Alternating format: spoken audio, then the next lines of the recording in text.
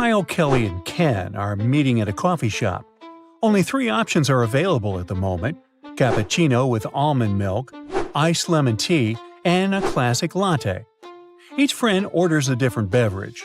Kyle is allergic to coffee beans, Kelly is allergic to nuts, and Ken is allergic to cocoa.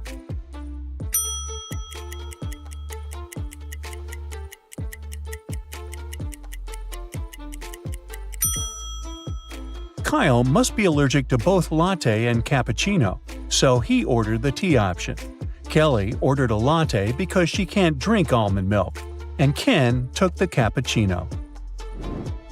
Kyle offers to pay for his friend's beverages if they crack his riddle. When do we look at 1 and say 5?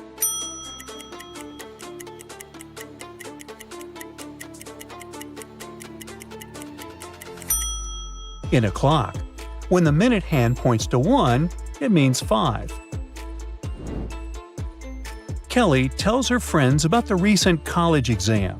Each correct answer could win her 10 points, and each wrong answer could take away 5 points from her score. Kelly answered all the 20 questions which were given in the test. The next day got the results, and it turned out that her total score was 125 points. How many wrong answers did Kelly give?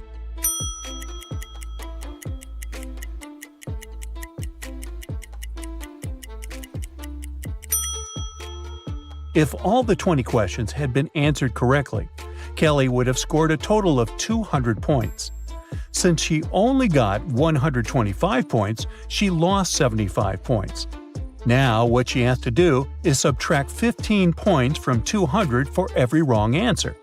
This is because Kelly has to deduct 10 points for not scoring on that question and 5 points for answering it wrong.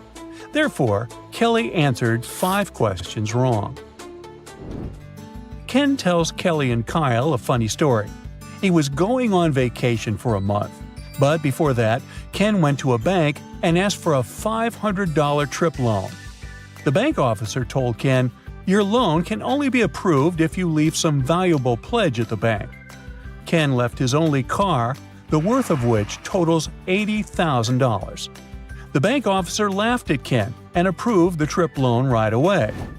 After vacation, when Ken returned, the bank officer asked him, "Are you silly? Why did you leave such an expensive car for such a small and short loan?" Ken replied, and after that, the bank officer realized that Ken wasn't silly. What did Ken reply?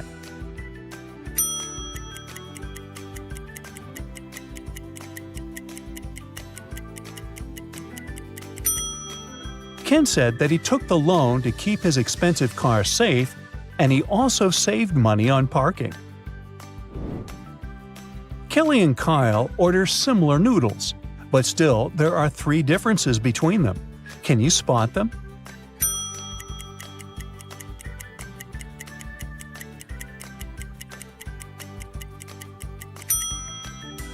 Ready to see the answer? Here they are. Ken and Kyle order almost identical desserts. Can you spot 3 differences?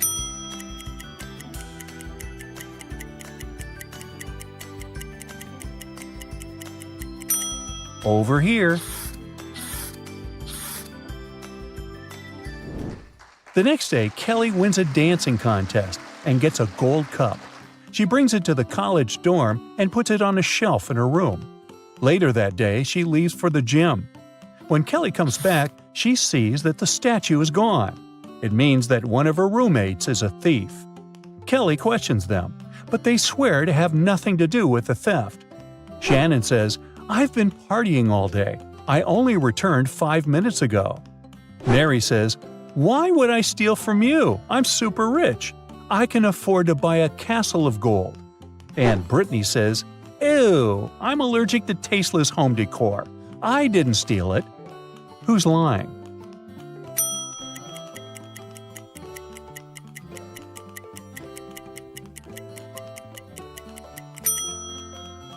Mary. Why would someone who can afford a castle live in a shared room at the college dorm? The next morning, Kelly goes to the college library. According to the local urban legend, it has a secret passage. Can you help Kelly find any clues in this area?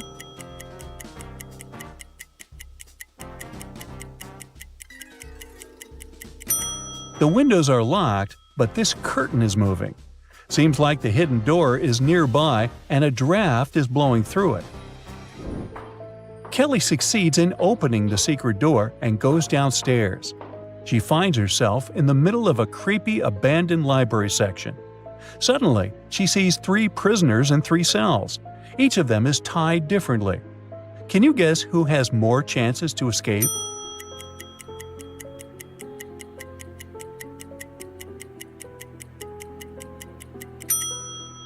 The guy in the middle. He's in chains, but they're rusty. And with the right amount of pressure, they are easy to break. Suddenly, Kelly gets into a trap. A creepy voice says, "I'll set you free if you crack my riddle." I can write cow in 13 letters. Can you? Kelly nailed it right away. How about you?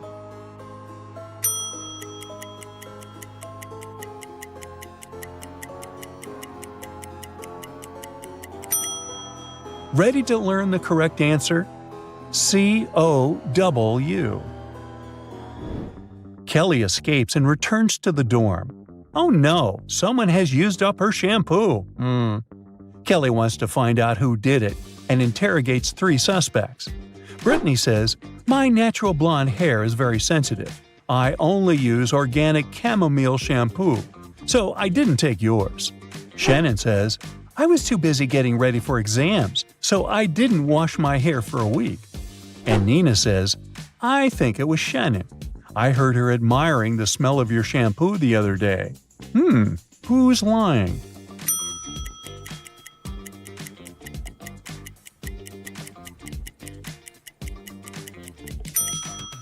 Take a look at Brittany's roots. She's not a natural blonde. Therefore, her story is fake. Busted! Kelly orders a new debit card and creates a 4-digit code. Your task is to figure out the code based on the following clues. Its first digit is of no use. Its second and fourth digits are mirroring each other. And the third digit is half the second.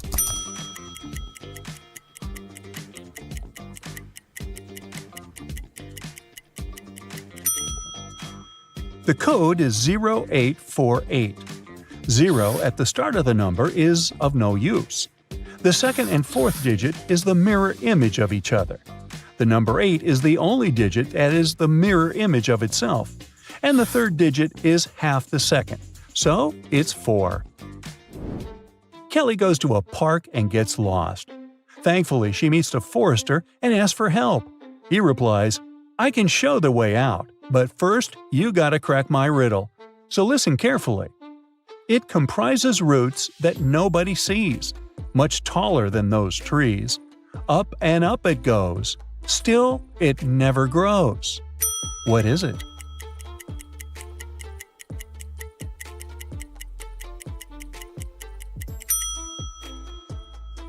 Ready to hear the answer? Mountain. Kelly goes to her favorite restaurant, Vegan Paradise. But it's closed, and the owner is calling the police. He says, "Please hurry up! Someone has attacked our chef. We took him to a hospital a couple of minutes ago. My rivals must have sent someone to ruin my business."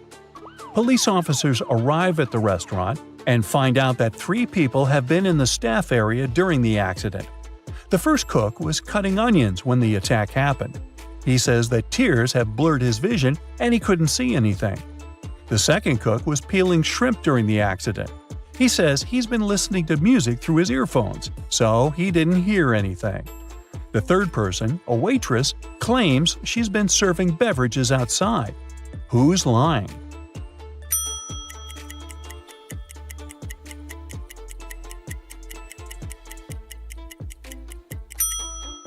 The second cook attacked the chef.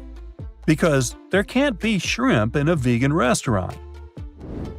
Kelly decides to go to another restaurant by taxi. She walks outside and faces 3 drivers, Mike, Bob, and Stephanie. Each offers Kelly a ride, but only one of them is trustworthy. Can you figure out who?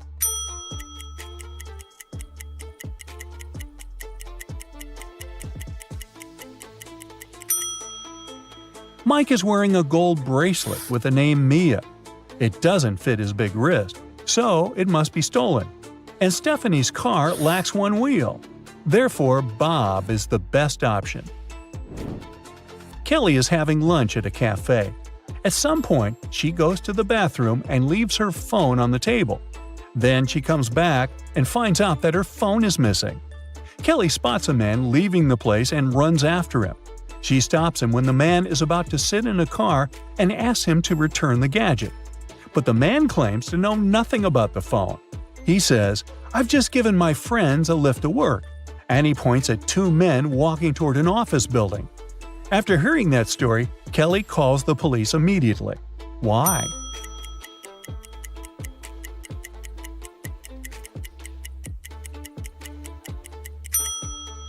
The man lied. His sports car only has 2 seats. It cannot fit 3 men. Sally, Nellie, and Kelly are hanging out at the beach. They play volleyball and have a lot of fun. But then their ball flies away into the bushes. Nellie leaves the playground to bring it back, and she never comes back. Kelly and Sally look everywhere, but Nellie is gone. They begin to panic and call the police. Detective Bold arrives quickly, finds 3 suspects, and questions them. Bill says, "I've been chilling here since morning, but I didn't notice anything." Kyle says, "I arrived here just now, so I have no idea what's going on." And Mike says, "I was diving in the sea and watching the corals." Can you figure out the kidnapper?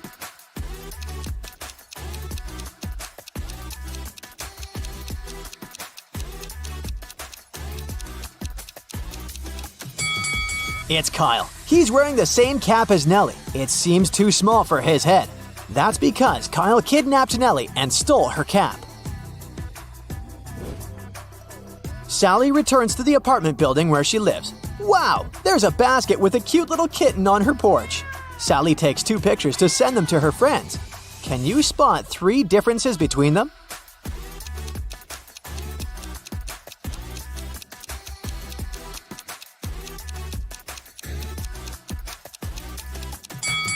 Here they are. Sally wants to know who brought the kitten, so she interrogates her neighbors. Tom says, "I've been playing video games since early morning. I didn't leave my place at all." Tim says, "I've been working out and I haven't left my apartment yet." Tyler says, "I stayed home all day too. I was too busy playing basketball."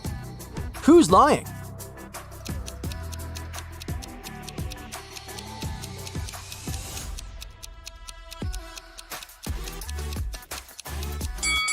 Tyler. He's playing with a soccer ball, not a basketball. Moreover, it's pretty hard to play basketball alone inside the apartment. Sally goes to the supermarket to buy some milk for the kitten.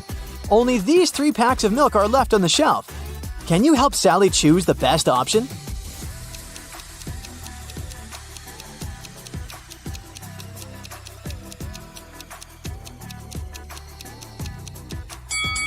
The second milk expired 2 centuries ago, and the third milk carton is bloated, which means that it has already turned sour. Therefore, Sally should grab the first milk. Sally has been working as a cab driver for several years. One day, a police officer finds Sally unconscious in her car. Someone attacked her and stained the car with glue. The officer checks Sally's app account. Sally had quarrels with 3 clients recently, so he interrogates them. Rob says, "I took a cab to the university. When we arrived, Sally asked me to pay extra money for parking, and we had a brief quarrel, but I wouldn't put my future career at risk for a couple of dollars." Karen says, "Yesterday, I received an emergency call. My husband got to the hospital, so I needed to get there as soon as possible. But Sally was driving very slowly. That's why we had a quarrel." And Mrs. Green says, "I was returning home from the supermarket after grocery shopping.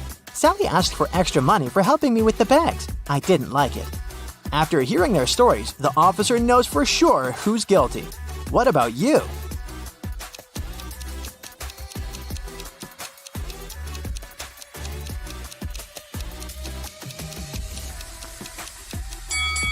Take a closer look at Sally's car. It's parked near the hospital, which means that Karen's trip was the last one before the attack. Therefore, she did it. Sally is feeling much better and she gets back to work. She needs to pick up her client at a restaurant. Her app offers 3 possible routes, but only one of them will actually bring her to the desired destination. Can you guess which one?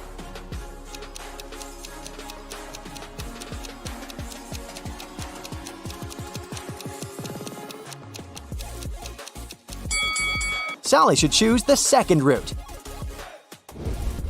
Sally parks her car near the restaurant and faces the following scene. One of these ladies has a ghost mother. Can you guess who?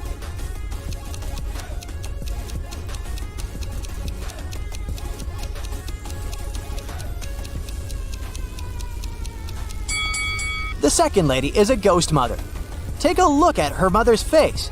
She's even younger than her daughter, which means that time has stopped for her a long time ago. Moreover, she leans over a candle without any fear of an open flame.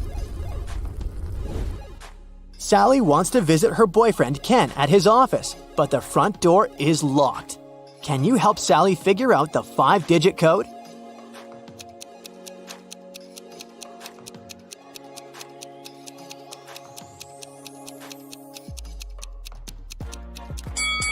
Let's take a closer look at these scratches. These are hints. All Sally needs to do is count the number of intersections. So the code is 23504. Finally, Sally gets inside Ken's lab.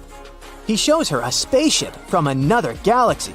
Ken found it and managed to repair everything except the dashboard. How should these wires be connected to make it work?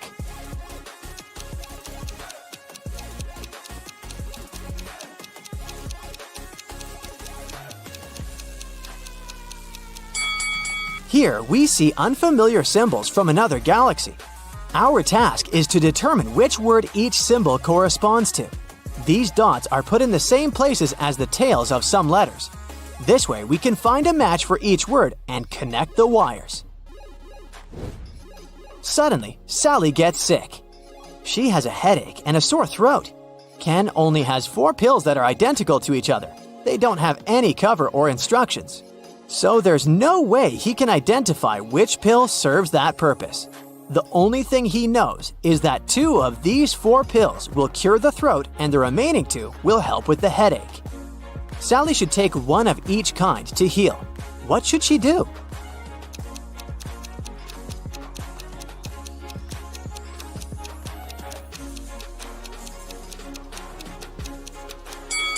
The only solution available is to cut each pill in half, and then take 1/2 from each of the 4 pills. This way, she'll definitely have 1 pill of each kind. Ken offers Sally to live together. They begin to look for a new apartment and arrange 3 meetings with landlords. Each tells a story about their property. Mrs. Gray says, I inherited this amazing apartment from my sister, but now I want to rent it for the long term because I'm moving to a farm with my husband. Oliver says, I've been living in this property for 5 years, and it's in perfect condition. But now, I'm moving abroad for work. So I'd like to find good tenants who will take care of it. And Rose says, This apartment belongs to my mother-in-law. She lives in Europe and asked me to find new tenants. Only one of these landlords is trustworthy. Can you guess who?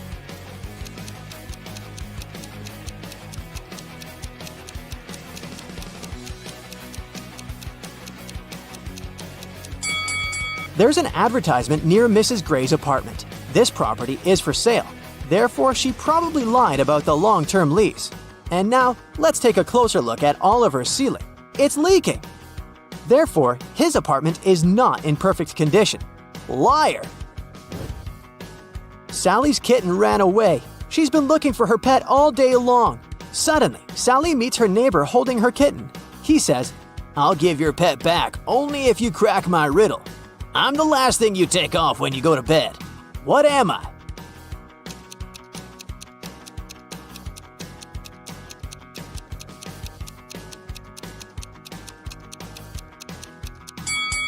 Ready to hear the correct answer? I'm your feet, and you take them off the floor. Sally brings her kitten to the vet for a checkup. There, she meets two doctors, but only one of them is a real vet doctor. Can you spot who exactly?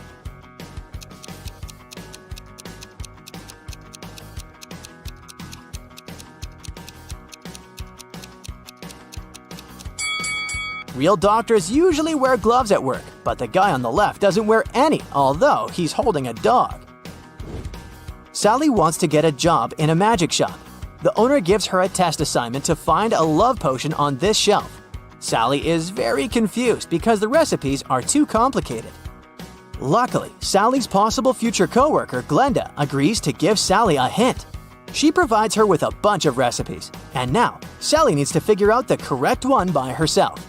She only knows that a love potion should contain these 5 ingredients. Can you help her find the right bottle?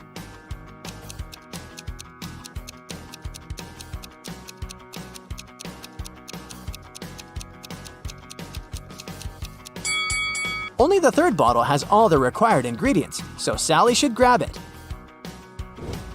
Sally succeeds and gets the job. Now her task is to go to the storage and find a fake mirror. Can you help her?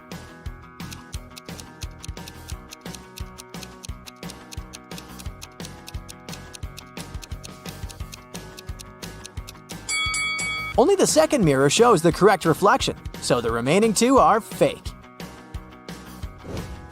Sally and Glenda get hungry and order some food. Their meals are almost identical, but in fact, they have 3 differences. Can you spot them?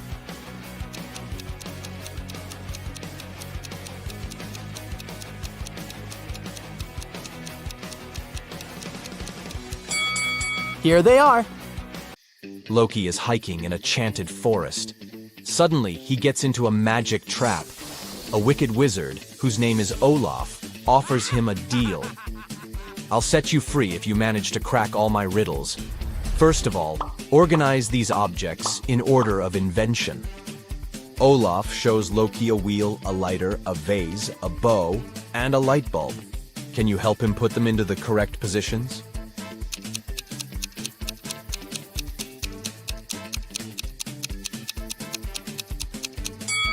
The bow is the oldest invention. Then goes the wheel, the ancient Greek vase, and the light bulb. And finally, the lighter. Next, Olaf shows Loki 2 pictures of his favorite fairy. Can you spot 3 differences between them?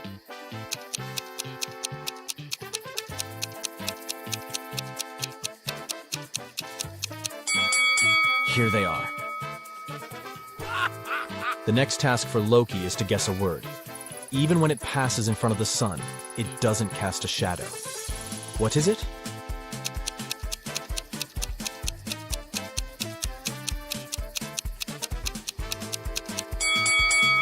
Wind. Olaf shows Loki a table with magic potions and ingredients. Ooh. He marked all the ingredients with the colors that they create when added to the potion. Loki has to guess which ingredients were not used in these 3 potions. Can you help him?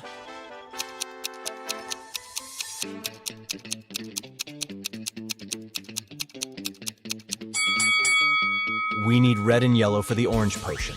For the blue one, dark blue and white. And for the dark green potion, we need green and black. So the extra ingredient is the pink one. Yeah! Loki cracks the riddle, and Olaf asks the next question. What stones will you never find in a river? Do you have any clue?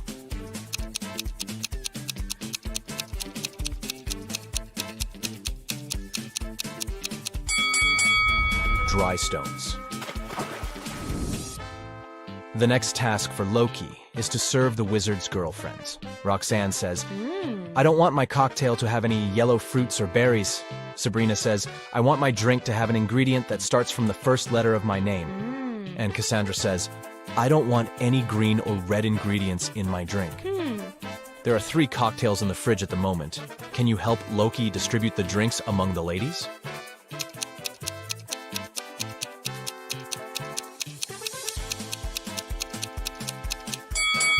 The second cocktail is yellow, so it doesn't have anything red or green. It's for Roxanne. The first one is for Sabrina, because it has strawberries. And the third drink is a blueberry milkshake. so it fits Roxanne's order. Oh, yeah. Olaf is satisfied with Loki's intelligence, and he offers him a job. Yeah. Loki agrees and becomes the wizard's assistant. His first task is to clean the kitchen. Okay. Meanwhile, Olaf goes into the woods to collect some herbs. He comes across a toxic swamp and immediately gets sick. He needs a special potion. So Olaf sends Loki a letter with his crow. I need your help. Here are several recipes. Don't go anywhere. Prepare one potion and send it to me with the crow. Which potion should Loki make? Can you help him?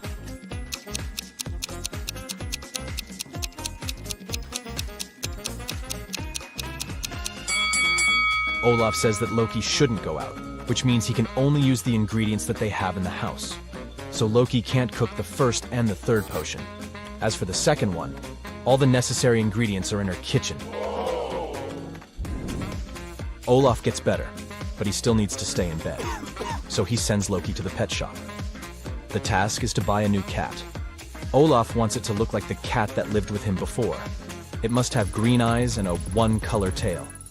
Also, it shouldn't have any black wool. And it shouldn't be tabby. Can you help Loki find the right cat for Olaf?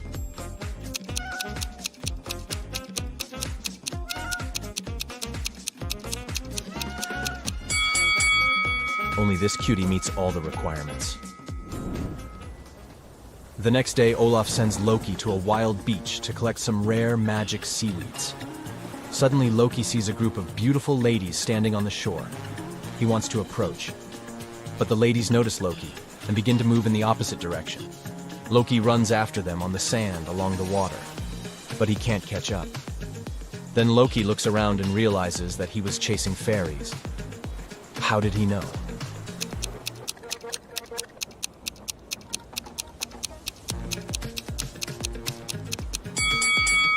Loki ran after those ladies on the sand, but he can only see his own footprints. The fairies were flying. Loki dives under the water to collect the seaweed. He sees a little mermaid there. Then he floats to the surface and dives again. Can you spot three differences under the sea?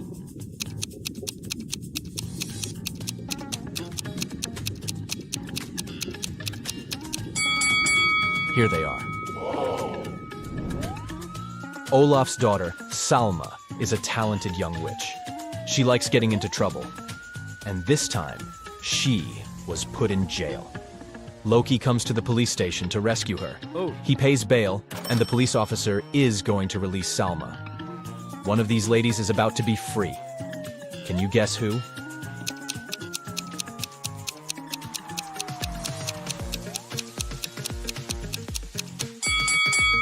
Take a closer look at the photo in his hand. Salma has brown eyes, so he should release the second prisoner. Loki and Salma should go back to the wizard's house, but the enchanted forest has many unexpected surprises. There are three possible routes they can take. There's a fire-breathing dragon sleeping in the first passage. There's a young magician hanging out on the second road. He hates all women, and he turns them into stones every time he meets them. And the third road runs through a toxic lake. Breathing its vapor is fatal for any living being. Which way is more or less safe?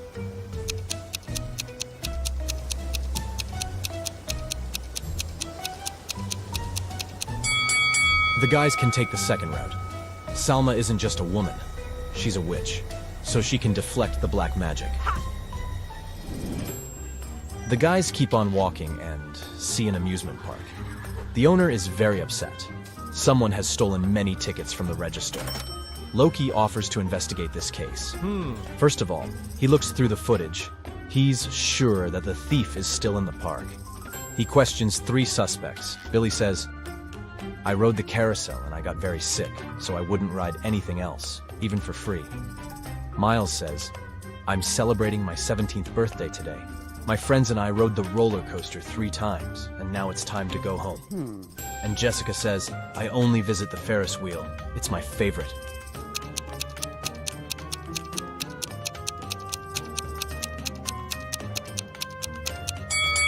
Miles has tricked Loki. He's too young for the roller coaster. There's a sign. People under 18 years of age can't ride it. Loki and Salma continue on their way and find 3 apple trees. Salma wants to pick some apples for a magic punch, but only one of the trees is safe. Can you guess which one?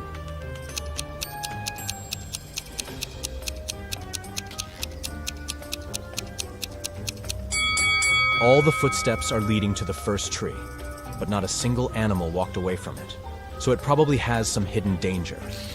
There are some creepy runes on the trunk of the second tree, so it's probably cursed. Therefore, they should choose the third tree. The guys are picking the apples and putting them in Salma's hat, and suddenly they meet someone very curious. Crack this rebus if you want to know who.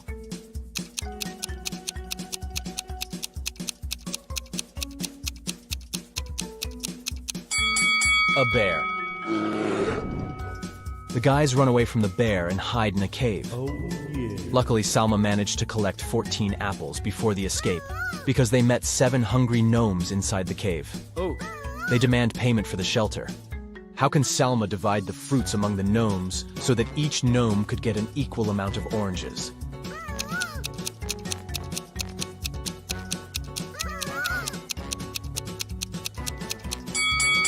It's impossible because Salma doesn't have any oranges, only apples. Finally, Loki and Salma return to Olaf's house. Loki takes a look at the porch and says, "Wait a minute, something has changed since I last saw this porch. Look, I have a picture. Can you spot all the changes?"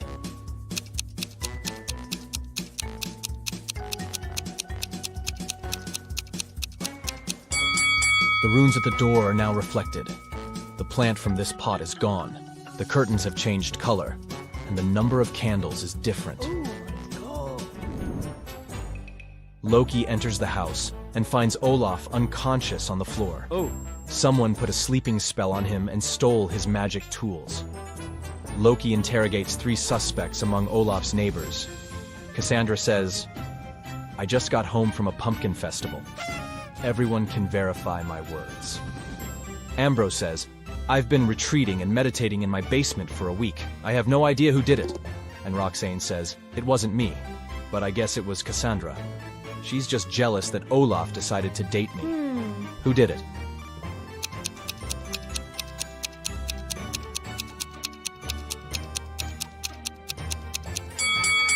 Take a closer look at the witch's cauldron in Ambrose's house. There's an engraving saying Olaf's property, so he's the thief. You think you're a math genius? Well, here's your chance to prove that. For I have prepared the ultimate IQ test for you. Don't forget to keep track of your correct answers. Take a look at the image. Can you tell me what's the number of the parking space covered by the car?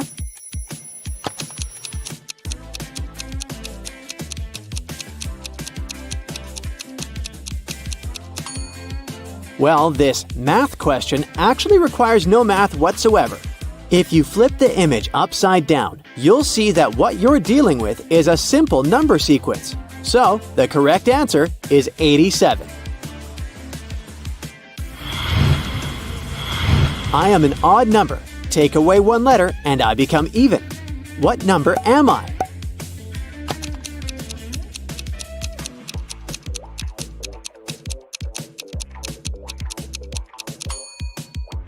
The answer is 7. Take away the S and it becomes even. There's a 3-digit number. The second digit is 4 times as big as the third digit, while the first digit is 3 less than the second digit. What is the number?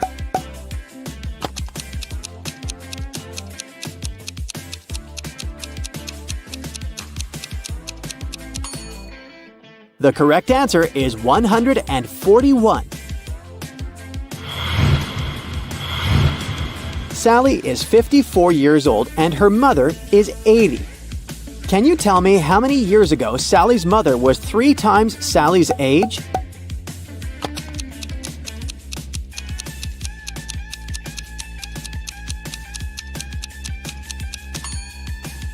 It was 41 years ago when Sally was 13 and her mother was 39. I add 6 to 11 and get 5. Can you tell me how that's possible?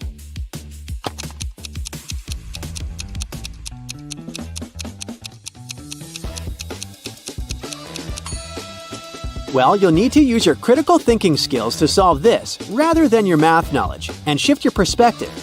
When it is 11 a.m., adding 6 hours makes it 5 p.m. That's how the equation is possible.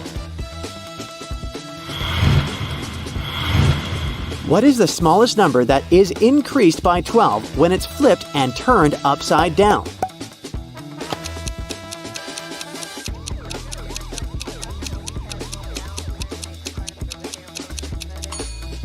The answer is 86. When it's turned upside down and flipped, it becomes 98, which is 12 more than 86. My twin lives at the reverse of my house number. The difference between our house numbers ends in 2. What are the lowest possible numbers of our house numbers?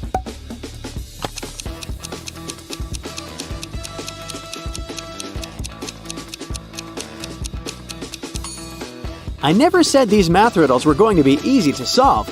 Anyway, here's the answer to this one.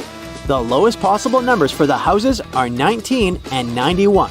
The difference is 72. A father is 4 times as old as his son. In 20 years, he will be twice as old. How old are they now?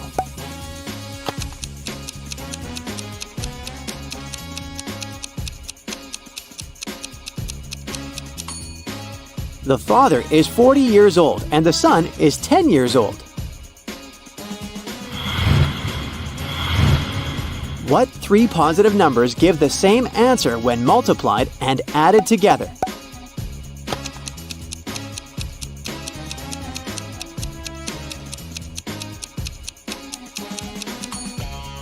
The answer is 1, 2, and 3.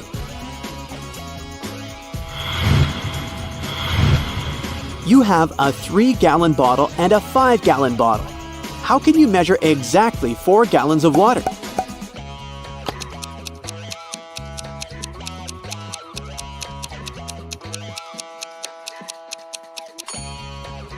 Fill the 3-gallon bottle and pour it into the 5-gallon bottle. Then fill the 3-gallon bottle again and carefully pour it into the 5-gallon bottle until the 5-gallon bottle is full. This will leave 1 gallon in the 3-gallon bottle. Empty the 5-gallon bottle and pour the 1 gallon from the 3-gallon bottle into it. Now, fill the 3-gallon bottle one more time and pour it into the 5-gallon bottle, giving you 4 gallons in the 5-gallon bottle.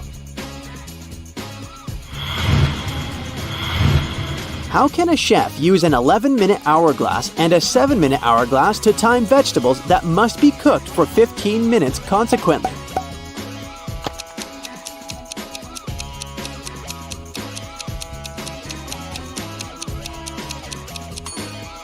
Turn over both hourglasses at the same time, but don't put any vegetables in just yet.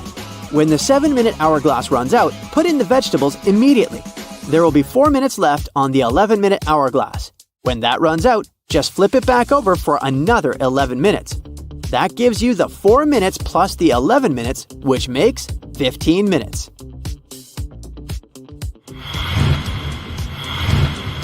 A box contains 6 red balls, 4 green balls, and 2 blue balls. Without looking, what's the minimum number of balls you need to draw to ensure you have at least 2 balls of the same color?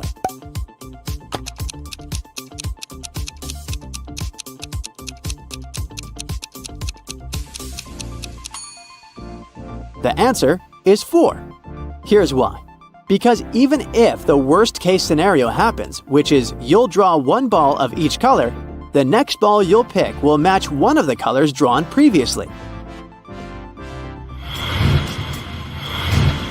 What comes next in this sequence?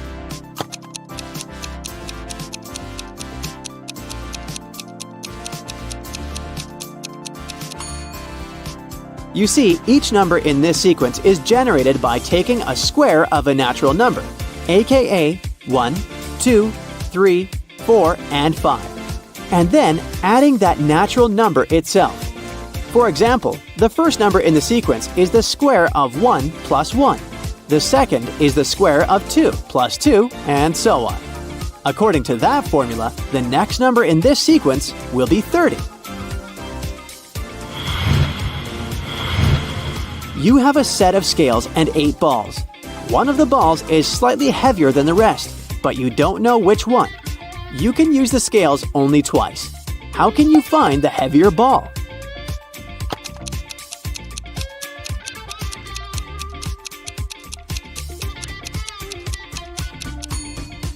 As step 1, you need to pick 6 balls and weigh them 3 on each side of the scale.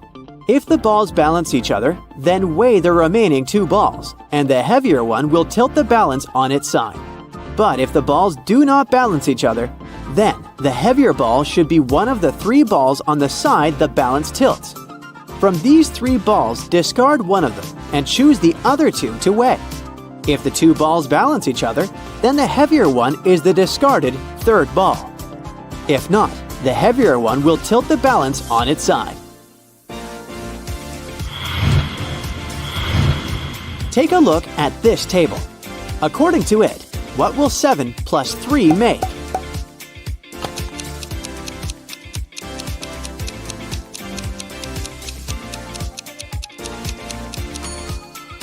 So in these equations, you first subtract the second number from the first number. Then, you put the 2 numbers together without any mathematical operation. For example, in 4 plus 2 equals 26, you subtract 2 from 4, which is 2. And then you add 4 and 2 together, which is 6. And this gives you 26. So, for 7 plus 3, you subtract 3 from 7, which is 4. And then you add 7 and 3 together, which results in 410. A grandmother, 2 mothers, and 2 daughters went to a baseball game together and bought 1 ticket each. How many tickets did they buy in total?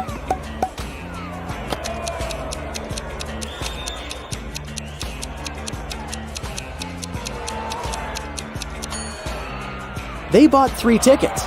The grandmother is also a mother, and the mother is also a daughter. What can you put between a 7 and an 8 so that the result is greater than a 7 but less than an 8?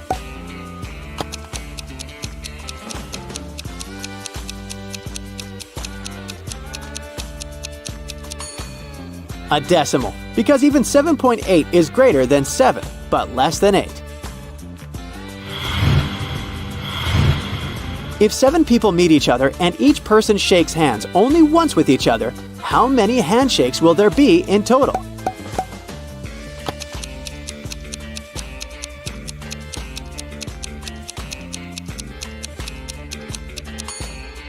The first person shakes the hand of 6 others. The second person shakes the hand of 5 remaining people. The third person shakes the hand of 4 remaining people, and so on. So, you can reach the correct answer by adding 6, 5, 4, 3, 2, and 1 together, which will give you 21 handshakes. Jessica works at SeaWorld. When she tries to put each fish in its own aquarium, she has 1 fish too many. But if she puts 2 fish per aquarium, she has 1 aquarium too many. How many fish and how many aquariums does Jessica have?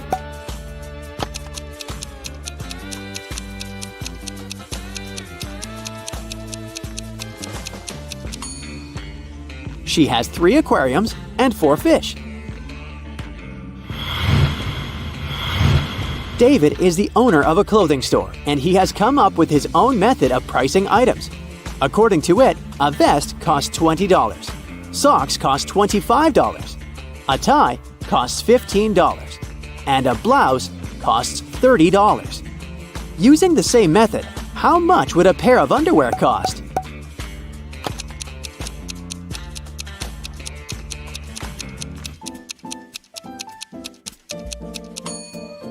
The pricing method consists of charging $5 for each letter required to spell the item. So, a pair of underwear will cost $45.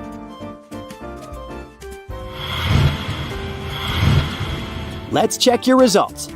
If you got 0 to 6 questions right, maybe math equations are not your strong suit, but your talents might be lying elsewhere. Just find what that is to shine your light on the world. If you got 7 to 11 questions right, it shows that you have potential, but maybe you were just out of your element today. I suggest you try again when you feel like you can concentrate more. If you got 12 to 16 questions right, the Genius Club has saved you a spot. Just practice more and you'll get there in no time. If you got 16 to 20 questions right, my friend, you bow to no one.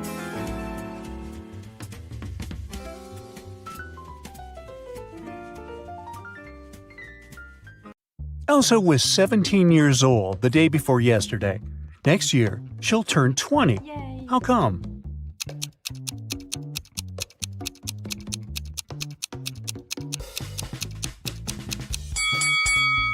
It's possible if the present day is January 1st, while Elsa's birthday is on the 31st of December.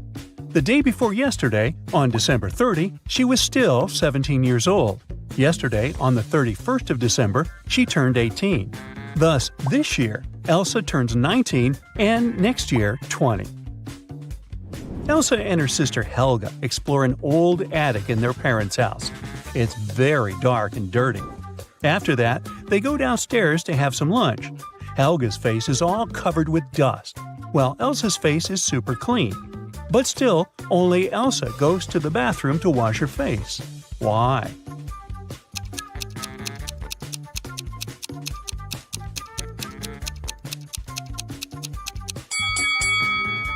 Elsa noticed that her sister's face was dirty, so she thought her face must be dirty too. As for Helga, she saw that Elsa's face was clean and assumed that her own face was clean too. After lunch, Elsa and Helga go for a walk across an enchanted forest. They reach the riverbank, but the bridge is closed for repairs. The sisters notice 2 dwarfs fishing in a boat near the bridge. They agree to help the sisters, but their boat is very tiny. It can fit either one sister or 2 dwarfs. Luckily, they manage to solve this issue. Elsa and Helga cross the river on the same boat. How?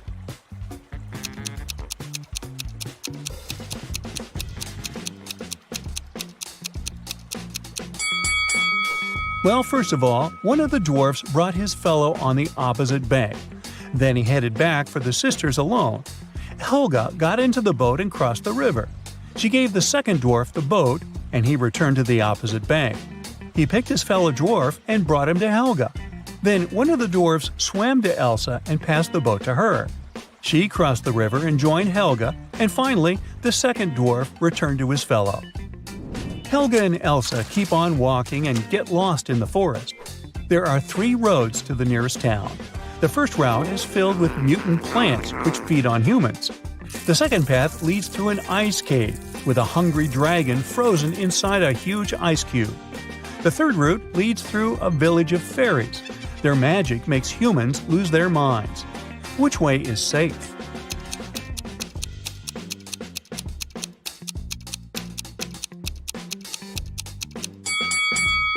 Well, the dragon is trapped inside the ice cube, so it's not that dangerous. Finally, the sisters reach the town. They're walking down the main street. Suddenly, someone throws an orange right at Helga's head. Elsa identifies the apartment from which the fruit fell out and goes there to complain. She knocks, and a young man opens the door right away. Elsa explains that her sister was hit by an orange that fell from his window. But the guy says, "I was washing my dog when you knocked.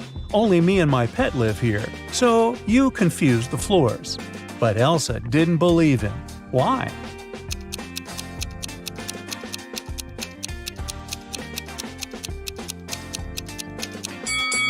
According to the man, he was bathing his only pet, but the dog's hair is dry. Therefore, his story is fake.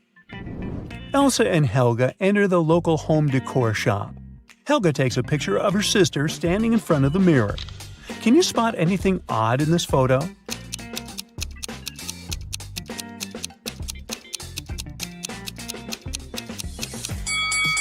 Take a closer look at the mirror. Elsa's hands are reflected wrong, as well as the sale poster behind her. She must be a vampire. Just kidding. The sisters continue exploring the shop, but suddenly Elsa begins to scream and runs away. That's because one of these ladies is not alive. Can you guess who?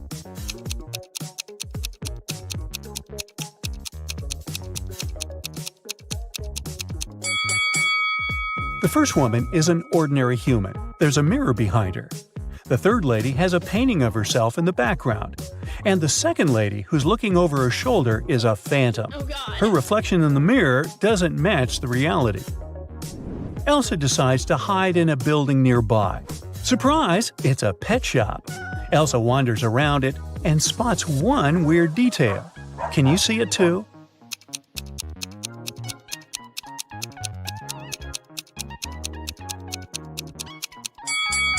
The turtle is wearing sunglasses. The locals tell Elsa and Helga about a creepy werewolf who has been scaring the citizens for several weeks. They only know that this werewolf is a lady, and she has a husband. He's the only person who can calm her down. Elsa finds 3 suspects who might be the werewolf's husband, but none of them admits it. Can you find him?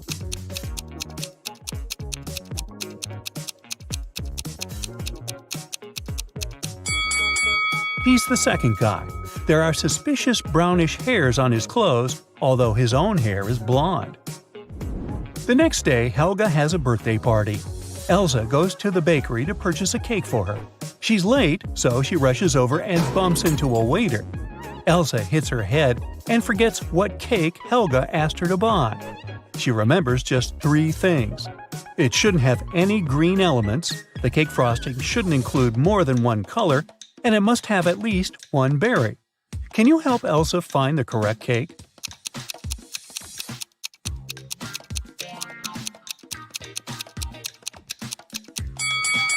Elsa should take the 4th cake. It's a chocolate cheesecake, so it doesn't have anything green. The glazing is brown and is decorated with cherries. A perfect match. Elsa buys the cake and leaves. The bakery is located inside the highest tower in town. Elsa enters the elevator to go down, but she hits the wrong button and finds herself on the roof. She decides to take some pictures with the iconic huge clock installed at the top of this tower. Oops!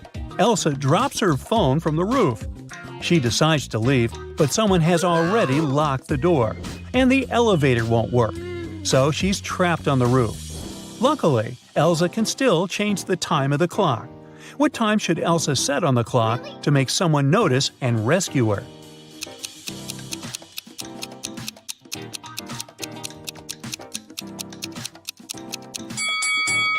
If she sets 5:05 on the clock, it'll look like an SOS signal.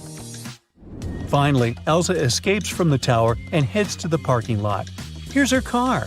Can you figure out the number of the place where it's parked?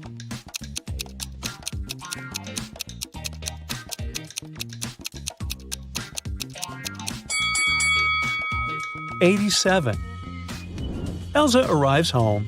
Helga shows her vacation photos sent by her new boyfriend, Kyle. In this case, you can see Kyle, his friend Bob, and a humanoid robot, Neo.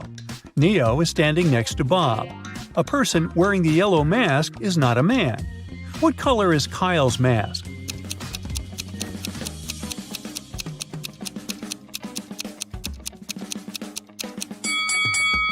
According to the terms, only the third guy can be Kyle, so his mask is blue.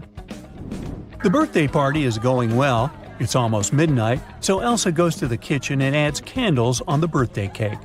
Suddenly, she remembers that the only lighter in the house is upstairs in her room. She leaves the cake at the table for a minute. Then Elsa returns and sees the cake smashed all over the floor. Oh, no. She questions 3 suspects. Lauren says, "I was in the living room all night. I don't know who did it." Wendy says, "I went outside to watch the full moon. It's so beautiful tonight." Kyle says, "I was shooting a TikTok dance with Helga." Who ruined the cake?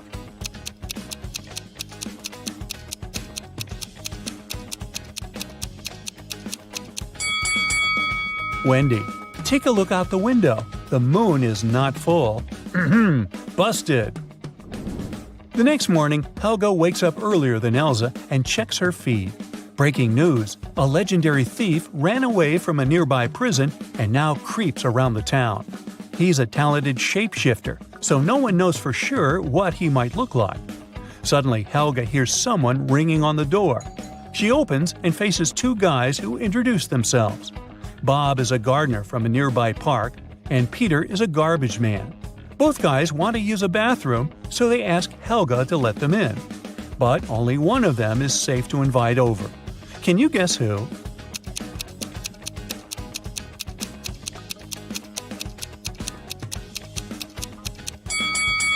Bob is wearing clothes with red stains, but he's also holding a brush, so he was probably just painting a fence. Let's take a closer look at Peter's facial hair. One mustache has come unglued. It's fake. So he must be the runaway criminal from the news. Mary is a college student, and she's late for class. That's why she runs down the hallway and bumps into a skateboarder. She hits her head and forgets what class she was running to. Mary remembers just 3 things. This class is taught by a redhead professor. She has to go upstairs, and she already attended economics and philosophy classes today. Can you help her find the correct classroom?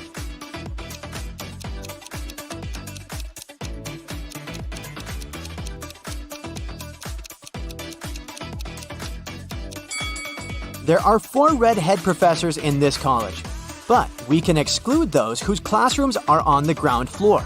Although this gentleman is on the first floor, he teaches economics, so he doesn't fit either. Meanwhile, the math teacher matches the requirements perfectly, so Mary should go up to the second floor.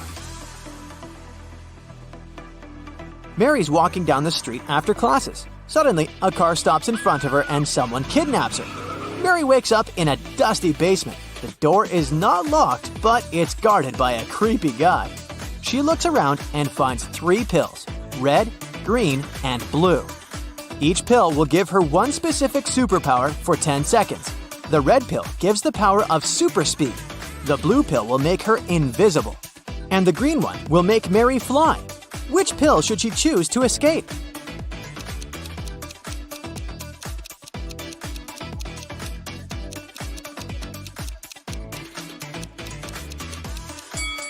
Mary should choose the invisibility pill. The guard will not be able to catch her if he's not aware that she's running away. The next day, Mary goes to college and faces amazing news. Her friend Bill succeeded in making clones of some students. But unfortunately, now he cannot tell clones from real people. Can you help him?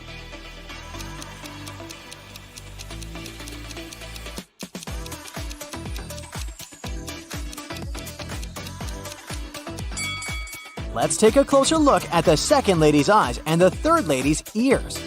These 2 individuals are definitely clones. What about these guys? Can you sort out all the clones?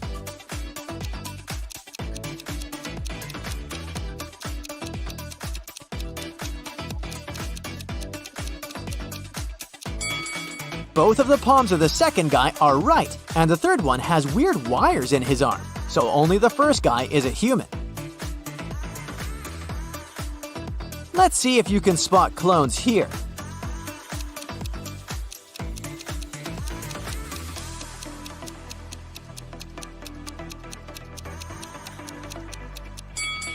The first and the third guys are too suspicious for regular human beings.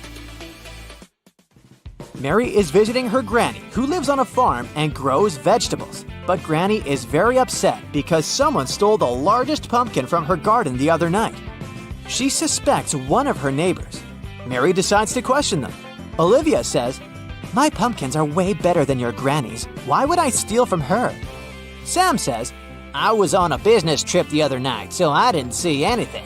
I'm not a huge fan of vegetables, that's why I don't grow them.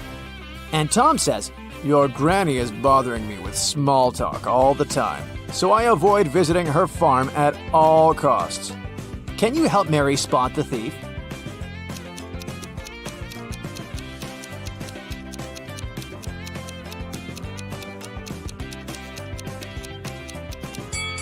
It was Sam.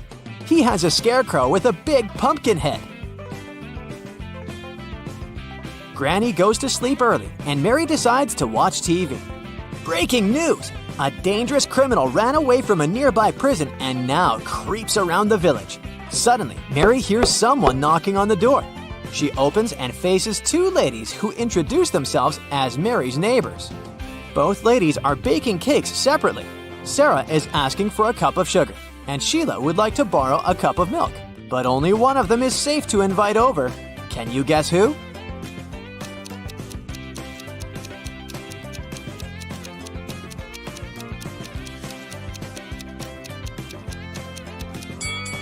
Both ladies are wearing clothes with red stains. They might have stained it while making their cakes. But Sarah has a real axe hidden in her boot, so she must be the runaway criminal from the news. Mary is looking through Granny's old stuff and finds 3 spooky pictures. Only one of these ladies is a real human being. Can you guess who?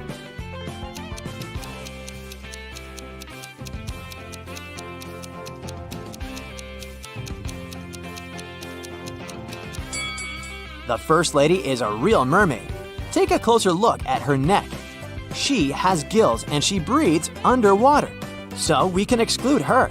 The third lady has vampire ears and red eyes, but who knows, maybe it's just a costume. Meanwhile, the second lady is hanging on a transparent rope, so she's just pretending to be flying. And since we know there's only one human among these ladies, we can conclude that it's the second lady. Mary finds 2 similar pictures of her granny. Can you spot 3 differences between them?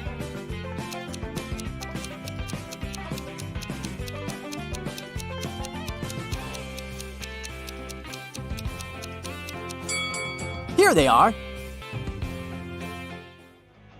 Later that night, Mary receives a video call from her grandpa. He's working on a space station. Grandpa tells Mary sad news. Tonight, someone from my team stole all the seeds from the local Martian kiwi. It took me a year to obtain them. I'd like to find the one who did it as soon as possible. Otherwise, it'll take years to find new seeds. Mary takes a brief look at the crew and spots the thief right away. What about you?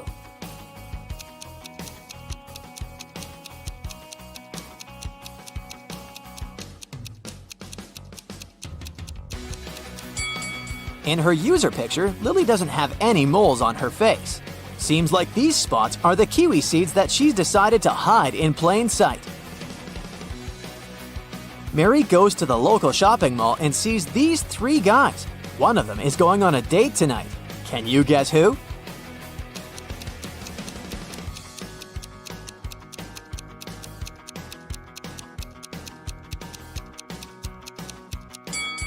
It must be the third guy.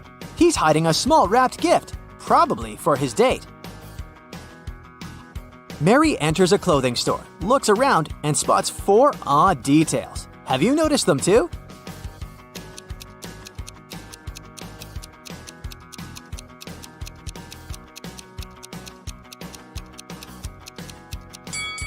The mannequin has 6 fingers on one of her hands.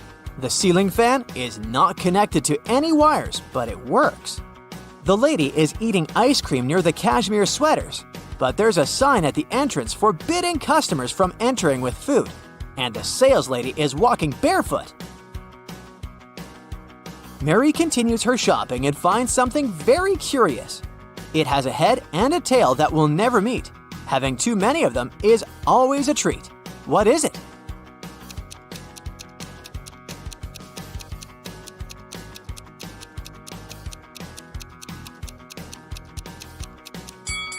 It's a coin. Mary purchases something that helps you from your head to your toe, but the more it works, the smaller it grows. Can you guess what it is?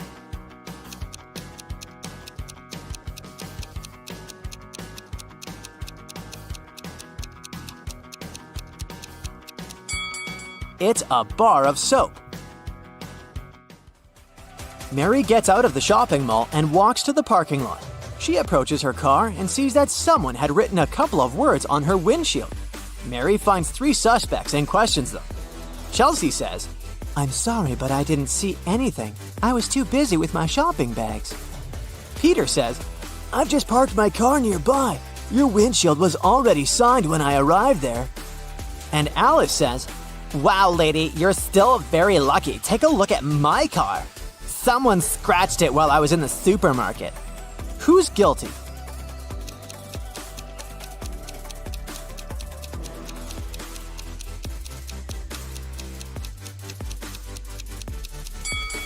Chelsea. Take a look at her lipstick color. It's purple, just like the inscription on Mary's car.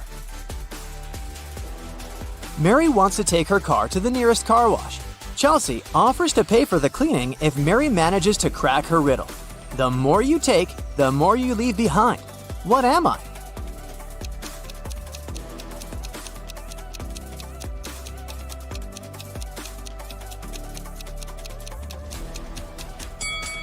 Ready to hear the correct answer? Footsteps. The weekend is over and Mary leaves Granny for college. She enters the dorm and finds a huge bouquet of roses on her bed. There's no card, so Mary has no idea who's her secret admirer. Mary questions 3 suspects, but each denies their involvement. Bill says, "I'm too broke. I can't afford to buy such an expensive gift." Paul says, I have a girlfriend. I give flowers to her only. and Dave says, "Why would I get roses or anything else? You didn't reply to messages." who brought the flowers?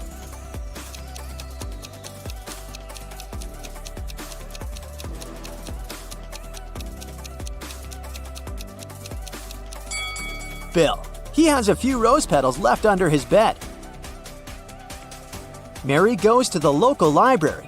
Oh no, the door is locked. Someone changed the 9-digit password, but luckily, Mary finds a note with a hint. 3, 1, 2, 9, 4, 7.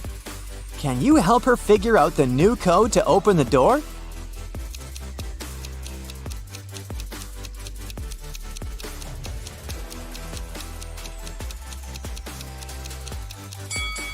She should literally press 3 1s, 2 9s, and 4 7s. Finally, Mary enters the library, but she yells and runs away in fear. Can you guess why?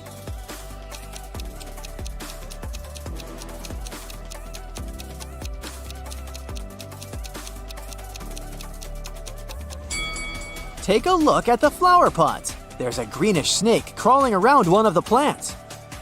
Selma is a witch. One day, she returns home and finds out that the most powerful magic book from her library is missing. The thief left a note with the following letters. Can you guess what this message means?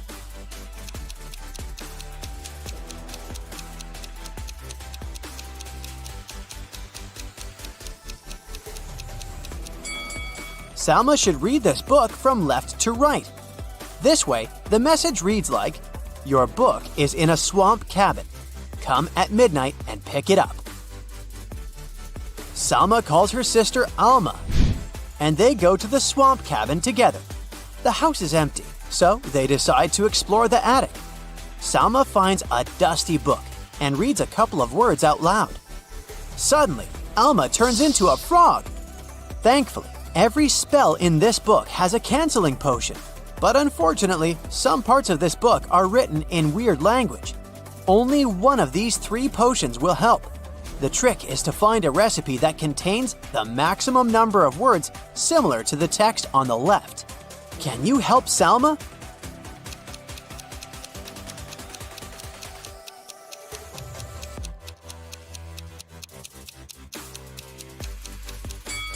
Take a look at the first recipe. It has 2 matching words. The second recipe has 4 matches, and the third one has just 1. So the guys need to use the second potion. Thankfully, Alma turns back into a human. The sisters keep on exploring the cabin. Can you spot which emoji is absent in this location?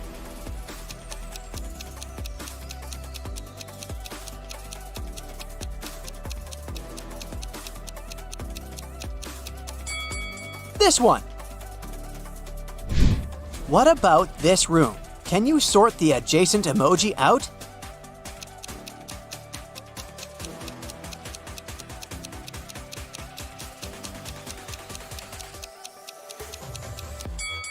The fourth emoji doesn't belong here.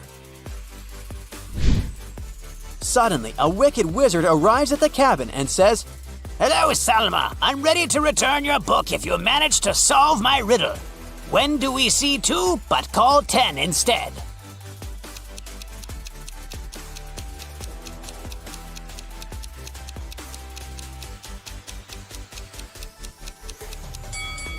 When we look at the clock and see the number 2, we say 10 minutes. The wicked wizard returns the book to Salma and says, There are 3 ways out of the swamp, but only one of them is safe. There are venomous spiders crawling around the first route. A couple of werewolves are hanging out on the second route. And the third route is full of magic traps, hidden in unknown places. Good luck! Which way is more or less safe?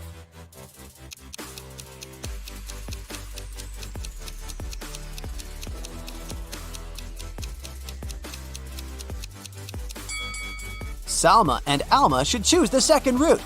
Take a look at the sky. It's a new moon, so the werewolves are not dangerous.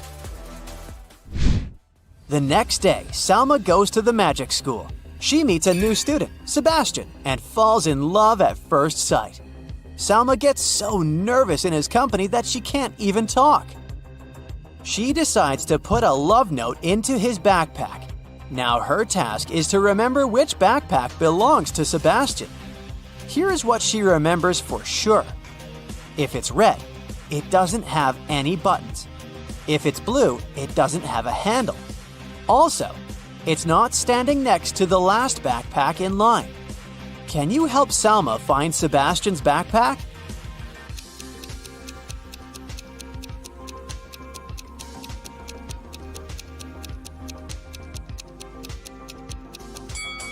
We can exclude these red backpacks because they have buttons. Also, we can get rid of the blue backpack with a handle. And now, all we need to do is to sort out this backpack standing next to the last one in line. And voila! Sebastian's backpack is over here. Later that day, Sebastian finds Salma's note, but her message is encoded. Can you help him figure out the hidden meaning?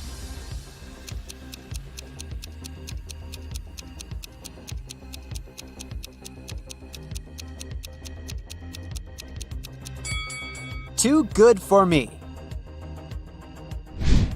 Meanwhile, Salma returns from school and goes to take a bubble bath. Can you spot what's wrong in this bathroom?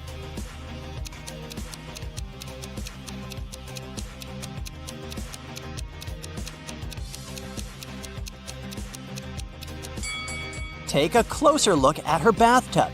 There's a shark fin sticking out of the water. It's vacation time. Selma goes hiking in the woods, while Alma is having a barbecue party in the mountains. One of the sisters is in danger. Can you guess who just by looking at their pictures?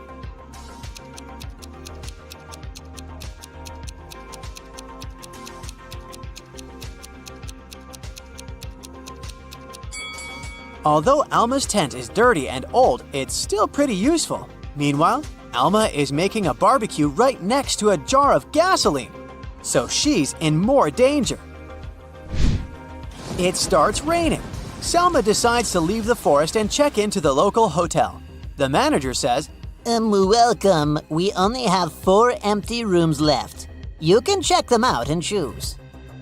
"Can you help Selma make the best choice?"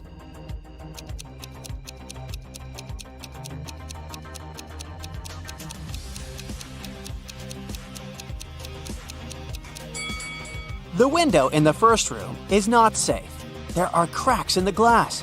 Something alive is moving under the bed sheets in the third room. And the fourth room has a haunted mirror. So, Salma should choose the second room.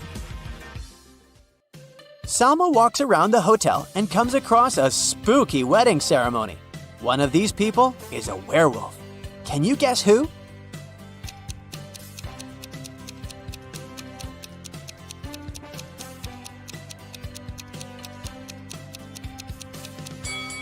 It's the groom.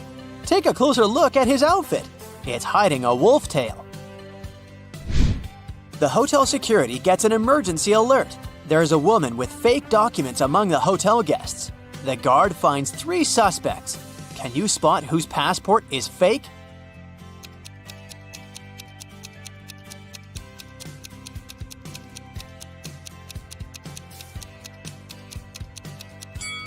No matter what person a country is from, no passport can have a photo with a sunny beach in the background. They should be solid, so Karen's documents are fake. Salma goes to the spa area of the hotel. Can you spot who's not from this planet?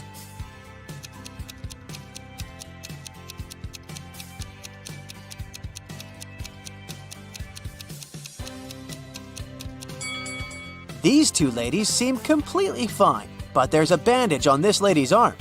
It's unlikely that a human being would choose to go to a sauna if they had cuts or scratches. Someone broke an old cursed statue in the local museum. Anyone who comes into contact with the fragments of the statue gets a green rash. The manager invites Salma to investigate this mysterious case. She finds 4 suspects and questions them. Drake says, "Lady, I didn't even see the sculpture. I only came here to use the toilet." Morgana says, I wanted to see this particular piece, but unfortunately, I arrived here too late. I didn't know about the curse, so I touched the fragments. Fiona says, I didn't break the statue, but I stole 1 fragment to sell it. Then I noticed a rash and I threw it away. Xavier says, "I read about the curse, so I prefer to stay away from this artifact." Who's lying?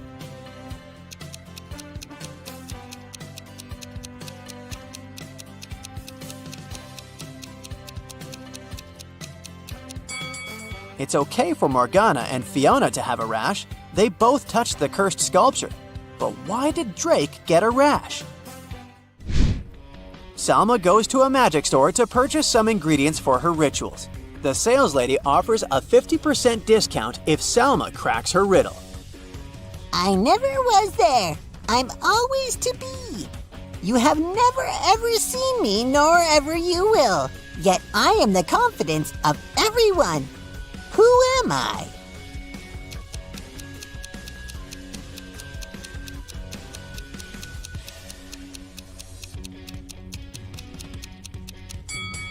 The correct answer is future.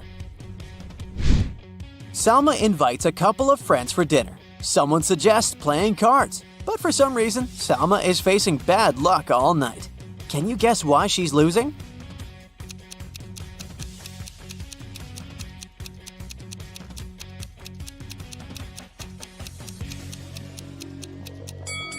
There's a mirror behind Salma. The other players can see her cards.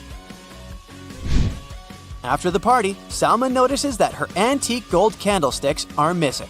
She visits 4 suspects at their homes and questions them. Lily says, I was very tired after the party, so I took a taxi and went home. You can ask the driver. My hands were empty. Bella says, I didn't steal your stuff, Salma. Everyone knows that I'm richer than you. Alma says, Come on, you're my sister. I know how much those candlesticks mean to you. And Sebastian says, Honestly, I didn't pay any attention to your things. I was looking at you all night. Who's the thief?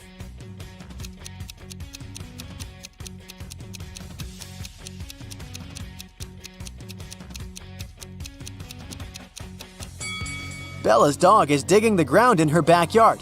Take a closer look and you'll notice Salma's candlestick sticking out of the ground. Busted! Mike was on his way to visit his grandma, who lived on the other side of the valley. It was her anniversary, so he wanted to give her the cakes he had made.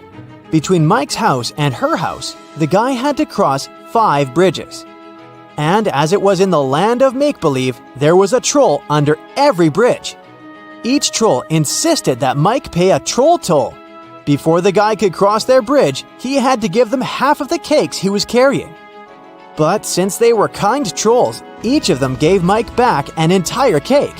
How many cakes did Mike have to take with him to make sure that he arrived at his grandma's house with exactly 2 cakes?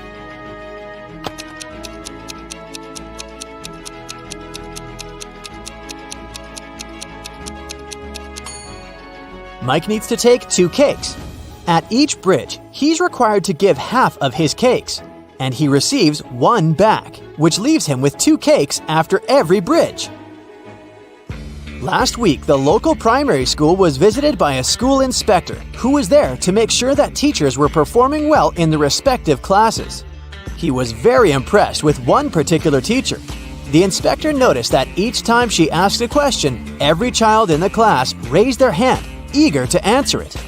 Even more surprisingly, even though the teacher always chose a different child to answer the question, the replies were always correct. What was the secret?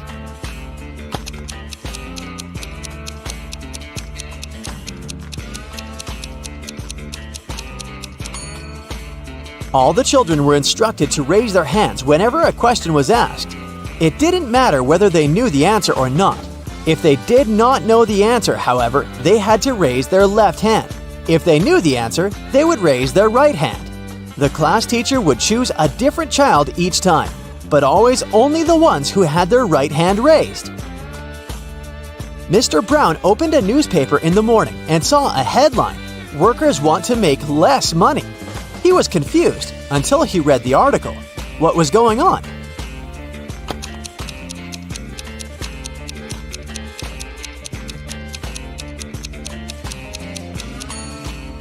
The workers who wanted to make less money worked at the mint and were tired of being overworked. They want to work less, which means making less money since the money is made at the mint. A frog is at the bottom of a well.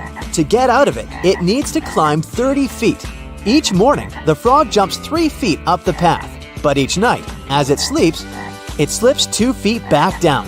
Thus, at the beginning of the first day, the frog has 30 feet to go. At the beginning of the second day, it has 29 feet to go, and so on. How many days will it take the frog to get out of the well?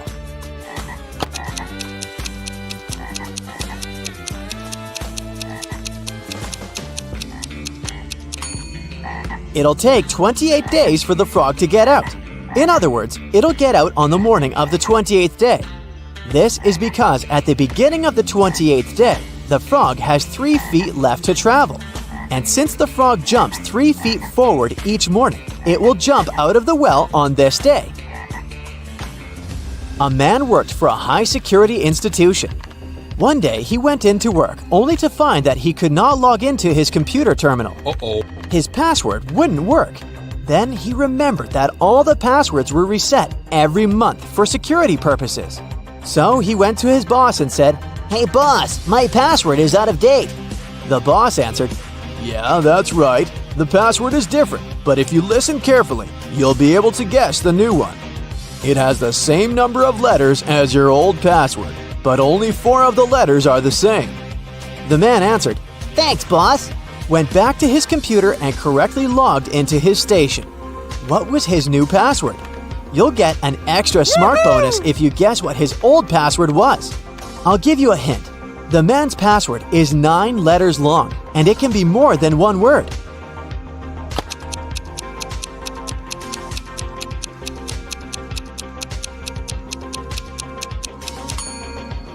The old password was out of date, and the new one is different.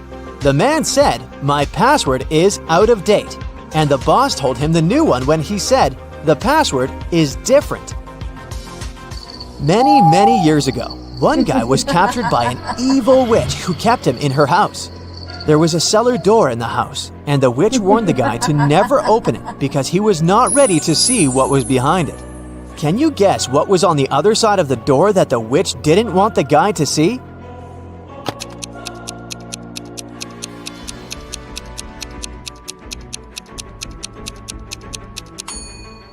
The guy was actually locked in the cellar, and on the other side of the door is the rest of the house and the outside world. The witch just didn't want the guy to escape. Marty and Jill want to copy 3 60-minute tapes. They have 2 tape recorders that will dub the tapes for them, so they can do 2 at a time. It takes 30 minutes for each side to complete. Therefore, in 1 hour, 2 tapes will be completed, and in another hour, the third will be done. Jill says all 3 tapes can be finished in 90 minutes. How is it possible?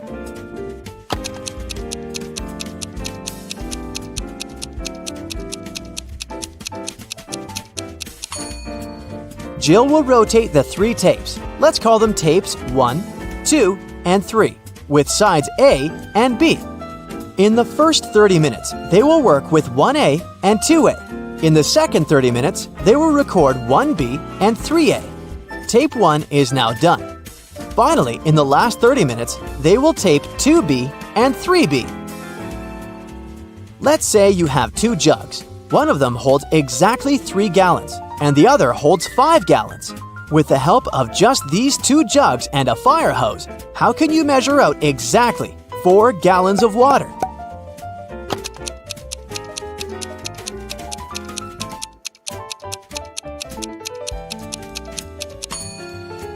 Fill the 5-gallon jug to the top, then pour it into the 3-gallon jug until it's full.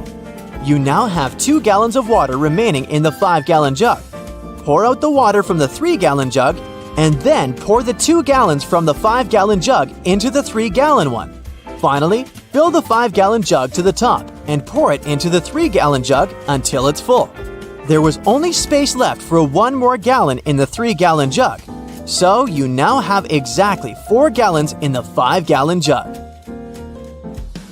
One day, a boss told his employees, "I can fight and beat any man who works here." A new employee, a 7-foot-tall ex-prizefighter, decided to challenge the boss. Interestingly, the boss won the bet, even though he didn't defeat the man. What did the boss do?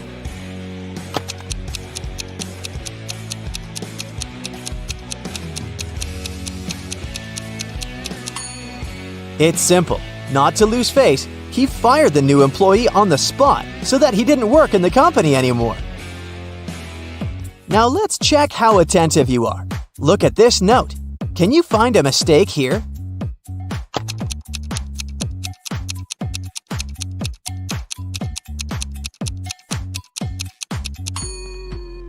The mistake is actually in the task itself, at the end. See? The word find is misspelled. The next task is even trickier. Can you spot a heart-shaped berry among all these berries?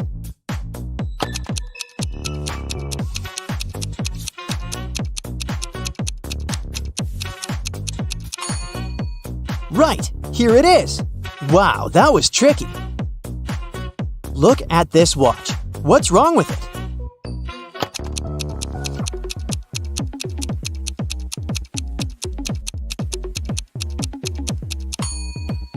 The time is messed up. After 8, we've got 11, then 10, and then 9. How about this image? What's wrong here?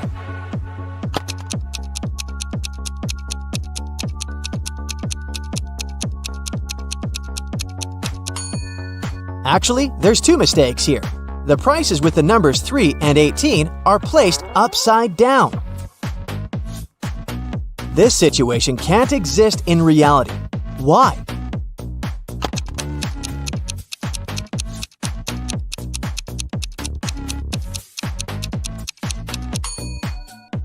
If we compare the size of the cargo ship and the width of the passage, we'll understand that it's impossible for such a huge vessel to squeeze through such a narrow passage. And this picture, there's something seriously wrong with it. Can you figure out what exactly?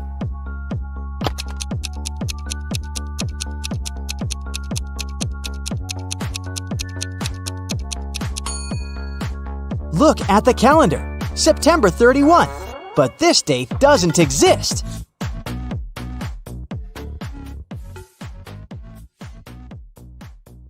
It's a cold winter evening.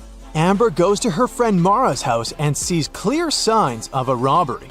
Everything's turned upside down, and Mara is missing. Amber calls the police. They arrive and question Amber. I knocked on the door and rang the bell repeatedly. The light was on in one of the rooms. That's why I thought that Mara must be home. So I decided to look out the window, but the glass was frozen. So I breathed on the ice to melt it, and then I noticed the hot mess inside the house and called you. After hearing her story, the policemen suspect Amber. Why?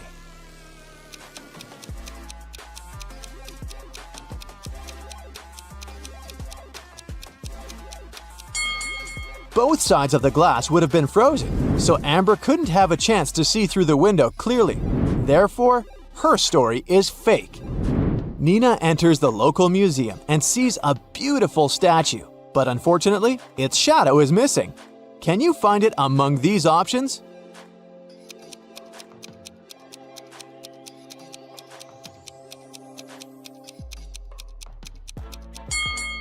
Only the second one fits perfectly. Carl is a legendary wizard. Olaf has been working as his servant for over 30 years. He wants to pay Olaf back for his loyalty. Make one wish and I will fulfill it. You have 1 day to think about it. Olaf gets very happy and rushes home to discuss the wish with his relatives. His mother is blind, so he asks Olaf to bring her eyesight back. Olaf's wife asks for a son because they've been childless for many years. And Olaf's father wants to be rich. That's why he insists that Olaf ask for wealth. The next day, Olaf goes to Carl and makes one wish. And it satisfies all the 3 desires of his family members. What was the wish?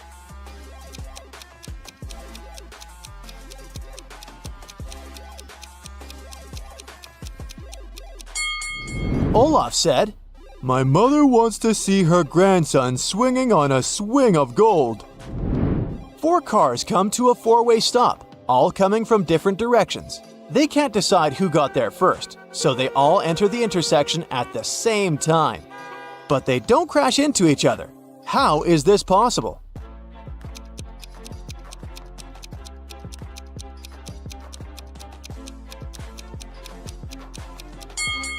All the cars made right-hand turns.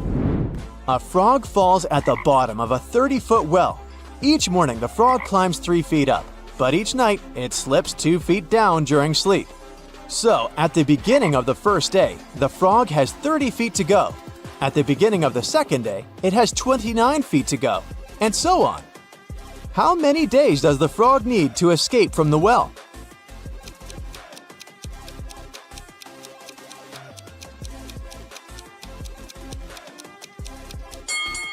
At the beginning of the 28th day, the frog will climb the last 3 feet and escape.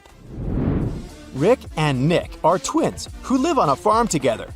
Rick always tells the truth, and Nick always lies. One day, a traveler comes along and asks for directions to the nearest village. But he doesn't know who's the honest man and who's the liar. He can only ask one question to one of the brothers to figure out the correct route. What question should he ask?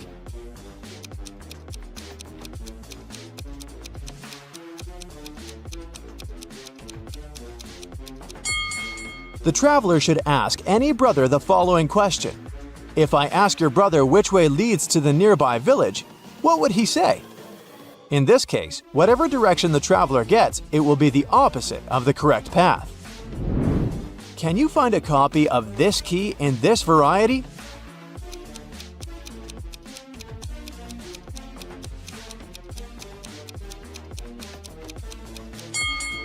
Here's the perfect match.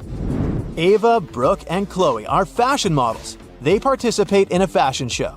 Each model is wearing a dress of different colors: red, green, and blue. The star of the show will wear a red dress. We know for sure that Ava's dress is not red, Chloe's dress is not green, and the color of Brooke's dress can be mixed with 2 other colors of the rainbow. Can you figure out the color of each model's dress?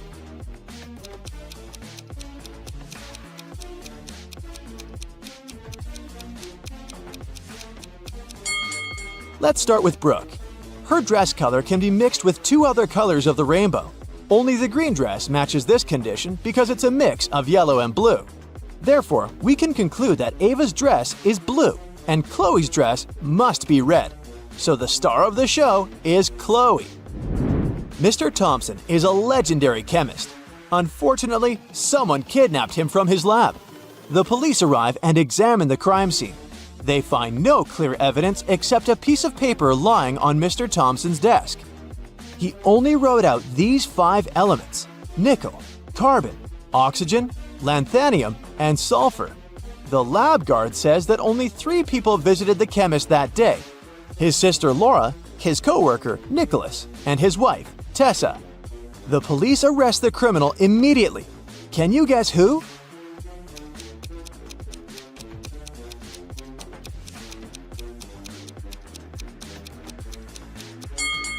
The list of chemicals was a clue.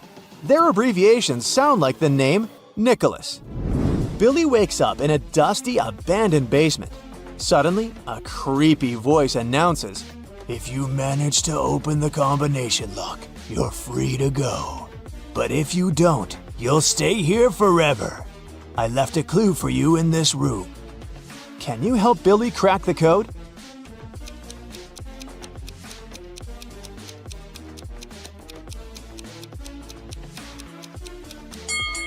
These boxes will help figure out the password. Mr. Bold takes a walk on the beach. He sees some boats. All except 2 are blue. Also, all except 2 boats are red. And all except 2 are white. Can you figure out how many boats of each color are present on that beach?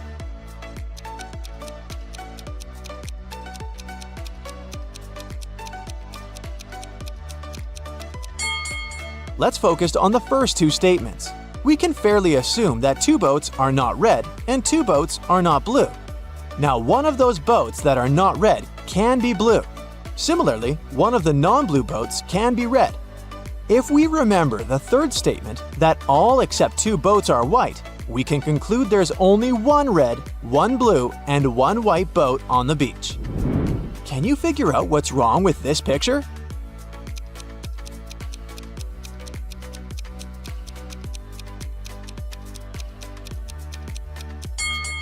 Why is there a sock hanging here? David goes to the local haunted house at night to film a vlog for his followers. Today is a new moon, so the night is very dark. He enters the house and suddenly, the door shuts behind him. He's trapped! David wanders around and finds 3 doors leading outside, but each path is hiding some dangers. There's a wicked maniac clown behind the first door. He ties up every person he manages to catch and forces them to listen to his jokes forever. There's a hungry werewolf hiding behind the second door. He's the strongest one in his pack. And there's a huge black hole waiting behind the third door. It's impossible to pass through it. Can you help David choose the safest option to escape?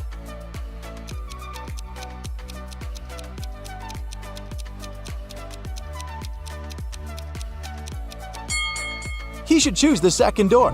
It's a new moon, remember? The werewolf is not a threat unless the moon is full. Can you spot any odd details here?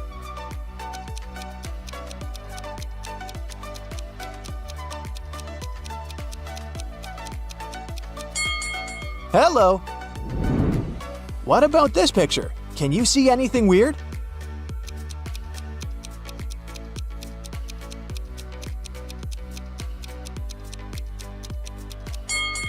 Number 5 is missing. Meg is a college student, and sometimes she works as a DJ at the local club. Today, she's walking home after work and sees a band of criminals robbing a bank.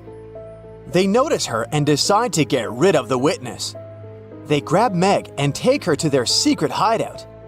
Meg looks around and finds 3 doors leading to freedom, but there's a danger behind each door. The first passage is filled with toxic gas.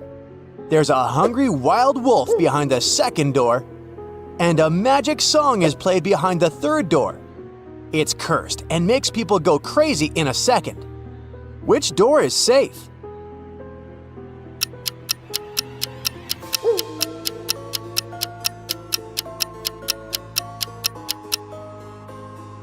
Meg can put her headphones on and turn on some loud music to avoid listening to the cursed song. Meg goes to a fancy SPA hotel on a Friday night. She returns home the next morning at 9 a.m. She finds a bunch of flowers and heart-shaped balloons near her apartment door. The secret admirer is unknown, but Meg identifies 3 suspects. She interviews all of them. She asks just one question. What did you do last night? Noah, Meg's classmate, replies, I was at a party with my friends. I came home at about 6 a.m. Meg's ex-boyfriend, Jacob, replies, I went to the movies with my new girlfriend. Then we went over to her place, and I came home half an hour ago, so I didn't have time to send you flowers, Meg. And Meg's best friend, Mike, says, I had a fight with my mother in the evening, so I grabbed my laptop and went to the park. I played computer games in the street all night long, and then I fell asleep right on the bench. Who's lying?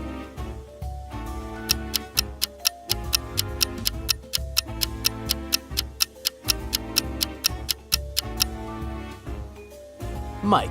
He couldn't be playing all night long without recharging his laptop. Meg is walking down the street. She carries an expensive laptop in her bag. Suddenly, a masked thief grabs her bag and runs away. Meg starts chasing him and sees that the criminal enters a hospital.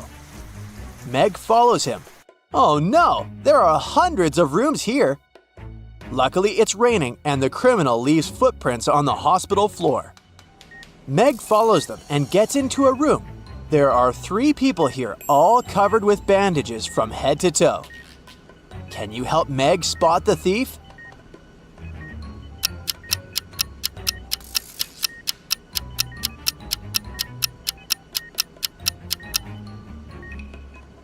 It's the third guy. He doesn't even have a medical chart next to his bed. Mike invites Meg on a date. She goes shopping with her friend Maya to find the perfect outfit for the night. Maya takes a couple of pictures of Meg. Can you spot 3 differences between them?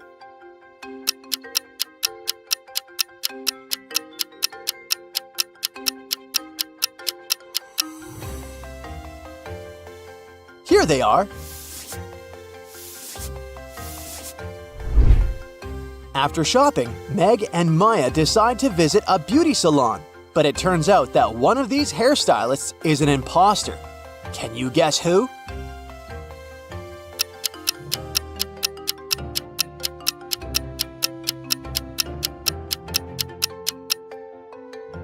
It's the guy on the right. He's spraying the client's hair with bug spray.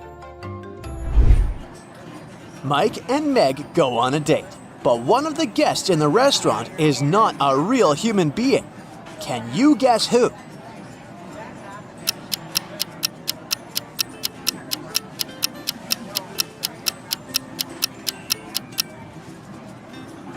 This lady. Take a look under her table. She's a mermaid. Meg is having an important test today, and time is up. She puts her final exam paper into a pile with the other students, but the professor tells her, I saw you cheating on the test. You'll get an automatic fail. Meg replies, Do you know who I am? The professor says, I neither know nor care who you are. You have to be punished for your dishonesty. Meg walks away, speechless. The next day, the professor announces the grades, and Meg discovers that she got an A. How come?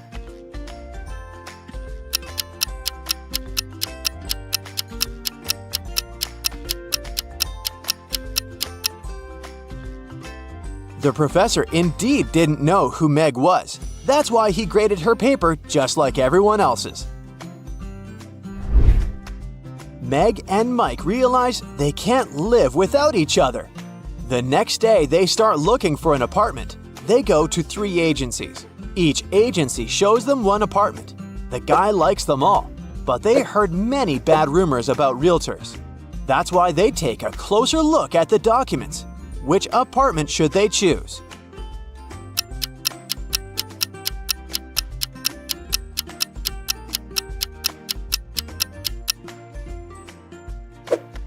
They should pick the third option.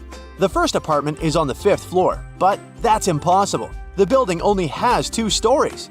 The agent is lying. As for the second apartment, the description claims that it only has 1 bedroom, but the blueprint shows 2. Mike goes to his granny's old country house to take some furniture and a TV for their new apartment. Nobody lived there for a while, so this place is pretty dusty. Mike enters the living room and sees that the TV is broken. He questions 3 neighbors. Andy says, I didn't do it, but I guess it was Kyle. He's been acting pretty weird recently. Kyle says, It wasn't me, it was Bill. He broke my fence last week for no reason. and Bill says, I didn't do it. I'm pretty sure it was Kyle. He's just trying to set me up. who broke the TV?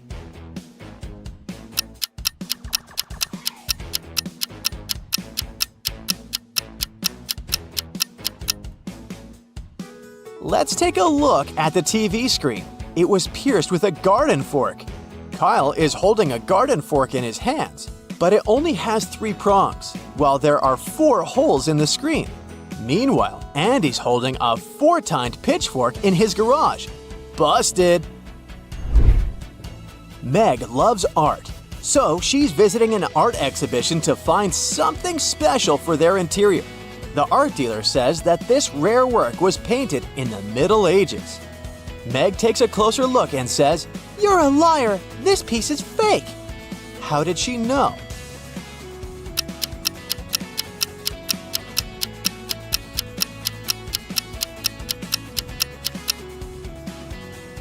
They didn't use light bulbs or electricity in the Middle Ages. What about this painting? Can you spot anything odd?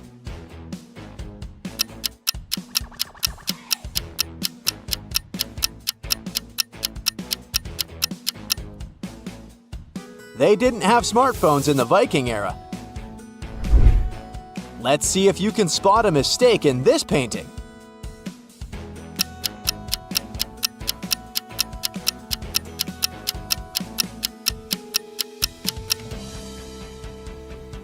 There are dinos in the background. They went extinct a long time before the Baroque era. Meg and Mike get an invitation to a wedding. This is the groom, Alex. He's an old friend of Meg. And his future wife's name is Nellie. Which of these ladies is Nellie?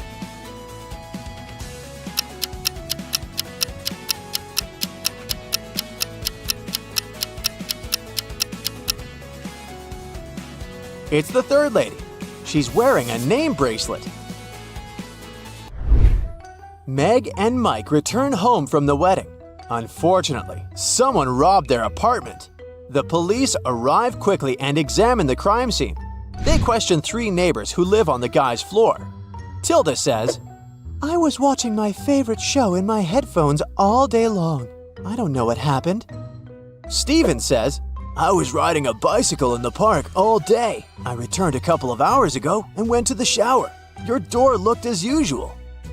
And Megan says, I had a party in my apartment. We had dinner and talked loudly, so I didn't notice anything suspicious. Who's lying?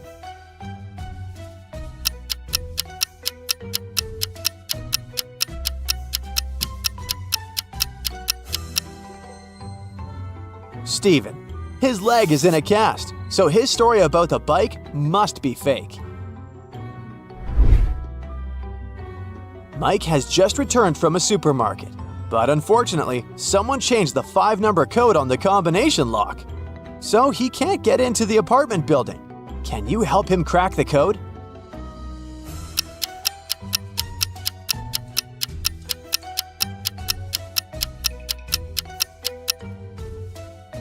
There's a note next to the door. It's a clue. Count the number of elements in each emoji and you'll get the code. 3, 5, 1, 5, and 2. Mike works in a coffee shop. He leaves his phone charging on a table and goes to the toilet. After a while, Mike returns and finds out that his gadget is gone. He decides to question 3 witnesses standing nearby. Ava, the customer, says, Sorry, I've been talking on the phone with my boyfriend. I didn't look around. Another customer, Rocky, says, I entered the coffee shop a second ago. I didn't see a phone, man. And Holly says, Sorry, I was too busy preparing beverages for our clients. I didn't notice anything suspicious. Who's lying?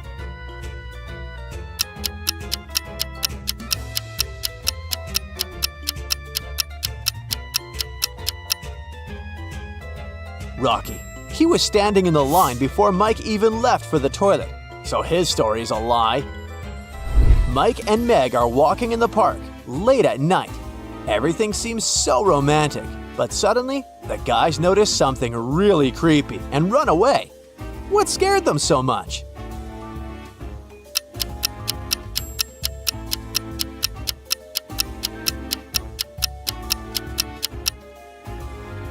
Let's take a look at the trees.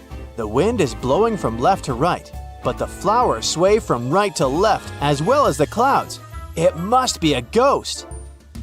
Hannah woke up in a high-tech castle. She was greeted by a flying robot that told her she was captured by the mysterious Byron bot, and he only released his prisoners once they aced his game. The robot wished Hannah good luck and evaporated into thin air. A huge screen showed Hannah her first challenge. Look at this crossword puzzle and see if you can identify which word is repeated twice.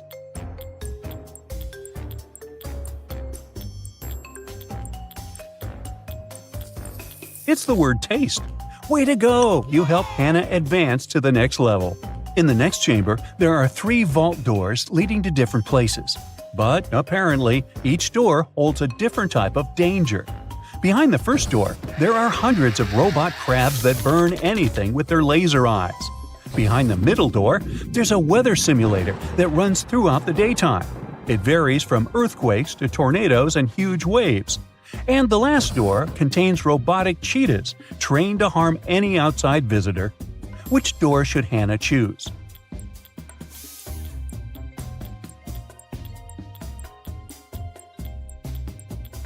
She should go for the second door. You see, the simulator only runs during the day. She should wait until it's nighttime and cross that tunnel. Whew! Hannah made it to the main hall. In this luxurious living room, a huge screen popped from the floor showing her a riddle. What letter from the English alphabet is missing in this image?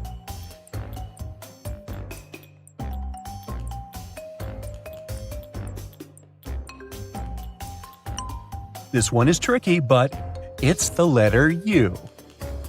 The flying robot appeared once again, telling Hannah she passed to the third phase of the game. Here, the mysterious Byron bot wants to test her memory. It showed Hannah a series of objects: an old book, a pair of wireless headphones, and virtual reality goggles. Take a look at these images and help Hannah pick the correct version of every object the robot showed her.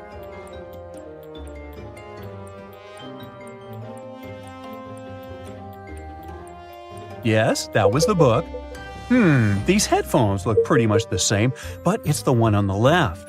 And oh yes, this one is certainly the correct goggle. A huge door opened up and led her to the pool area. A huge projector showed Hannah's next challenge. She needed to figure out what letter comes next in this sequence. Can you figure out the answer to this one?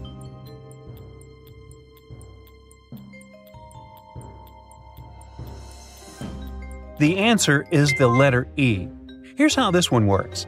The sequence represents the first letter of the numbers 10 to 17.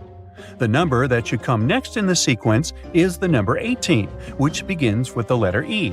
Way to go, Hannah, and all the geniuses that figured this one out. Amazingly, Hannah did get it right. So she was taken to a VIP lounge, where only the greatest contestants were taken. Before her next round, the mysterious bot asked his staff to serve Hannah a drink. She had to choose between 3 beverages, but when one of the servers came to give her the drinks, they told her only one drink wasn't poisoned. Take a look at the tray. Can you figure out which drink Hannah should pick?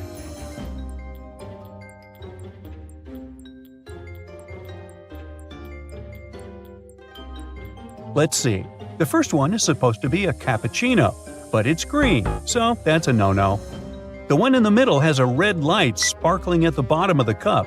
I have no idea what that is, but it could be a heat detector that releases a poison once it gets to Hannah's mouth.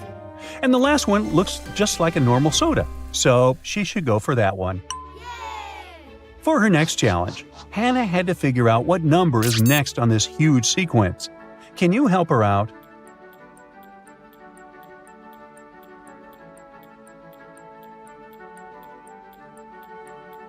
Yikes, that was hard.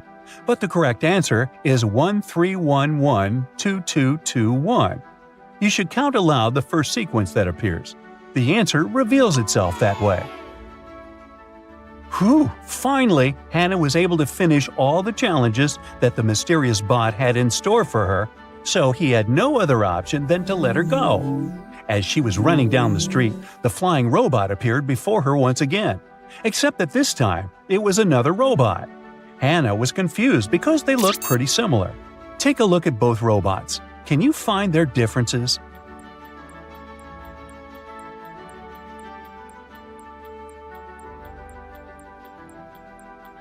Yup, that robot on the left is missing one of his buttons. This one doesn't mean Hannah any harm, he was just trying to play a prank. Trying to get home, Hannah got lost in the forest near her neighborhood. She ended up at the entrance to a cave. She decided to explore inside, but after a few hours, she noticed she was lost. Suddenly, she found two possible exits, but each tunnel had a guard on the door. One of the guards told her that both of the tunnels led to traps. Hannah asked the other guard if she could trust this information, and the guard said no. In that cave, only one guard told the truth, while the other always lied. To verify which guard was telling the truth, Hannah decided to ask them both the same question. Which question did Hannah ask the guards?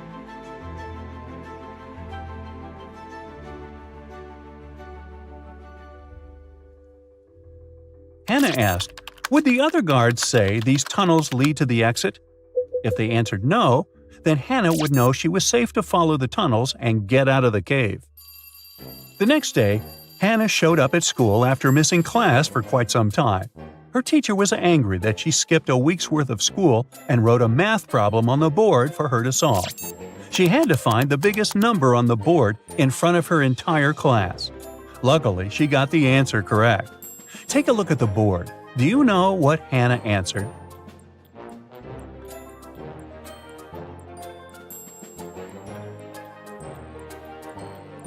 The biggest number here is the last option, 3.01. The following week, Hannah received an invitation to be part of Dr. Kurt's next mission to the planet Jupiter. It took a decade for them to arrive on the planet. As soon as they arrived, they retrieved a special sample from the planet, and Dr. Kurt put it in the refrigerator. The next morning, when he opened the fridge, he noticed that the sample was gone. "It was here last night. How could it have disappeared?" he shouted. Nobody entered or left the lab after he put the sample in the fridge, so it must have been someone from inside that did it. Dr. Kurt decided to investigate the case himself.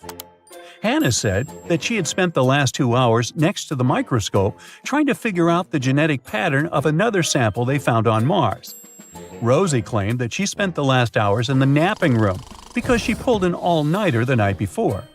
Cam said he had been doing repair work on the Freedom lander that broke down the previous week.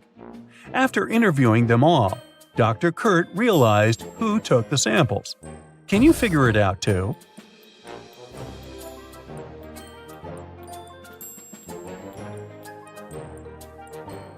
It was Cam. He said he spent the entire morning fixing a vehicle. But take a look at his hands. They should be dirty, but they're super clean. There's no way he had time to wash off all that grease. As soon as Hannah got back from her long space trip, she tried opening her suitcase. That's when she realized she forgot the code to open it. Luckily, she left herself a note to help her decipher the code of the lock. This is the note. 682. One digit is right and in its place. 614. One digit is right but in the wrong place. 206. Two digits are right but both are in the wrong place. 768. All digits are wrong. 380.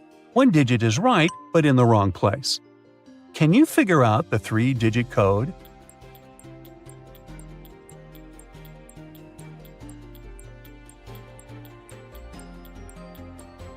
It's 042. Happily, Hannah opens her suitcase. Unhappily, she now faces a new task: washing 10 years' worth of dirty laundry. Ew. Anna and Barbara are cleaners at a fancy hotel. The hotel manager received a call saying that one of them had stolen precious jewelry from one of the clients. Now, look at the image. Can you figure out who did it?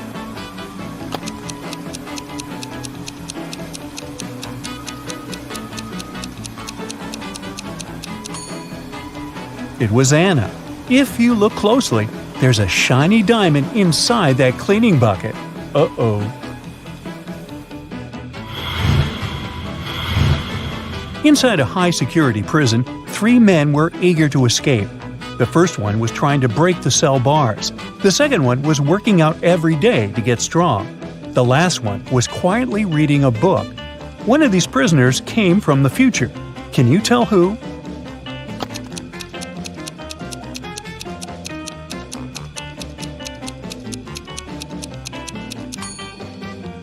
It's the one reading the book. He knows none of the other prisoners are going to make it. By reading books, he might get an answer on how to escape.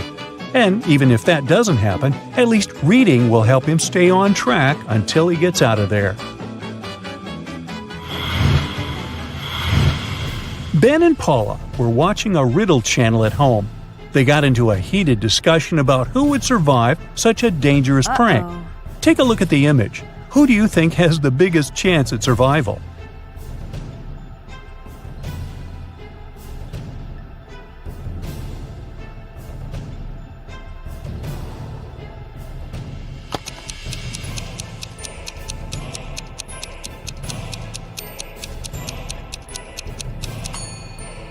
It's the lady with the snakes. I know that sounds dangerous, but the snakes are small and not poisonous.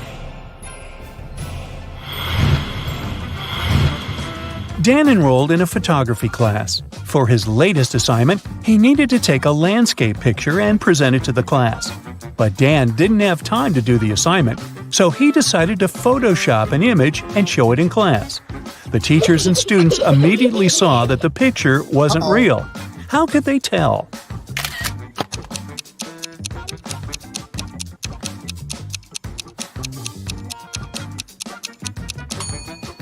Well, because the image has 2 suns.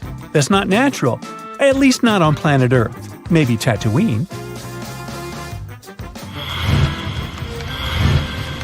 Otto decided to take a chance on online dating. After a few days, he started talking to Mandy. They got along pretty well and decided to meet in person. They agreed to meet in Mandy's favorite cafe. She told Otto that she would be using a couple of red hair clips and it should be easy for him to find her. But as soon as Otto arrived there, 3 women were using red hair clips. They were in fashion apparently.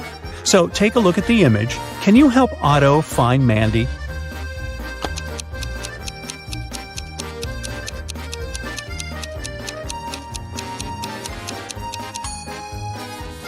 Let's see. Mandy is the woman at the first table. She's the only one wearing a pair of hair clips. The woman on the left is using 3 clips, and the other is wearing just 1. Betty walked into a cafe and ordered a cappuccino. But the cashier told her it was her lucky day. He would give Betty her cappuccino for free if she managed to answer a riddle correctly. The cashier said there were 2 buckets filled with water all the way to the top. The buckets had equal height, but the temperature of the water inside the first bucket was 25 degrees Celsius, while the second bucket it was 25 degrees Fahrenheit. If a person dropped the coin inside both buckets at the same time, which coin would hit the bottom of the bucket first? Jenny took a few minutes to answer the riddle, but she got it right. Can you guess what she answered?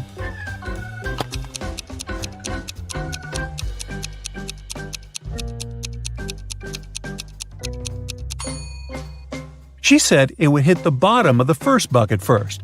It had to do with the state of the water in each bucket. At 25 degrees Celsius, the water is liquid, while at 25 degrees Fahrenheit, it turns to ice. Amy lives in a cozy townhouse with 3 roommates, Jill, Alice, and Nora. Take a look at these 4 bedrooms. Can you tell which one belongs to Amy?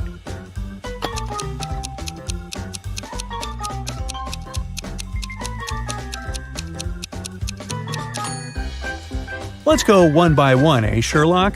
In the first room, there's a comb with some green hair stuck to it. Nora's the one with the green hair, so that must be her room. Then, in the room to the right, there's a single red sock under the bed. Take a look at Jill's feet. She's missing that same sock. That must be her room. In the room right under this, there's a yellow jacket hanging on the chair, and Alice is wearing the same colored pants. It looks like the two pieces are a suit, right? That leaves the last room, with this huge letter A poster hanging on the wall. That must be Amy's room. Whew, that took some work.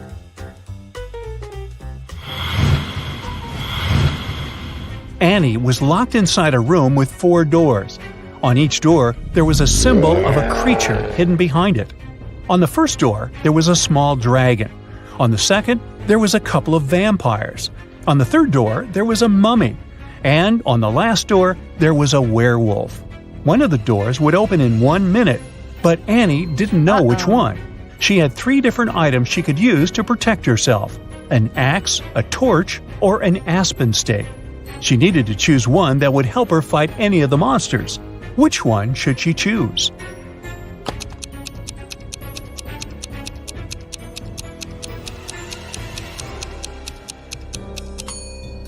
Her best option would be to choose the torch. The torch's fire can scare off any of the creatures and protect Annie. Olivia was running a marathon. Right before the finish line, she did her best and outran the person who was running in second place. The woman was happy and excited that she was going to win, but in a few seconds, she was very disappointed. Why?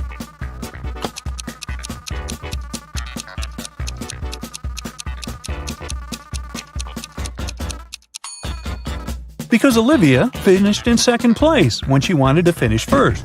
This is what happened. She was fast enough to outrun the person who was going to win second place, but she wasn't fast enough to outrun the person who finished first. But hey, it's a good result anyway.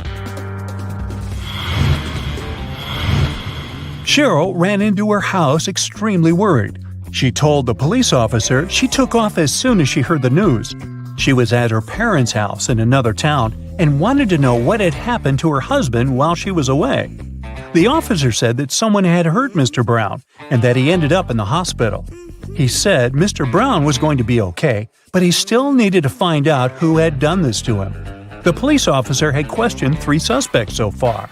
Mr. Brown's secretary said that she was sent to visit Mr. Brown's business partner in the morning because important documents needed to be signed.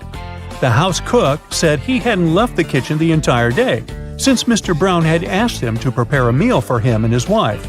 And the housekeeper said that she hadn't heard anything. She spent the day doing chores.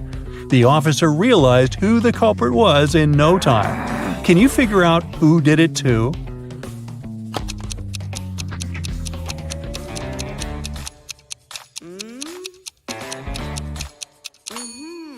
It was the cook. Mr. Brown probably didn't ask him to cook anything for his wife since she was out of town all along.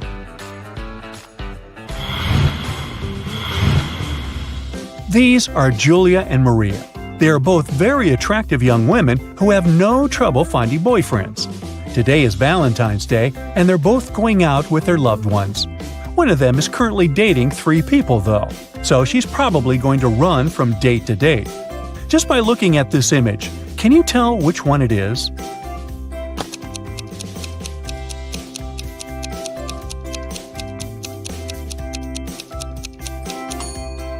It's Maria, the one on the left. If you look at her workstation, she's got 3 presents lined up, one for each person she's currently seeing, who, I'm just guessing here, probably don't know about the others.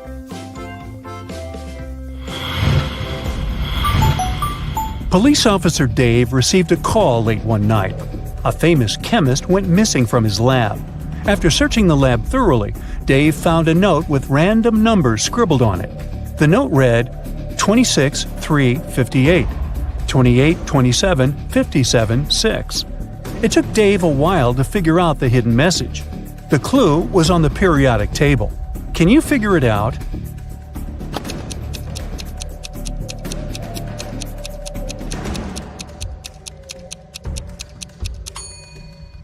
The chemist was smart. Each number on the note corresponds to an element in the periodic table. So the element that corresponds to the number 26 is Fe, or iron. The number 3 is Li, lithium. And 58 is Ce, cerium. Using this logic, the first line is spelled Felice. By the same logic, the second line is spelled out Nicholas. After discovering the names, Dave tracked the two men down and arrested them.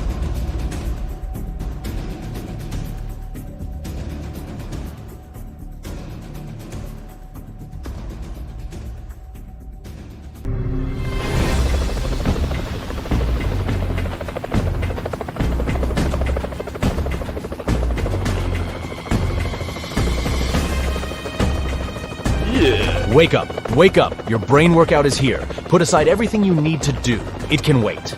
Take a few seconds for your mind to concentrate. And let's start. The first riddles are very simple, just to warm you up. But there's one condition. You need to give answers really fast. Now, a brother and a sister were born in the summer and in the winter. The sister wasn't born in the winter. The question is, who was born in the summer?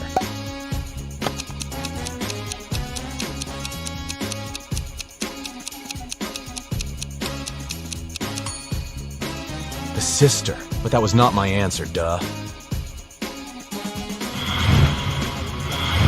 Alex is Charlie's father. Which of them was born later?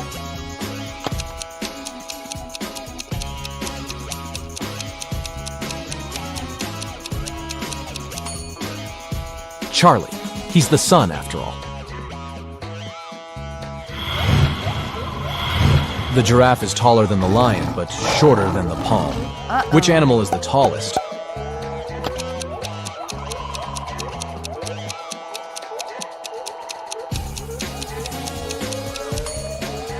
The giraffe, of course. The palm is not an animal, right?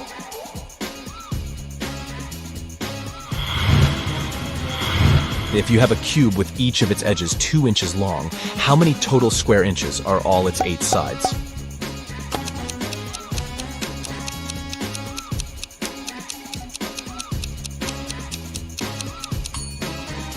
Hard to say since any cube only has 6 sides. What is the correct way to say the yolk of eggs is white or egg's yolk is white?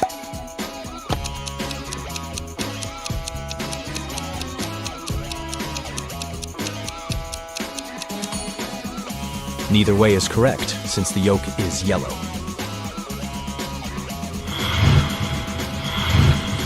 When is a door not a door?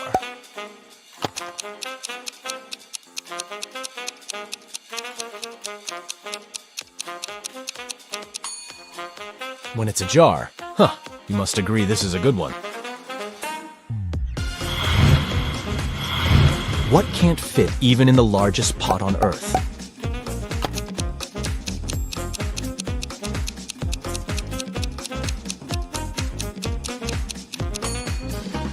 The lid of this pot. If you don't believe me, go to the kitchen and check it out. What can be standing and going, standing and hanging, going and lying at the same time?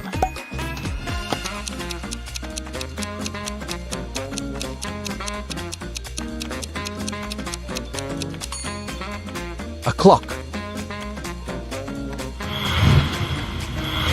Now, I've got a different task for you. Look at this picture and try to figure out who is not a teacher.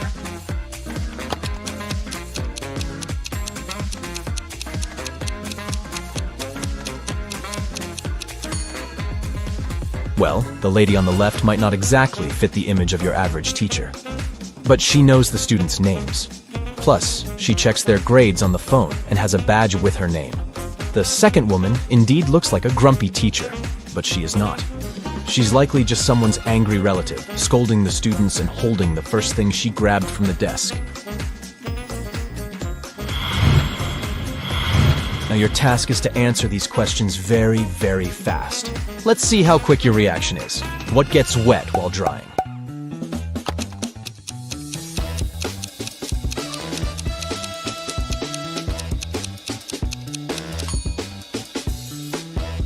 A towel. I'm light as a feather, yet the strongest person can't hold me for 5 minutes. What am I?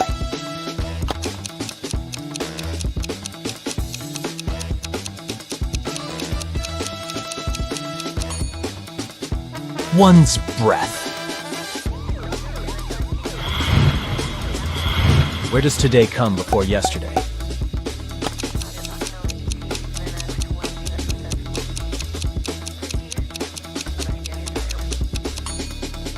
Only in the dictionary. What can you catch but not throw?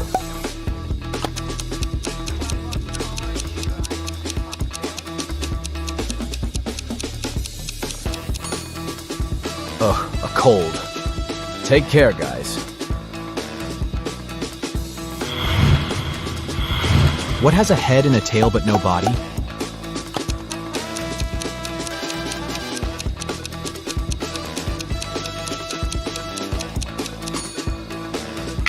It's a coin. What tastes better than it smells?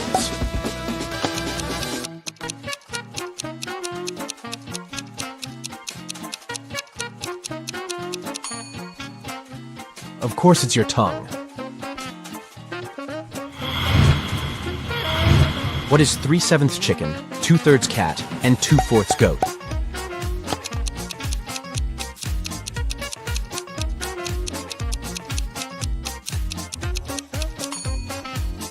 It's Chicago. What has words but never speaks?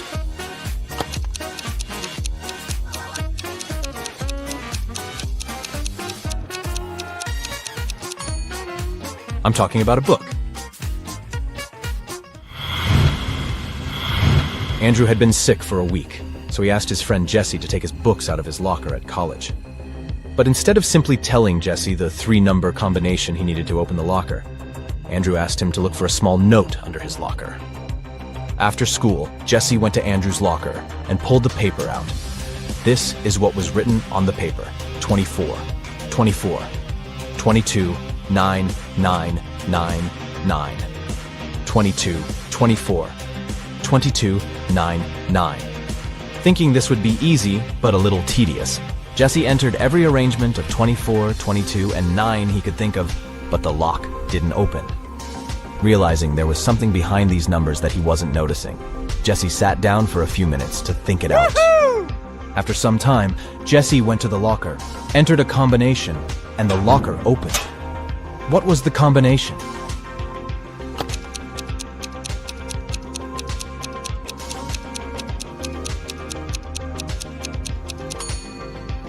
It was 28, 4, and 17, writing the 24th letter of the alphabet for each 24, the 22nd letter of the alphabet for each 22, and the 9th letter of the alphabet for each 9 give us the following letters. It is now clear that the combination is written in Roman numerals, and the only Arabic numerals corresponding to them are 28, 4, and 17. 3 men were in a store when Susan noticed that a pair of green pants was missing. Look at this picture and try to figure out which of these 3 guys stole the pants.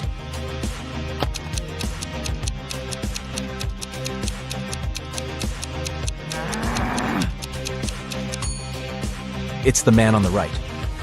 Do you see something green sticking from under his dress pants? 4 friends were hiking in the mountains. At lunchtime, it started pouring down. The friends hid in a cave. They decided to go a bit further away from the entrance to protect themselves from the chilly wind. When they were already deep in the cave, Amelia discovered she'd lost her phone. The girl asked her friends to go and look for her gadget, and she was going to stay there and start a fire. In half an hour, the guys were back. James said he hadn't noticed a lake in the dark and had fallen into it. Oliver told her he had seen some bats, got terribly scared and rushed back. And Ethan nearly got lost. "I'm so happy I've made it back to you." Which guy behaved suspiciously?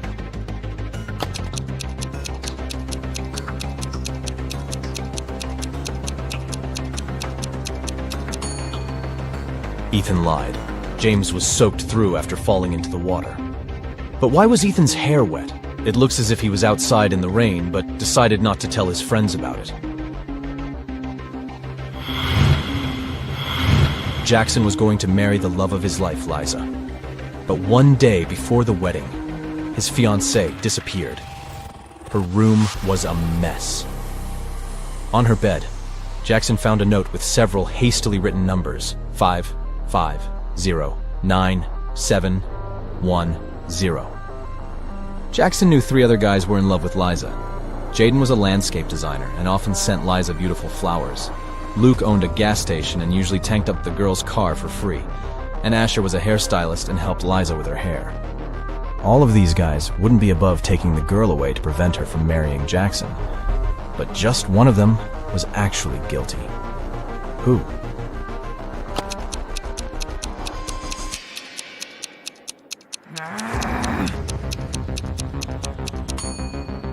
Jackson turned the note over and realized it read, "Oil Boss." It was Luke who had taken Liza away. Mr. Lawrence called the police. He said someone had taken his car for a joyride, had crashed it into a streetlight, and had then run away. The man was sure it had been one of his neighbors. The police questioned 3 of them. Ivy answered she had been at work and arrived home only in the evening. Cameron told the police he'd been helping his dad remove old stuff from the attic. And Aaron claimed he'd been hanging out with his friends, eating pizza, and binge-watching the latest series. After listening to all the suspects, the police officers arrested one of them. Who was it?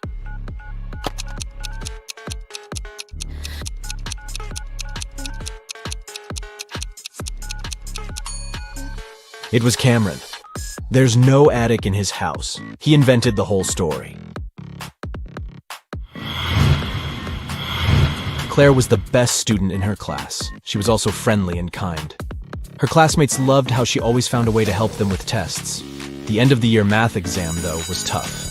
During it, no one was allowed to be at school except for the students and several teachers. Students had to leave their phones in a special locker. It wasn't allowed to talk at all. If students needed to go to the bathroom, they had to do it one by one, and the teacher checked the bathroom after each student. Claire's classmates thought they were going to fail the test. But Claire had an idea. And when the students got their exam results, they saw very good marks. Their teacher knew the students had cheated, but how?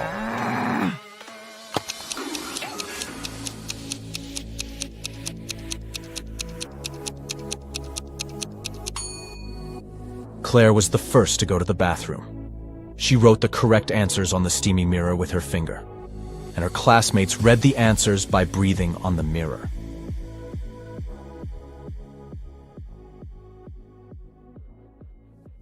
Paul has been driving for 7 hours on the freeway.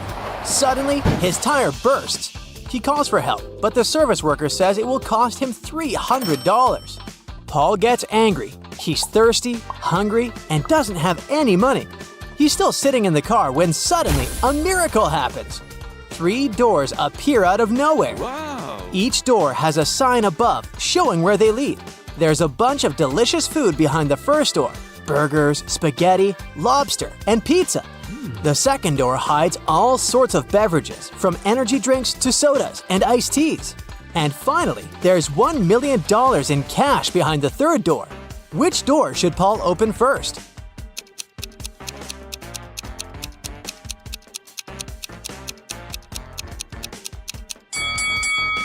First of all, Paul has to open his car door. Someone breaks into Nina's apartment the day before Halloween. She returns home from work, sees the mess, and calls the police. The door doesn't have any signs of a break-in, but one of the windows is open. The detective questions Nina's neighbors. Mrs. Bold says, I was knitting a pair of gloves for my great-granddaughter. Ethan says, I was working a 14-hour shift the day before, so I was sleeping all day. And Dan says, I had broken my leg, and I didn't leave home for 3 weeks. Who's guilty?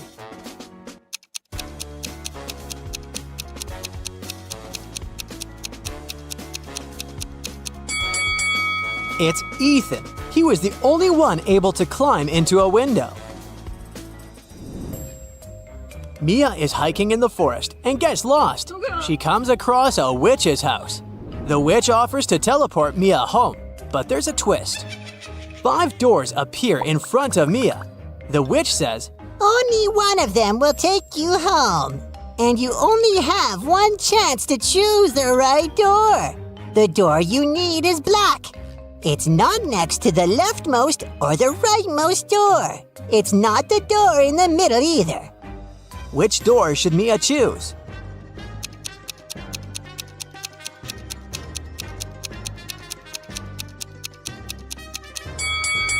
Mia has only 3 black doors to choose from. It's not the door next to the leftmost or the rightmost one, so the 4th door can be eliminated. It can't be the middle door as well. Therefore, Mia should enter the door on the left. Polly is trying to break into an ice castle to save her friend Edward, but there's a combination lock on the gate. Luckily, there's a clue carved in the ice here. The 162 combination. Only one number is correct and in the right place. As for the 842 combination, 2 numbers are actually correct, but in the wrong places. 526, nothing is correct. Can you help Polly crack the code?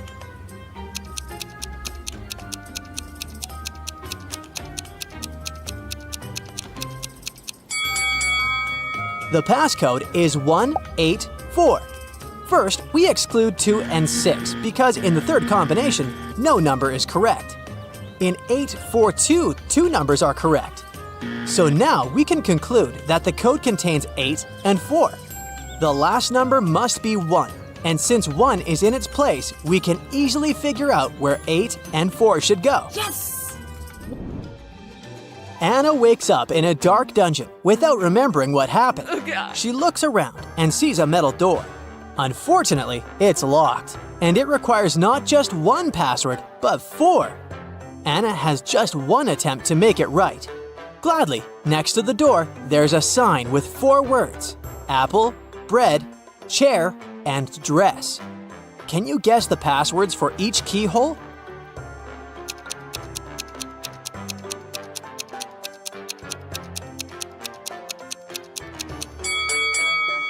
Let's take a closer look at the shapes of each keyhole and the shapes of the passwords. Oh. Some letters are bigger than others, and each word can fit right in. So bread should be put in the first keyhole. Apple fits into the second one, and the dress goes into the third keyhole. And finally, the chair should be put fourth. Oh. Take a look at these people. One of them is not a real human. Can you guess who?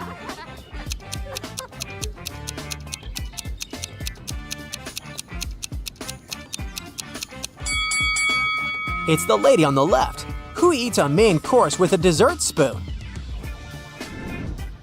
What about this picture? Who looks suspicious?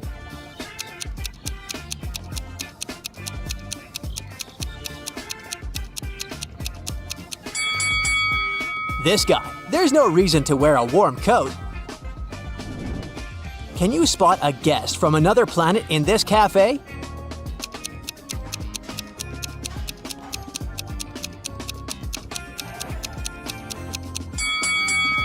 It's this lady. She's reading a magazine upside down.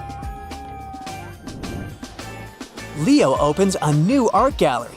He needs to hire a manager to handle it. Leo finds these 3 candidates online and studies their profiles. Steve has recently graduated from college, but he's already completed several internships at fancy art galleries. Bella has been working in Europe for several years, and now she's looking for job opportunities in her hometown to be closer to her family. And Frank has 15 years of work experience. Unfortunately, one of these candidates is a liar. Can you guess who?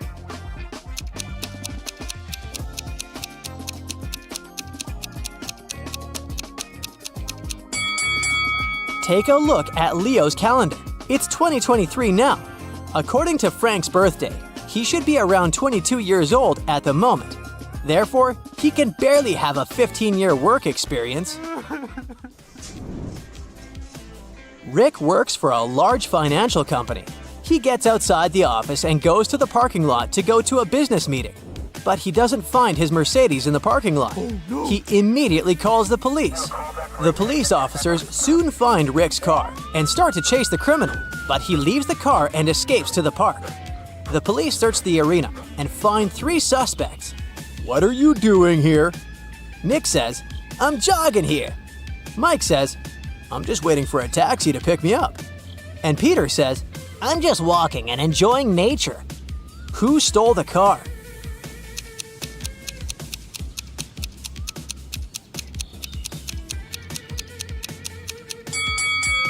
Mike. He's hiding a car key with the Mercedes logo.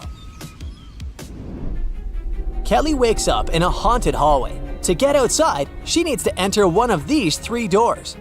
But each option has a hidden danger. Venomous scorpions are crawling behind the first door. There's a siren behind the second door. She can turn any human into a zombie with her singing. And there's a fire-breathing dragon behind the third door. Which door is more or less safe for Kelly to choose?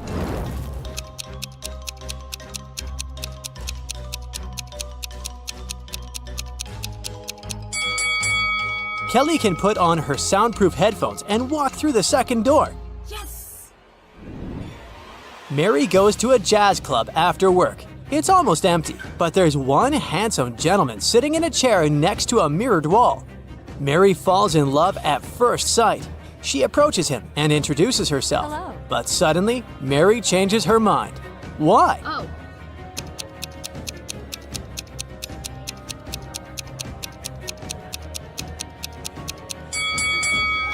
The gentleman doesn't reflect in the mirror, so he's either a ghost or a vampire. Bob decides to go play basketball with his friends. Can you spot anything odd here?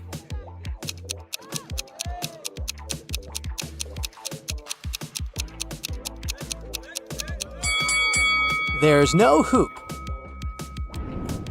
Can you spot any mistakes in this picture?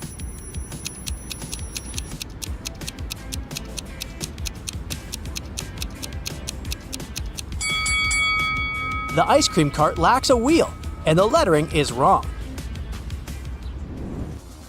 Vicky arrives at her apartment after 2 hours of absence. Wow, there's a huge fruit basket by her door. The card says it's from a secret admirer. Vicky questions her neighbors. Mrs. Green says, I've been walking my dog in a park for 3 hours. Then we grabbed some groceries and went home.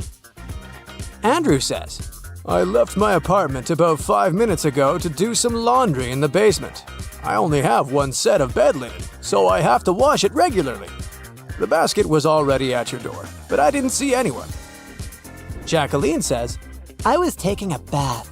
I turned the music loud so I couldn't hear anything from the corridor. Who's lying?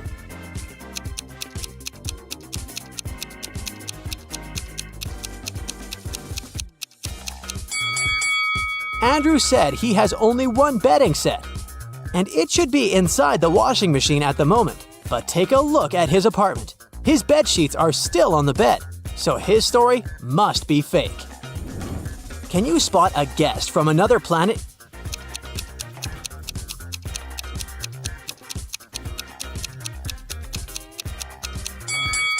This lady is too tolerant of heat. This gentleman has a knife instead of an arm. And this one didn't break the eggs before cooking them. Richard wants to rent a studio apartment in Boston. He asks an agent to find the property of his dreams. The agent comes up with 4 options, but only one of them is trustworthy. Can you help Richard make the right choice?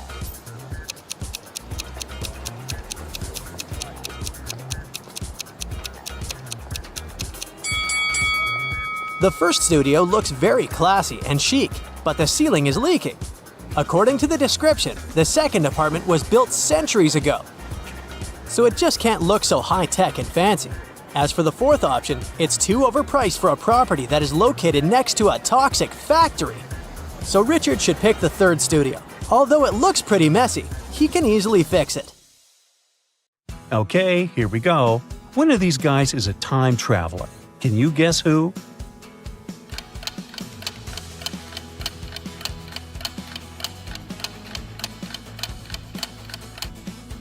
There's a smartphone on the floor. It fell out of this guy's pocket. so he's the time traveler. Miss Charles is a famous chemist. Someone kidnapped her from her own lab. The police study the crime scene and find no evidence, other than a piece of paper with abbreviations for chemical elements and molecules. They question the only people who came to her lab on the day of the kidnapping: fellow scientist Nicholas, her boyfriend Austin, and her sister Alice. The police arrest one of the witnesses right away. How did they know who it was?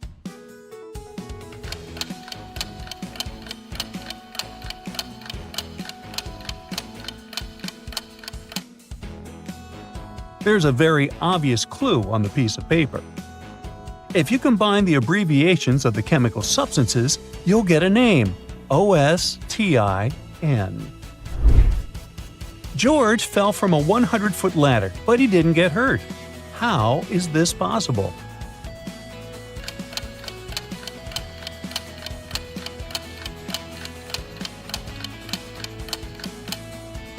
Well, he was on the first step. Leah is sunbathing at the beach. She takes a little nap. Then she wakes up and finds out that her precious antique bracelet is gone. Leah gets furious. She finds 7 suspects at the beach. One of them is the thief.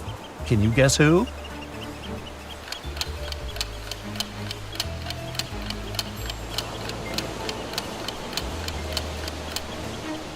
Only the fisherman could have stolen it without leaving any footprints on the sand.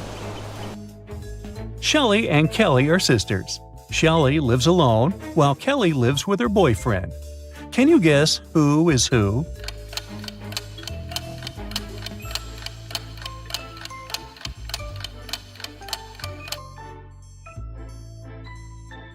The woman on the left looks like she's making a meal for one person. She's Shelley. Meanwhile, the woman on the right has a big pot full of soup. So, she's Kelly. Take a look at this picture. How many ways can you read the word tiger?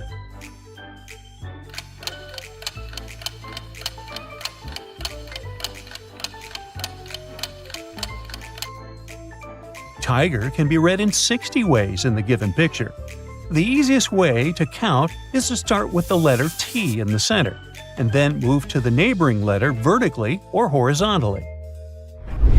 Peter is exploring old caves outside the city. Suddenly, he gets trapped in a mysterious dungeon. There are 3 ways out, but only one of them is safe. Behind the first door, there's a raging fire. Behind the second door, there's acid rain, which could melt any substance within seconds. Behind the third door, there's a huge brown bear that hasn't eaten in 2 years. Which way should Peter choose?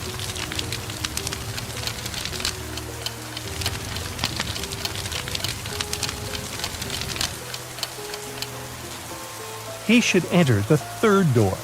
No animal can go for 2 years without food. An important final exam is taking place in the local college. One of the students is cheating. Can you spot who?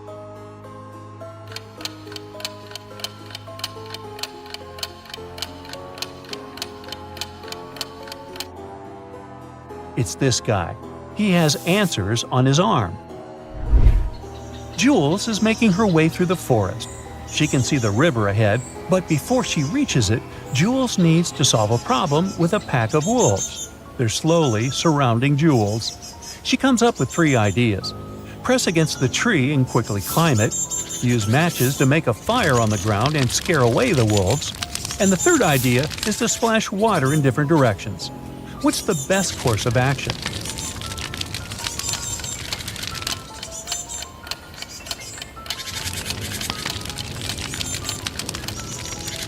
Wolves are afraid of fire, but Jules doesn't have enough time to make it. And water is useless in this case, so Jules should find a tall tree and climb it. Emperor Kyle rules one faraway galaxy. He looks after all the planets in it. One day, someone broke into his palace and stole the blueprint of a new gadget. This gadget should create the first planet with oxygen. Emperor Kyle is sure that the robber is among the kings who rule the largest planets in his galaxy. He immediately calls them for interrogation. King from Planet M says, "I was too busy recently. The locals on my planet are moving to a new apartment district." King from Planet B replies, "There was a fire on my planet. I put the fire out on my own. Thankfully, it's over now." And the ruler of Planet Q says, "I've been feeling really sick recently, so I didn't even want to fly to this meeting."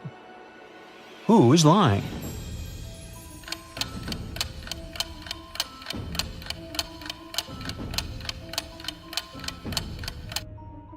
It's the king from Planet B. As we mentioned, there's no oxygen on any of the planets in this galaxy. This means there can be no fire. Nora arrives at her office early in the morning. Wow! Someone left a fruit basket on the desk. Oh no, did I forget someone's birthday? She works with 3 colleagues, Tyler, Chris, and Amanda.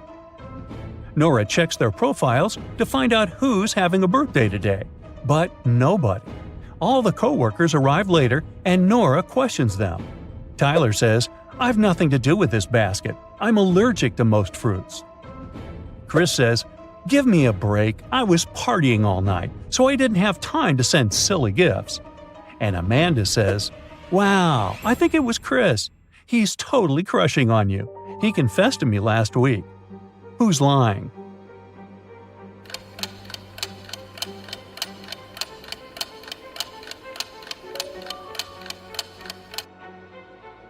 Tyler. Take a look at the takeaway smoothie that he's holding. It's full of fruits, so he lied about his allergy. Holly's walking down the street. Suddenly, someone snatches a bag from her hands and runs away. Luckily, it happened right in front of the police department. A policeman on the porch notices the crime, and he begins to chase the thief, who runs into the local hospital. It's very crowded here. Can you help the policeman find the thief among these people?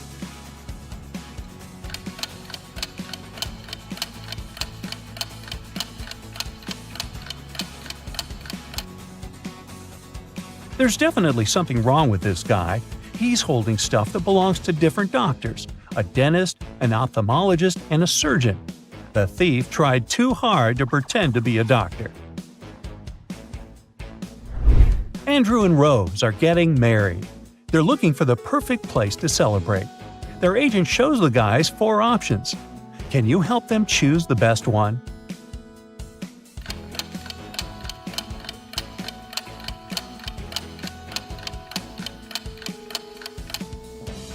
Let's take a look at the first option. Some chairs have missing legs. It doesn't seem safe. Snakes are crawling in the flower decoration in the 3rd space. And there's a water puddle around the bathroom in the 4th restaurant. So, Andrew and Rose should pick the second option. Luke invites his best friend Nancy to the restaurant. He's very nervous because he wants to ask her to be his girlfriend. They finish a delicious dessert, and Luke is about to ask the question. Suddenly, Nancy's phone rings. She leaves the table. In a couple of minutes, she returns, and Luke notices the difference in Nancy right away. She has a vampire bite on her neck and sharp teeth. Luke wants to catch the vampire who did it. He finds 4 suspects. Who bit Nancy?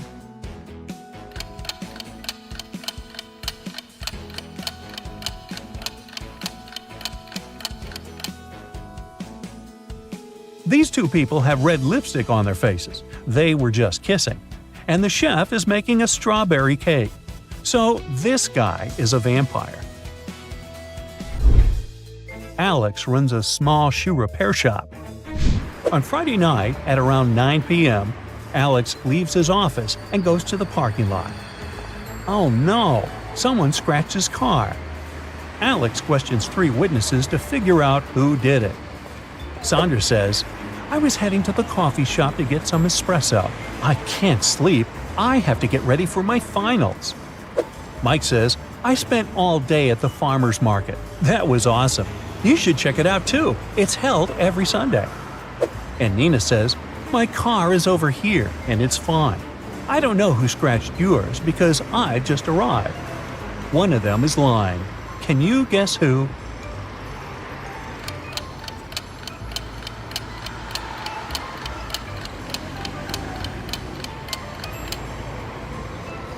Mike. He said the farmer's market was held every Sunday, but it's Friday night. Claire is having an audition today, but first she needs to fix her car to go there. 3 mechanics offer their help, but 2 of them are fake mechanics. Can you spot who exactly?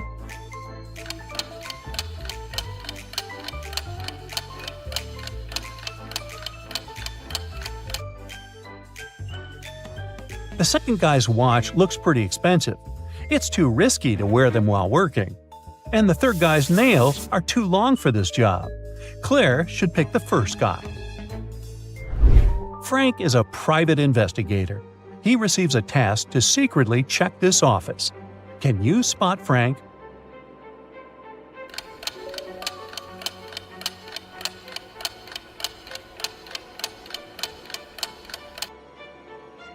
Over here. What about this location? Can you find Frank?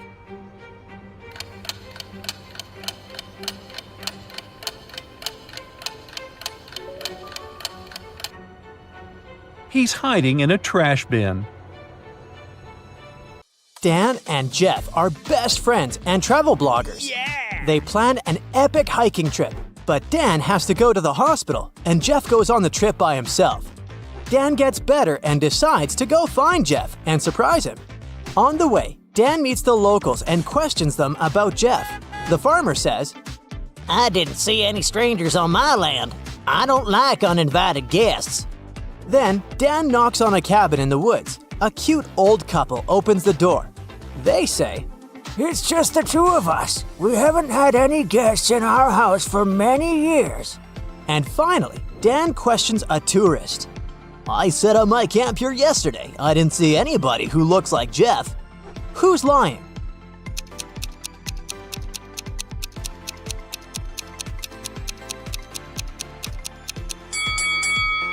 Let's take a closer look at the old couple's table.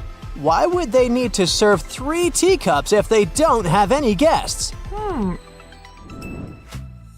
One day, Jeff and Dan find a treasure map. They rent a boat to go find the hidden treasure, but the map has a twist. It shows 5 islands, and it doesn't say directly where the treasure is. All it says is that the other 4 islands are very dangerous. There's an ancient text written on the opposite side of the map. Jeff and Dan translate it into English, and that's what they get. Can you help them figure out the correct location of the treasure?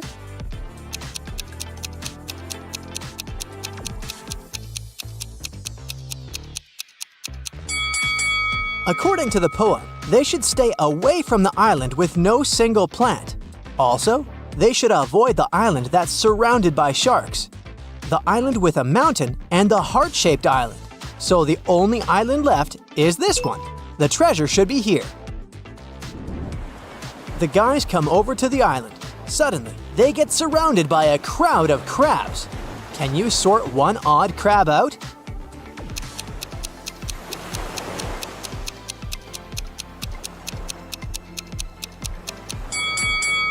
There it is!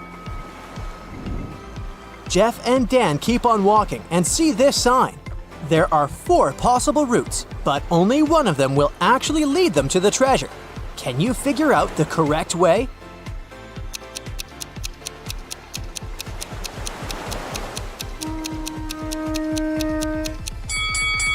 The trick to solving this maze quickly is to start drawing from the final destination. So they should take route A. Finally, Dan and Jeff find a treasure chest, but it's locked. They need a 4-digit code. Can you help them open the combination lock?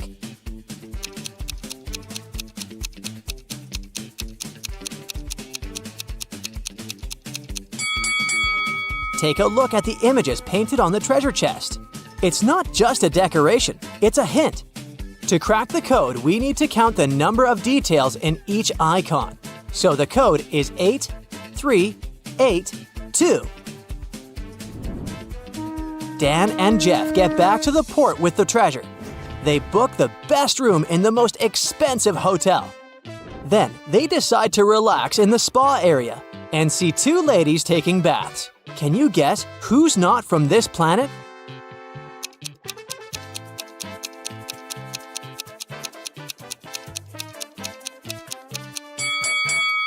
Both. The lady on the left has tentacles, and the lady on the right doesn't look human-like at all. After the spa session, the guys go to the restaurant. Can you see anything odd here?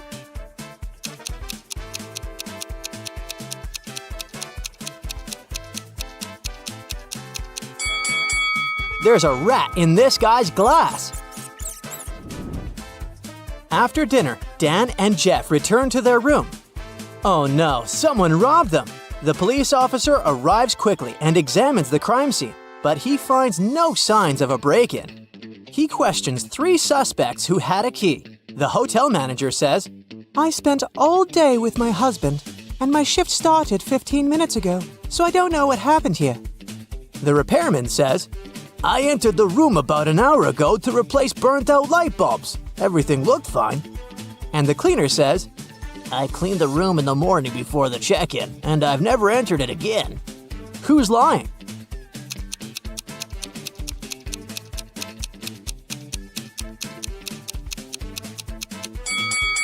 The repairman said he had replaced the bulbs with new ones.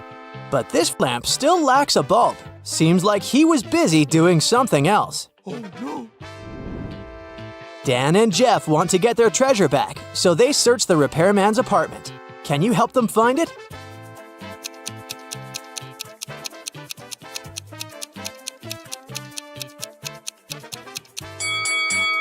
It's on the couch, hidden under the pillows.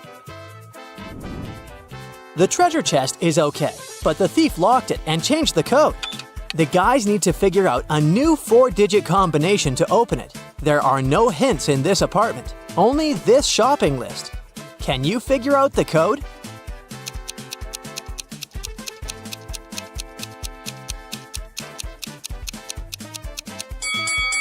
Let's take a closer look at the list. If we count the number of letters in each word, we'll get the code. 6, 7, 5, 4. Jeff brings the treasure to his house because he has a safe. He sets a new 4-digit code and leaves a reminder nearby. Can you guess the new code?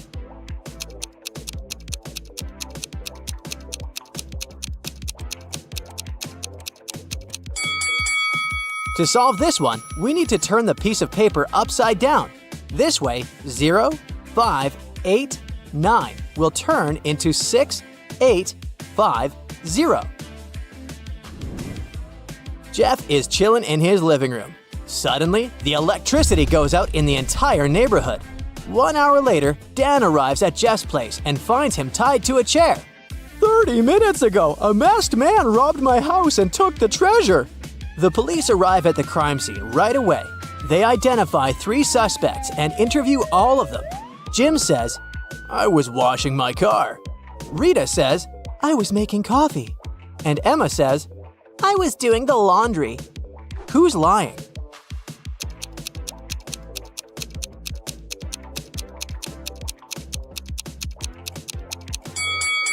There was a blackout, so the suspects couldn't use any electrical equipment.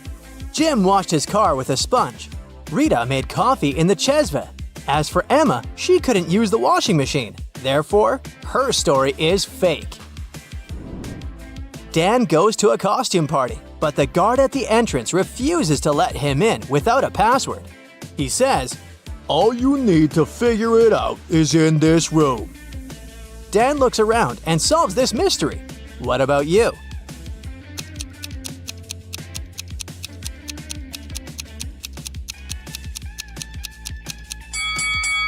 Let's take a look at the graffiti wall.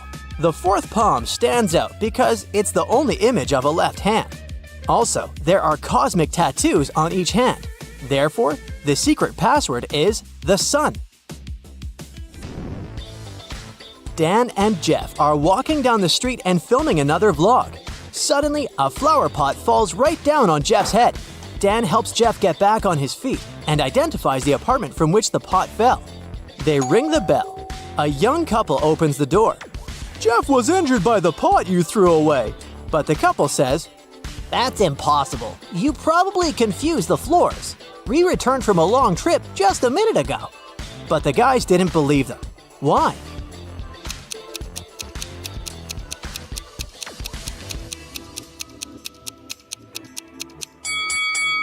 If the couple had just returned, there would be some suitcases in the hall, and the water in the kitchen couldn't boil in 1 minute. They lied to avoid paying compensation. The next morning, Dan wakes up in a creepy basement. An obsessed fangirl kidnapped him and locked Dan in her house. She brings him some food and leaves. Dan notices a piece of paper on the floor. Finally, he hears the fangirl leaving the house. Dan kicks down the door and runs to the front door to escape, but there's a combination lock, and he needs to enter a 4-number code. There must be a clue to the lock on the paper. Which combination opens the door?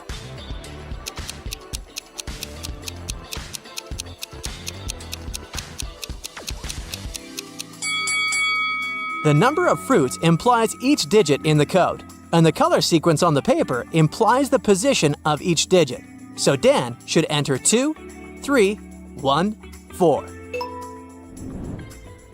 Jeff and Dan decide to shoot their next adventure in a haunted village. A scary werewolf has been scaring the residents here for several days. The guys know that the werewolf has a wife. She's the only person who can calm the monster down and help him return to his human form again. They find 3 ladies. Each of them might be the wife, but none of the ladies admits it.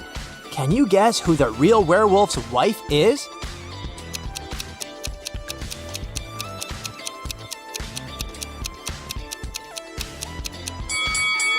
It's the third lady.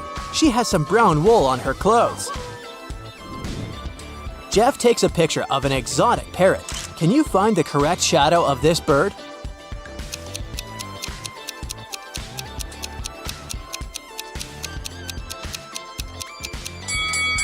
Only the 5th shadow is the perfect match. Lily was walking home from school one day when a huge portal opened up before her. She was curious, so she decided to walk through it. The portal took her straight to the castle of the great Zormir, a cool magician that had harnessed the power of thousands of Philosopher's Stones.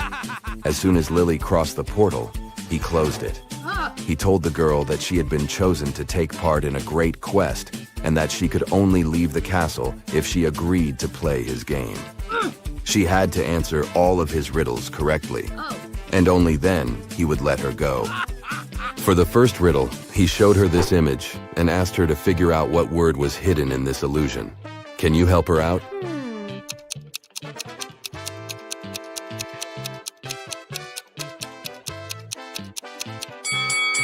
It's the word sun.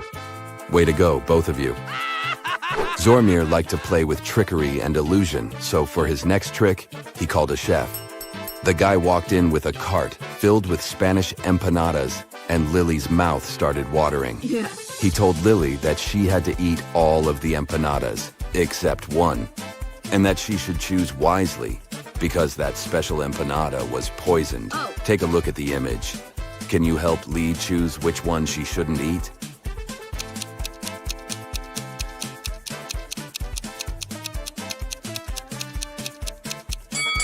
Let's see.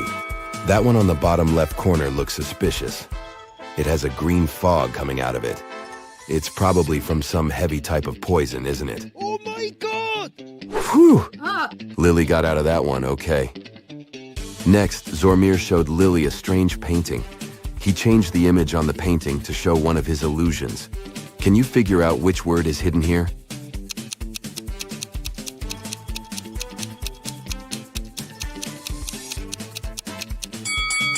It's the word never. To get to the next level, Lily had to guess the answer to this simple riddle. What has keys but can't open locks and speaks without a mouth? It took the girl a while to figure it out, but she got it right. Yes! Do you know what she answered?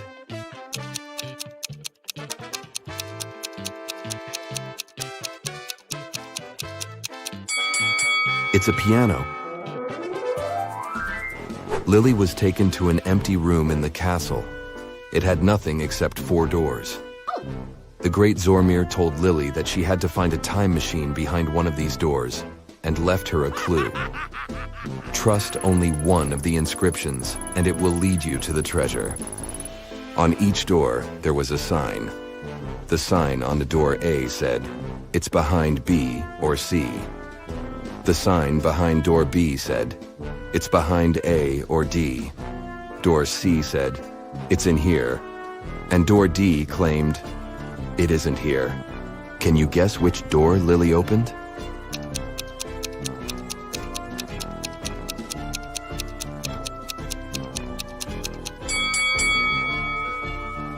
Let's see how this would work. If the time machine was behind door A, then both B and D would be true. But if it was behind door B, then both A and D would be true. If it was behind door C, then A, C, and D are all true. But if the time machine was behind door D, then the statements on all the other doors were false, except for that on door B. This matched the rules, so it was behind door D. Lily opened the door and found the time machine. Next to it, there was a super modern digital lock asking for a code of access. The catch was, as well as numbers, there were emojis. Lily had no idea which combination to press, but she saw that Zormir left a clue on a paper note. 2 plus 2. 3 plus 3. 7 plus 7. Can you help Lily out here?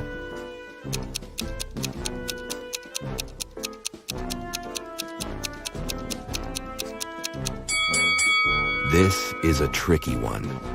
What she needed to do is overlay the numbers on top of each other. Once she's done that, she should flip the numbers on the second row. This way, she'd get the image of a fish, of the number 8, and of a triangle. So the correct combination to unlock it was the fish emoji, the number 8, and a triangle. Yikes. The great Zormir had set the time machine back to prehistoric ages.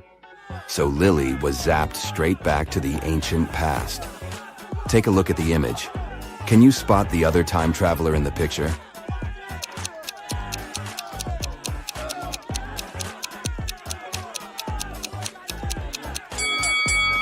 Ah, that's the one right there. He's holding a flashlight. I mean, those certainly didn't exist back in the day.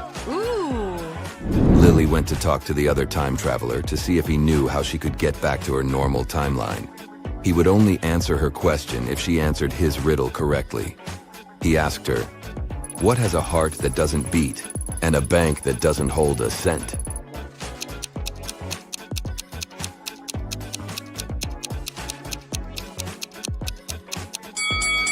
She was extremely confused by this one, but she answered, "A deck of cards."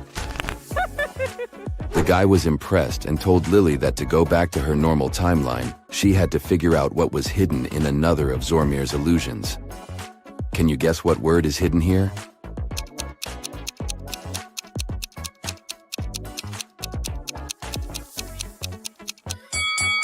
It's the word dog.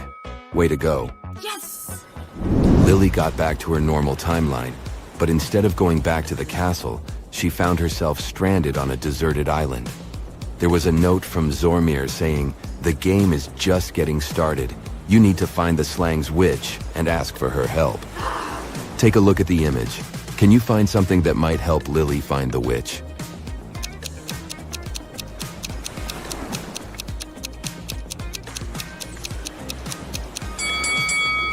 You sure have an eye for detail.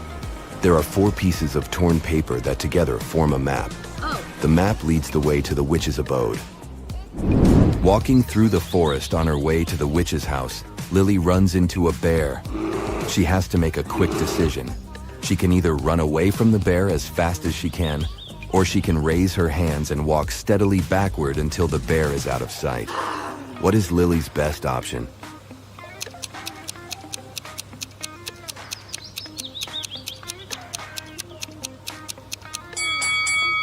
If she ran, the bear might feel under attack and end up hurting her. She should choose the second option. Finally, that looks like a witch's house. She knocks and the witch lets her inside. She asks the witch for help, but the witch is worried about something else. Earlier that day, she was working on a new love potion with the help of her elves, when she noticed that her precious hawk feather was missing. She asked if Lily could find out which elf had taken it. Lily said yes, and began to interview the elves. Arian said that he was giving apples to the fairies halfway through the making of the potion, and that before that, he made sure that the witch had every ingredient she needed for the spell. Elowin said he was at another cauldron testing an anti-aging potion. He also said he was sure to see the feather before the witch started the job. Ilaria was sorting out the bad herbs from the herbs all afternoon and didn't notice anything weird going on in the house. Lily took some time to think about the elves' testimony and finally figured out the answer. Can you tell who did it?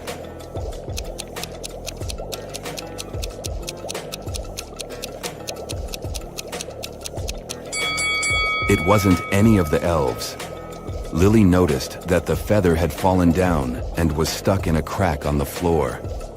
The witch must have let it fall down and didn't notice it on the floor.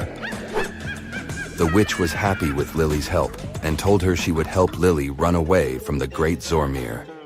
She opened 3 portals and let Lily choose the one she wanted to go through. The first portal would lead Lily to New York City. The second portal would lead her directly to her school. And the last portal would lead her to a beautiful island in the Bahamas. Take a look at the image. Which portal should she choose?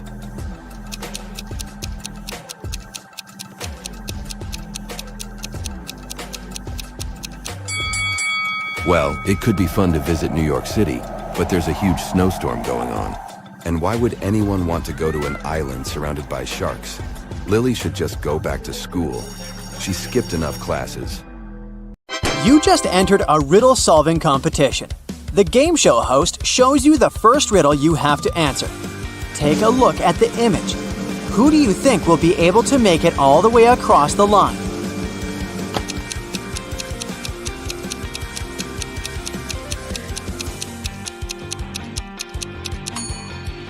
Let's face it, it's the man on the left. Even though it looks like he's having a hard time carrying such heavy things, the weight is evenly distributed between his 2 hands, so he'll probably make it through without any problem. For your next challenge, the game show host shows you a picture of sinking boats. Which boat do you think will sink first?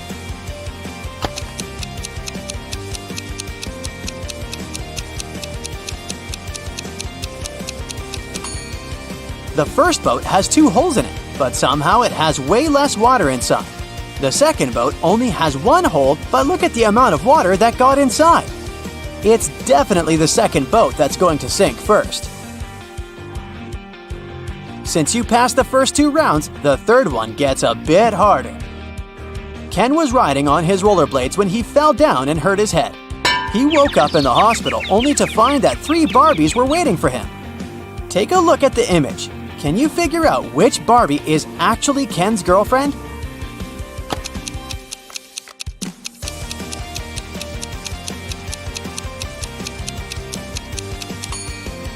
This is a tricky one. It can't be the third Barbie, because the real Barbie would never wink at Ken. It's usually him that does the flirty things. It's also not the second Barbie, because she would never put makeup in front of him. So this leaves us the first Barbie, who must be his girlfriend. The Finn is a famous hostel in Spain. It's especially famous for its fun showers. But hey, something doesn't look right in this image. Take a look and try to guess what it is.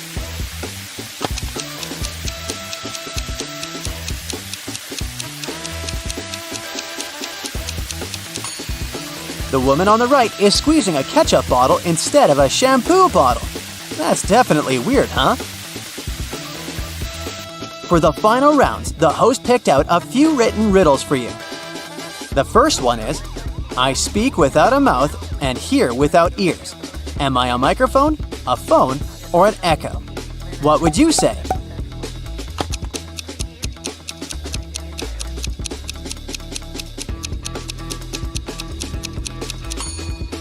The answer is an echo. I'm not alive, but I can grow. I don't have lungs, but I need air. What am I? A tree, fire, or clouds?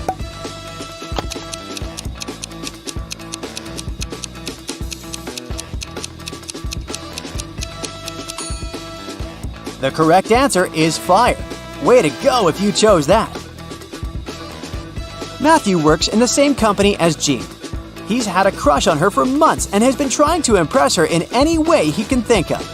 That's why he decided to take part in the Brain Challenge, a contest his company organizes once a year. By saying yes, he had to answer a bunch of expert-level questions and solve some pretty difficult riddles. For the first round, he had to crack a rebus puzzle. Take a look at the piece of paper they gave him. Can you guess the answer?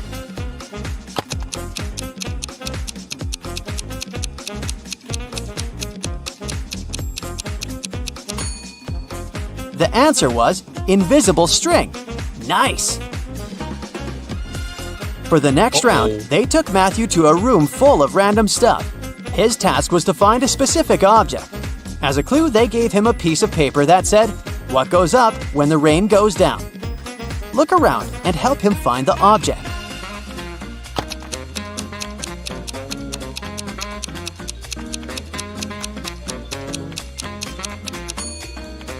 It was that red and blue umbrella over there.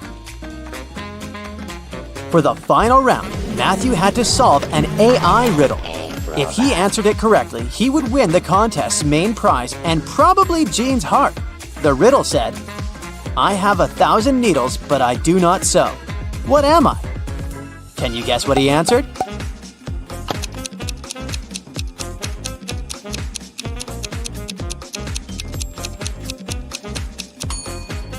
The correct answer is a porcupine.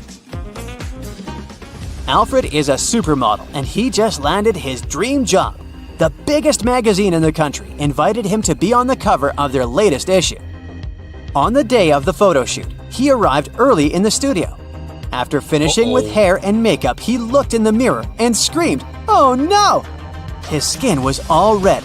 It looked like he was having some serious allergic rash. He called all the assistants he had seen earlier that day to interrogate them. Amy, the photographer's assistant, said she had been told Alfred was allergic to peanuts, so she made sure to only buy safe snacks. Bo, the makeup artist, said he hadn't touched Alfred's food. He said that right after he had finished his job, he left for a coffee break. Mary, the cleaning lady, said that she knew how sensitive models could be, so that's why she only used organic and hypoallergenic products to clean his dressing room.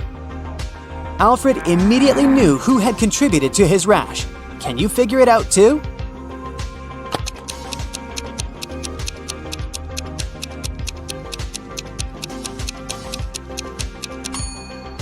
It was definitely Bo. Sure, he didn't have access to Alfred's food, but he was the only one who touched Alfred's face that day.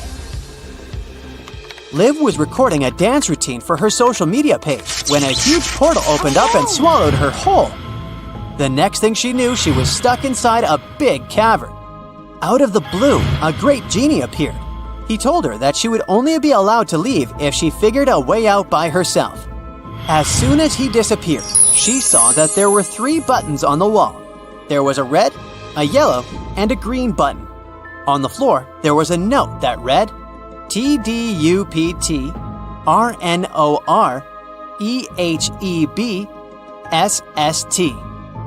She clicked one of the buttons and managed to open a hidden door on the wall. Can you guess which button she chose?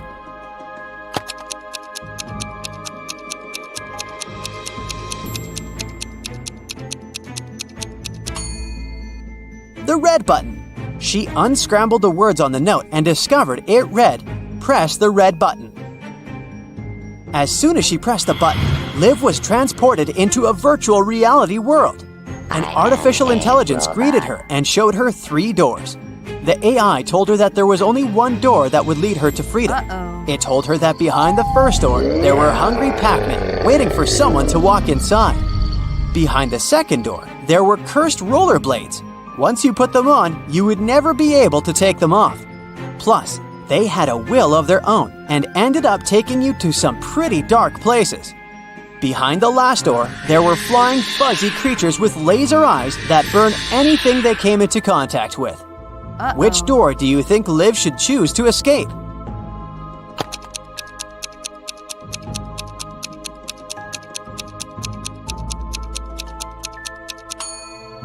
Well, she should pick the second door because she wouldn't be obligated to put on the pair of rollerblades. She could walk past them and straight to her freedom. During the time she was gone, Liv noticed that someone had stolen her laptop. It had all of her social media content in it.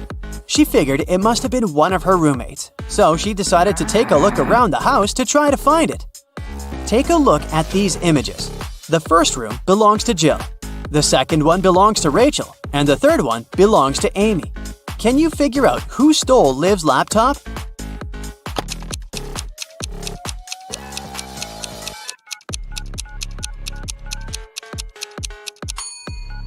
If you look closely, Rachel's cat is sleeping on top of something that really looks like a laptop. It must have been her.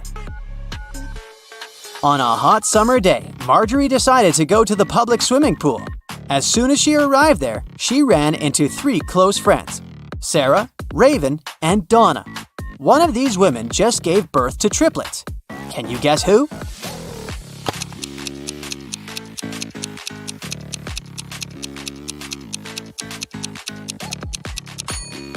It was Donna. If you look closely at her wrist, she's wearing 3 DIY bracelets with the word Mom written on them. Sam was backpacking through Latin America when he stopped at a restaurant to get some lunch. When he walked inside, he immediately spotted something weird. One of the customers is definitely not human. Can you guess who?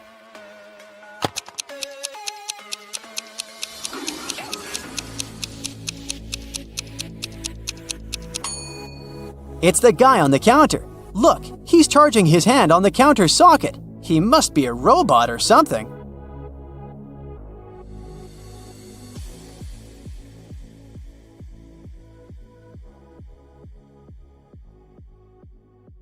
Sammy was visiting her grandmother during Halloween.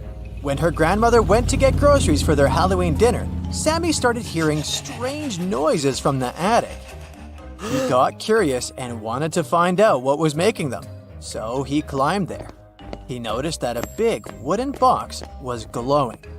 He went to open it, but it was locked. Luckily, his grandmother was a bit forgetful, so she left some clues around the room. Can you help Sammy figure out the digit passcode?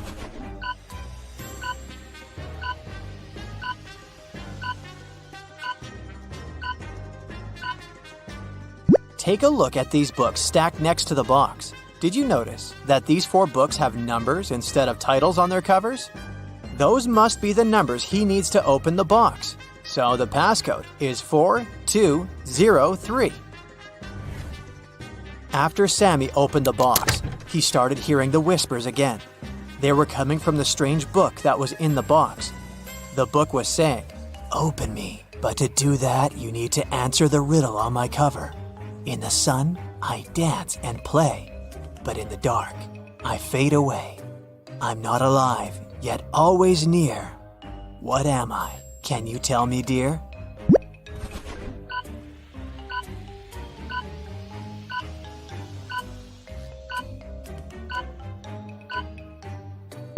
The answer is a shadow.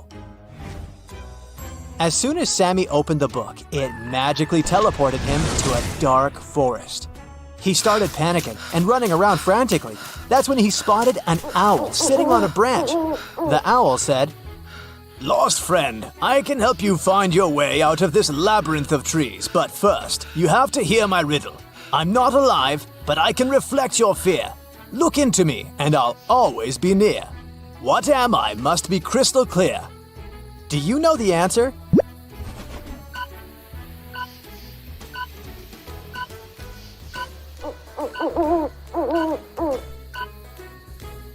It's a mirror. The owl guided Sammy to a wizard's cottage. Then, Sammy explained his situation to the wizard and convinced him to help. There was only one spell that could send Sammy back to his world, and it was in a magic book that was stolen from an evil witch. So, the book was not revealing its secrets to the wizard. There was a riddle at the back of the spell book, and it said, Speak what belongs to you but is used more by the others, and I shall reveal my secrets. do you know what that is?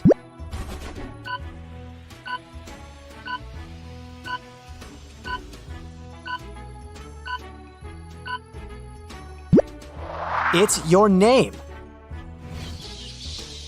The Monster Hunters Agency was suspicious that a witch had crossed into our world from the supernatural realm. After following the magic trail the witch left behind, they got suspicious of 3 people. So they placed hidden cameras in their rooms and started observing them sleeping to figure out who the witch was. Can you help them?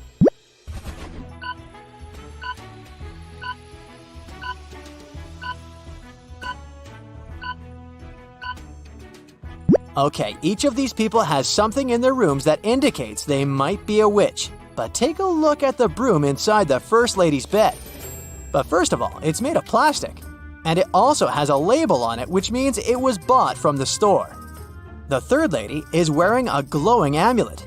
I admit it looks mysterious, but it's just a toy. So the witch is the lady with the pointed hat peeking out from underneath her pillow. And if that doesn't convince you, her black cat sleeping on the other side of the bed will. Amy's town had an old museum that the residents believed to be haunted. Amy and her friends decided to spend the Halloween night inside the museum to have some spooky fun.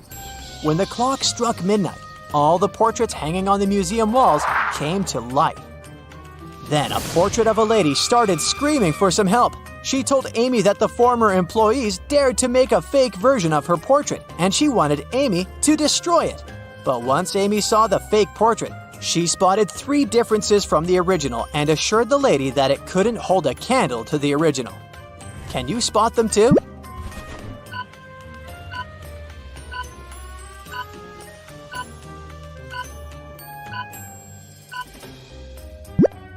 The pendant on the lady's neck, her lipstick color, and the ribbon on her hair are different from the original painting. The spooky traveling circus company was going to visit Evelyn's town to put on a Halloween show, and she really wanted to go. But they were only offering a few tickets to the people who could answer their riddle correctly. With fur as dark as the midnight sky, it's often seen as an omen. Oh my! In superstitions, it takes its place. A witch's companion with mystery and grace. Can you tell what this is?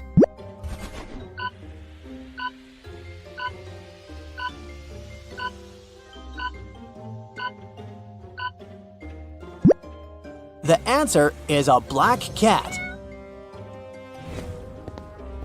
The circus company required all the audience members to come to the show dressed in costumes. So Evelyn headed to the shopping mall to get herself a costume.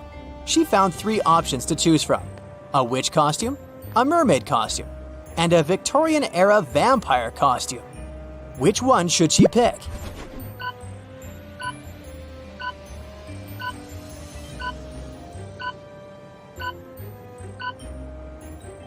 Take a look at the back of the witch costume. It says it's made out of paper, so it'll not be a good idea to wear that. And the mermaid costume is all teared up at the back. So she should choose the Victorian-era vampire costume. It may look bloody, but it sure fits the theme. It was finally Halloween, aka the day of the show. Evelyn headed to the circus tent to wait in line to enter the venue. But 3 strange things among the people caught her eye. Can you spot what they are?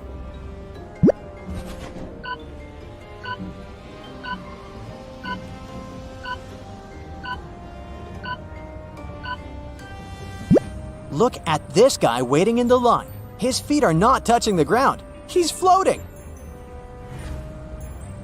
Evelyn also saw her friend Edward waiting in line. As they started waiting together, she learned that Edward's ticket was from the first row, and they wouldn't be sitting next to each other. When the circus manager overheard them talking, he suggested that he might be able to change Evelyn's seat. Then he brought 3 chests, put the new ticket into one, and told Evelyn to follow it. If she was able to tell which chest the ticket was in by the end, he would give it to her. So, watch the manager move the chests and help Evelyn win the ticket.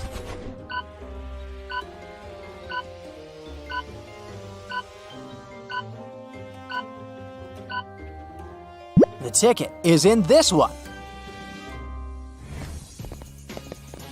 Before the show started, Evelyn and Edward went to the cafeteria to grab some snacks. Take a look at these three options. Which one should they get?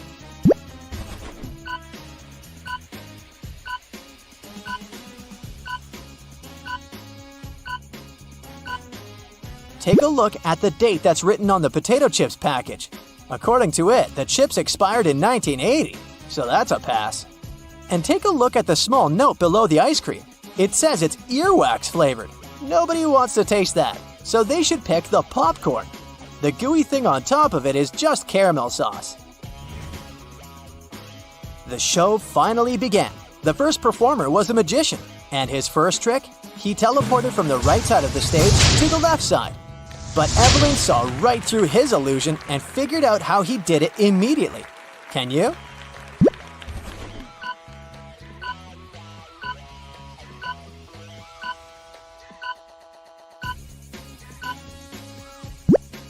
Look behind this curtain. There is a portable projection machine. It sure has something to do with that. As the spooky show continued, Evelyn realized that something was off with some of the performers on the stage. She started suspecting that some of the circus members might not be human after all. Can you tell what made her think so?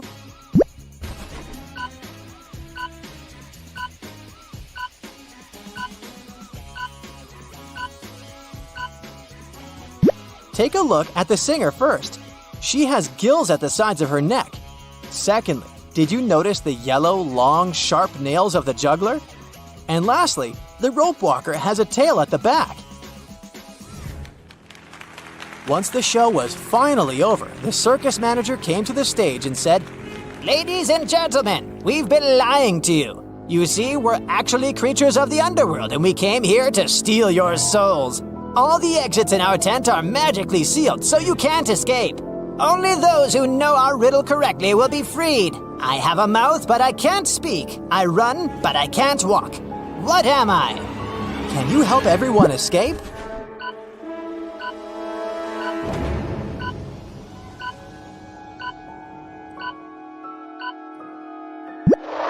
The answer is a river.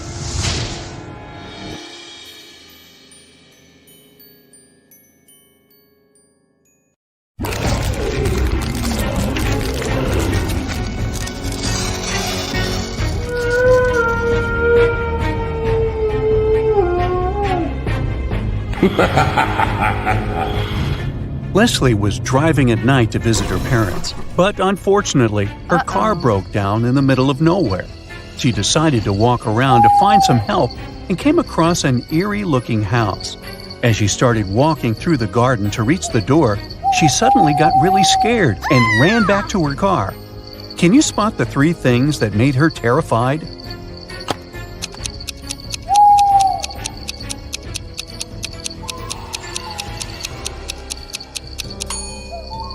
Look at the statue at the center of the fountain. Its eyes are moving left and right. Secondly, do you see the skeleton hands that are trying to crawl out of the ground? Creepy. And on top of everything, the black cat here has a snake tail instead of a regular one.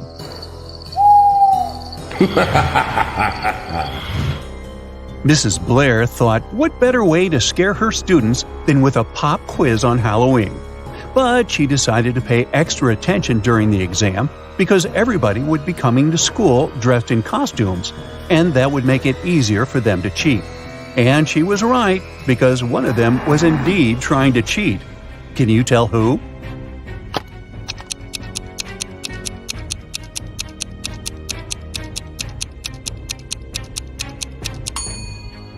Look, this girl here is hiding a piece of paper with the answers under her witch's hat.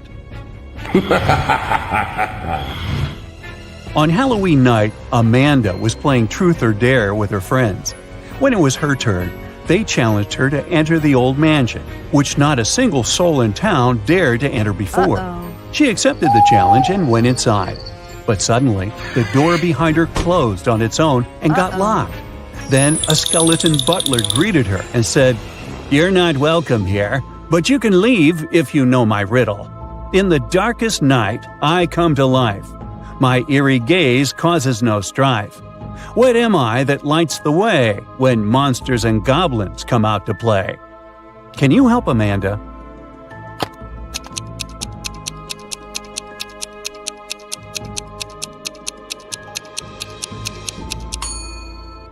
The correct answer is a jack-o'-lantern. Amy was invited to a Halloween party in her neighborhood. When she arrived at the house, she noticed three people in costumes who were chilling in the hot pool. But one of them was not a real human being. Can you tell who?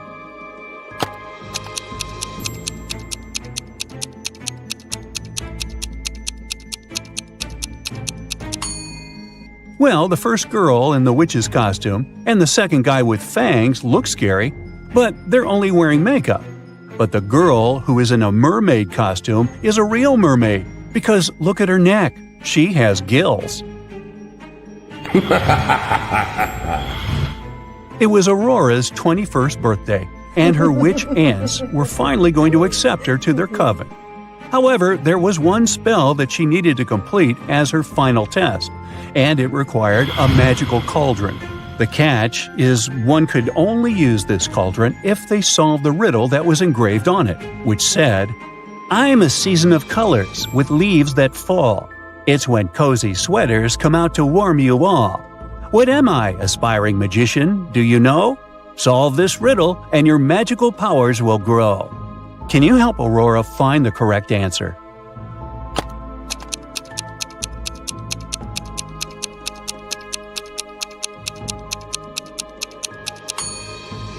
The answer you're looking for is the season of autumn. Take a look at these two women who are preparing the dinner tables for their Halloween party, but one of them has nefarious intentions. Can you tell who is the dangerous one?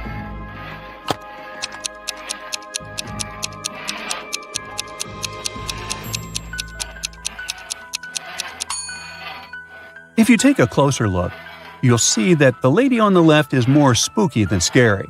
The green cream on the brownies may look poisonous, but it's just food coloring. And those fingers on the tray are only finger-shaped cookies. So she is simply preparing for the holiday. But the lady on the right didn't even bother to wear a costume, even though she's throwing a Halloween dinner party. And why would anyone sharpen their knives before her guests arrive? That's suspicious. So she must be the dangerous one. The young witch, Elaine, who lived in a deep enchanted forest, was invited to her coven's Halloween gathering.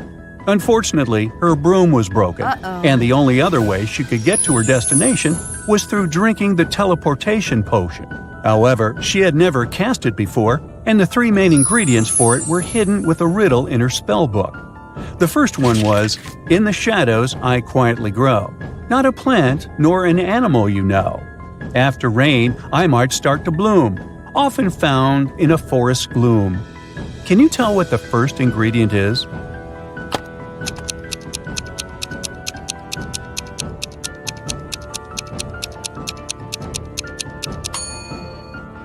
It's a mushroom. The riddle for the second ingredient went, "I'm as light as air, soft to the touch. Upon a bird's back, I don't weigh much. I help a creature soar high and free, yet I fall to the ground for all to see. What am I?" Do you know the answer?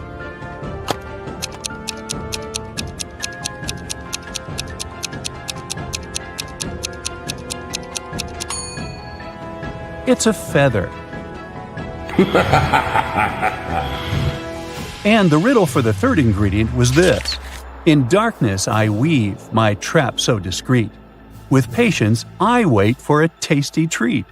Silent and stealthy in corners I bide. With multiple eyes my world I divide." Can you help Elaine find out what that is?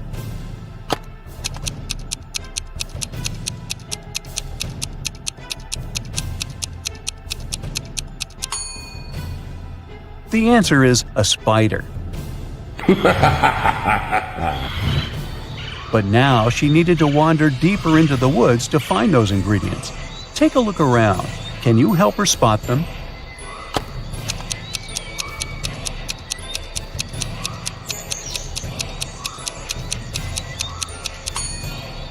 There's the mushroom under these flowers. The bird's feather is here, hidden behind the flowers. And the spider is climbing up this tree. One famous club in the city was organizing a Halloween party, and Jenny and her friends were going to go. Inside, there were 2 different counters from where they could get their drinks. But one of these bartenders is dangerous. Can you tell which one?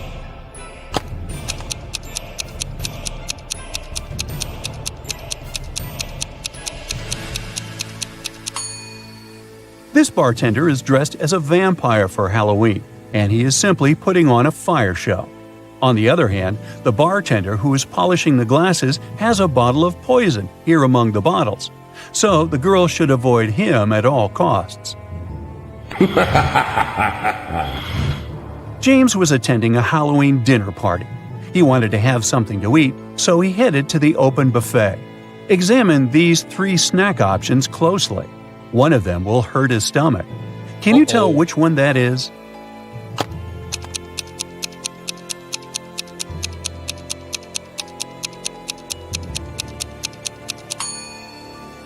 The first cupcakes might look like they're dripped in blood, but it's just cherry-flavored glaze. And these worms on the pudding cups are just worm gummies. But look at this candy apple. It's glowing like fluorescence. That looks toxic. Monsters from all around the world were going to meet at their annual Halloween celebration. But the word was out that a human heard about it and was planning to crash their party. So they placed a monster security at the entrance of the venue. The security was suspicious of these 3 creatures. Can you help him figure out which one of them is actually a human?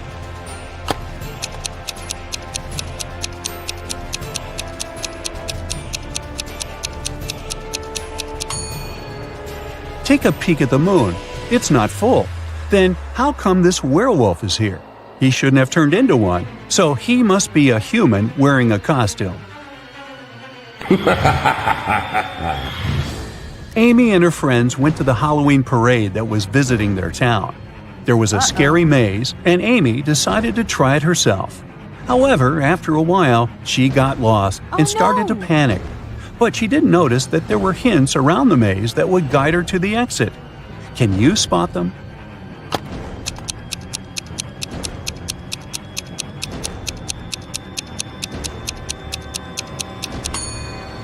Look at these bricks on the maze walls here. They're in the shape of arrows. So she can just follow them and leave. Aaron got dressed as a pirate for Halloween. On his way to his friends, he saw a glowing box on the side of the road. He got curious and went to check it out. He discovered that it was a treasure box. He tried to open it, but it was locked, and there was a riddle on it. I'm colorful and chatty, perched up high, with feathers so vibrant I catch your eye.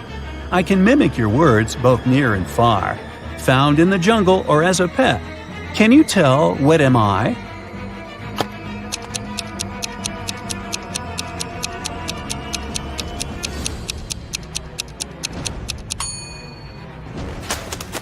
It's a parrot.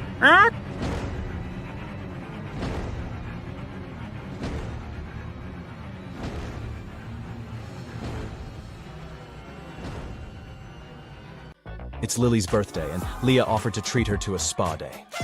They arrived at the marvelous Pink Lotus Boutique Spa for their day of treatment and were sent to different rooms. One of the women received a text on their phone saying, "Be careful. Take a look at the image. Can you tell which friend is in danger?"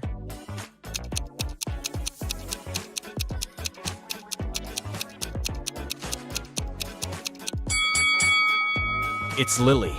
The drink on that waiter's tray is definitely poisoned. She should get out of that place as fast as she can. Hello. Jonah woke up in a different timeline.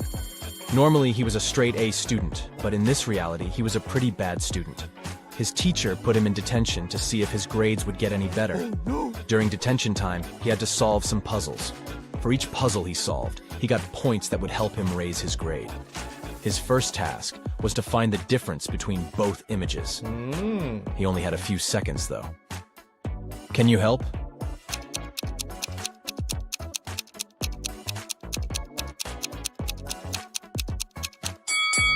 Yep, that one on the right didn't have the scribble on the paper. For his next detention challenge, Jonah had to spot the difference between these two rabbits riding a motorcycle. Don't ask too many questions, just help him out.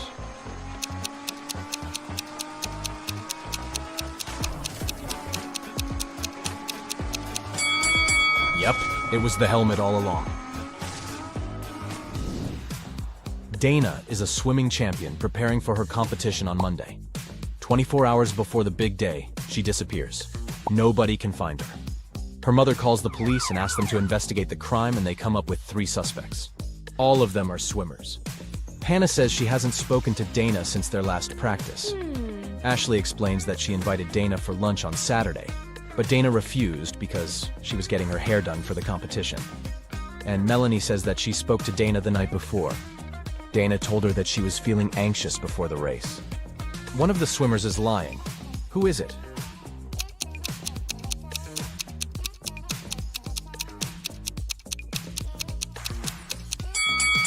I mean, it's definitely Ashley. It doesn't make sense for a swimmer to get her hair done before a swimming match. It will get wet anyways. Daniel is a sailor on a large cruise ship. One day the captain asked him to go to the ship's lowest deck and get some supplies. But as the man was walking down the ladder, it broke and he fell down. Try as he might, he couldn't get out. And oh no! The situation was worse than he thought. There was a hole on the ship's hulk, and water was starting to fill the lower decks. Take a look around. Is there anything Daniel can do to save himself?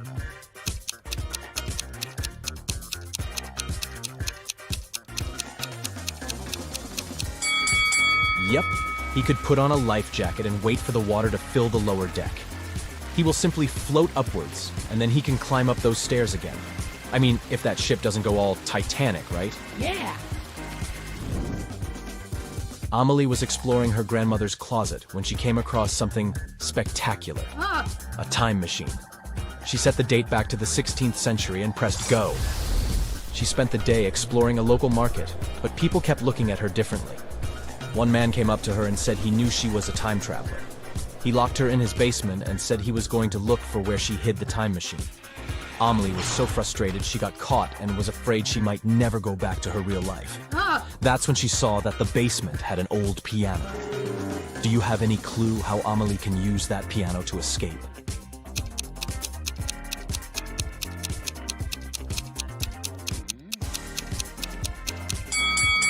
That's a tricky one, but she should play it until she finds the right key.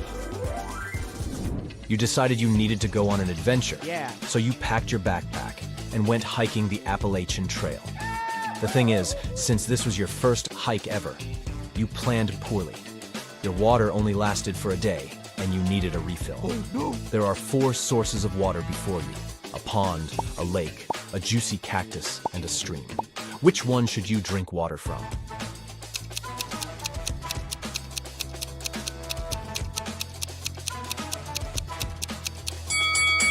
Most cacti are toxic, so you should keep away from them. The waters from the pond and the lake are stagnant water, so this means they could be filled with stuff that isn't good for you. So that leaves the stream water.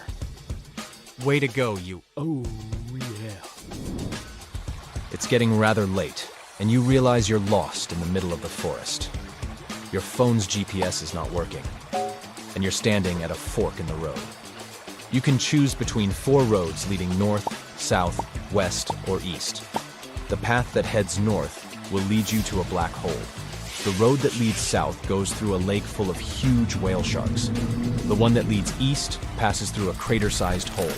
And the one that leads west will take you to a sky-high mountain that is impossible to climb over. Which way will you choose?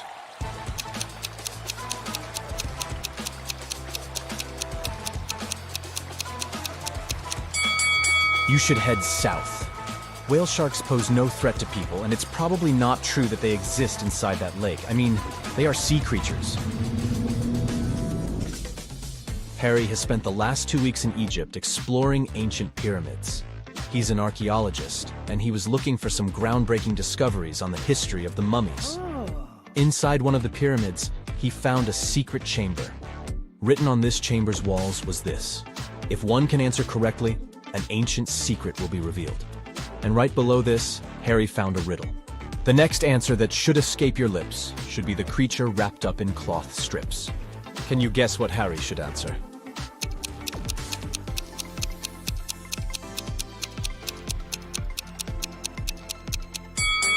Mummy! He should simply say the word mummy. Tom escaped from prison by digging a long tunnel in the floor of his cell. He had been crawling through the underground tunnel for 3 hours when he saw that the main tunnel was divided into 3 smaller ones. The first tunnel was on fire. The second tunnel was home to a nest of venomous snakes, and the third tunnel was filled with explosives. Which tunnel should Tom take to continue his prison break?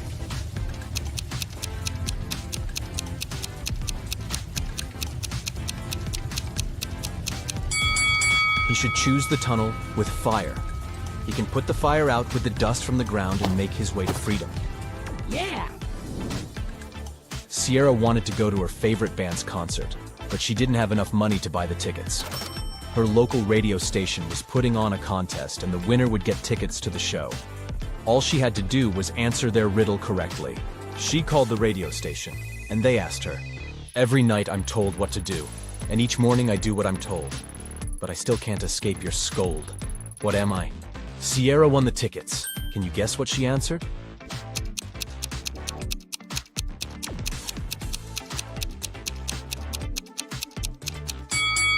The correct answer is an alarm clock. Sounds just about right, doesn't it? Amy woke up on an estranged island. She looked everywhere for something that could help her escape and found nothing. In the following days, she continued to look for something that could give her some direction, and came across 3 torn pieces of paper that could be joined to make one. She put everything together and managed to escape the island by water, using no other resources than the things she found. Can you figure out how she managed to do that?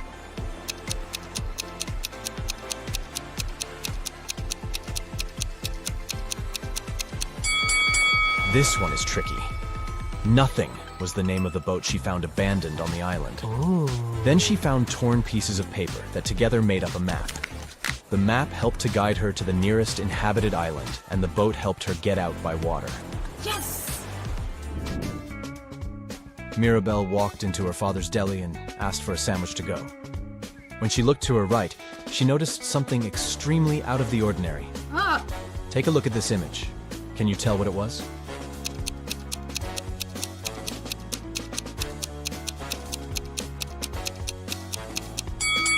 A turtle is hiding under the counter. This sure isn't normal. Hey, my dear detective, are you ready for a nice brain workout? Great, then let's get started. Yeah. William decided to go on vacation for a month. He went to a bank and asked for a loan of $500. The bank officer told the guy that the loan could only be approved if he mortgaged some valuables at the bank. William said he would mortgage his car, whose worth was a whopping $80,000. The bank officer was surprised, but he approved the loan instantly. After William's vacation was over, he came back to the bank. The bank officer asked him why he had mortgaged such an expensive car for such a small loan. William told him the reason, and the bank officer admitted it was a very clever plan. What did William say?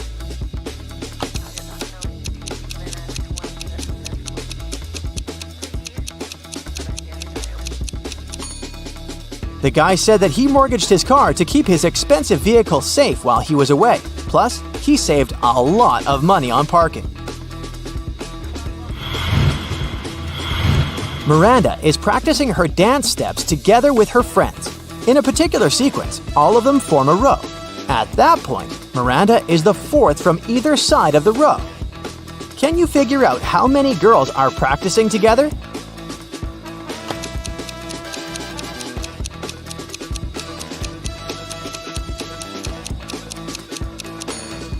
In total, there are 7 girls. Miranda is the 4th from either end of the row, which means there are 3 girls on one of her sides and 3 on the other. Ethan and his girlfriend took a flight to New York and reached their destination in 2.5 hours. After spending some quality time together, they flew back home. Surprisingly, this time it took them 150 minutes, even though the plane flew at the same speed. How is it possible?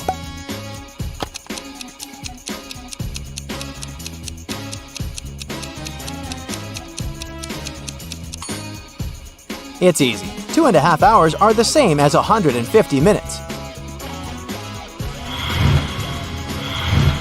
Look at this matchstick arrangement. Do you see a donkey-shaped figure?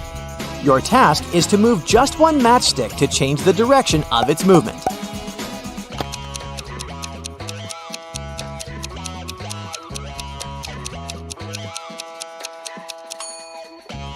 That's how you can do it. 4 men can build 4 tables in 4 hours. In this case, how many tables will 8 men build in 8 hours?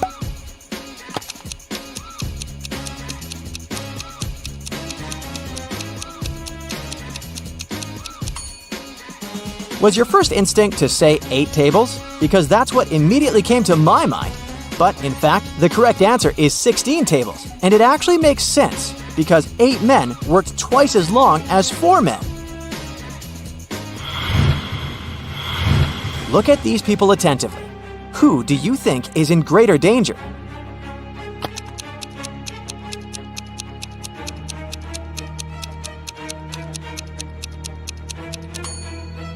The lion won't necessarily attack the man, of course, if he doesn't provoke the animal.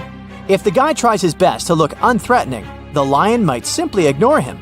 But the snake can easily tighten its grip, which can end very badly for this woman. Mark came to visit his friends in Chicago. While they were having dinner, they told the guy about a mysterious building in their city. It had a very bad reputation. People said that those who once entered it never came back. Despite his friends' warnings, Mark decided to explore the building. The place looked creepy, and soon the guy realized he was lost. Whatever he did, he couldn't spot the exit. Suddenly, he found himself in a large room. There were 4 doors in this room. Behind the first door, there was a mummy. Behind the second door, a vampire was hiding. The third door led to a den of a hungry wolf. And behind the fourth door, there was a ghost. Which door should Mark opt for to get out of the house unscathed?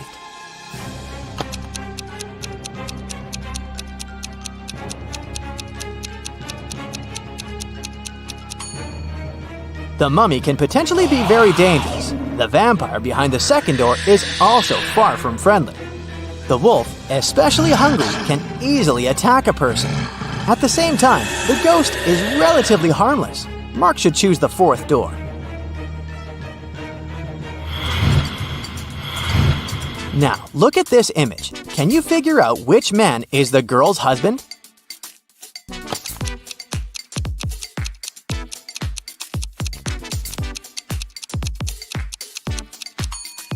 Have you noticed that the woman and the man on the right are wearing identical wedding rings?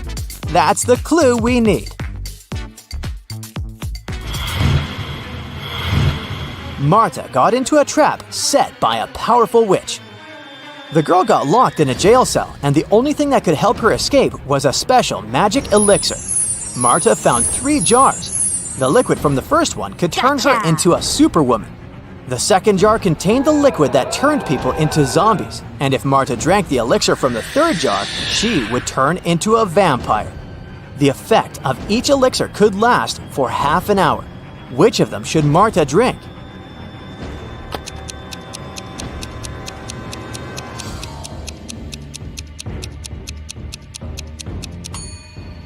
Marta should wait till the morning and drink the elixir from the third jar. Then she'd be able to turn into a bat and fly out that tiny window. Can you figure out which of these women is alive?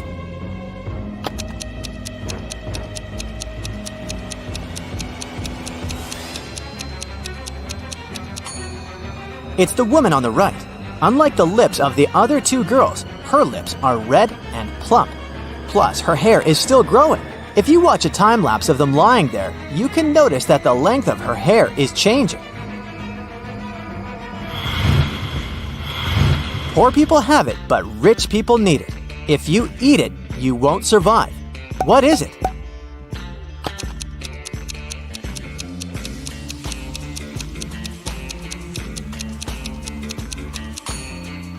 It's nothing. Now this next riddle is kind of funny. To solve it, you need to think outside the box. Why are all the rivers in the world rich?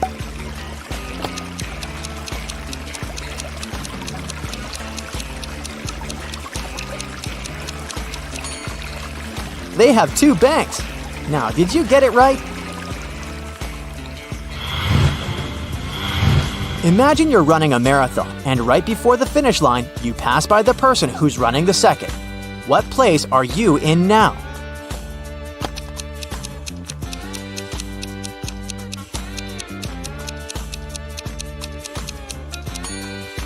You're still in second place. You've been faster than the person in second place, but not first.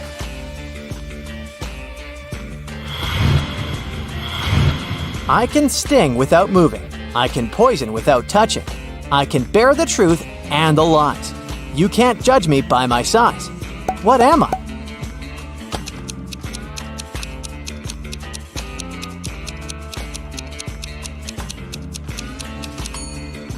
A word.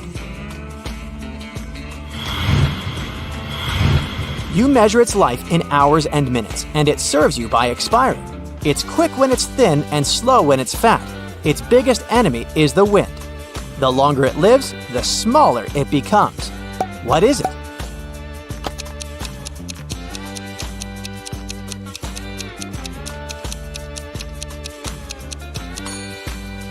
A candle. You probably know that ants move in groups. In one such group, there were 2 ants in front of the other 2 ants, 2 ants behind the other 2 ants, and 2 ants next to the other 2 ants. How many ants were there in the group? A small hint. You probably won't need your calculator to crack this riddle.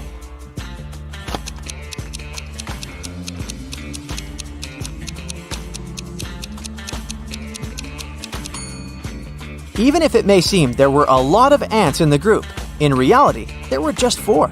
They simply stood in a square formation. Did you get it right? There are some flowers growing in the field and some bees flying over them. How many flowers and bees are there if both of the following statements are true?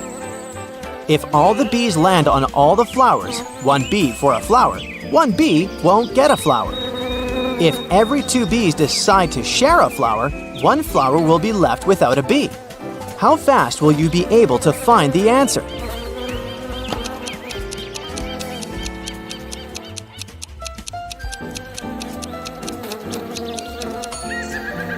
There are 4 bees and 3 flowers.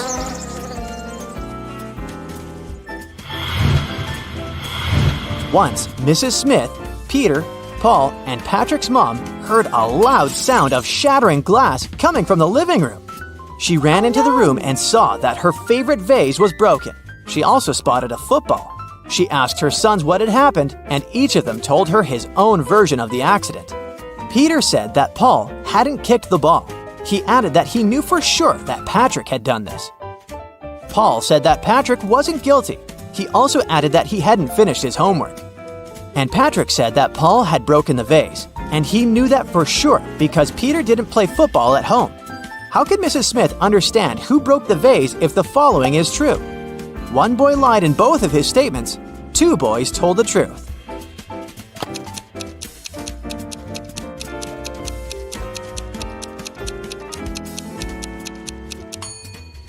Now, have you noticed that only one of Paul's statements is related to the accident? The one in which he says that Patrick isn't guilty? What he says about his homework changes nothing.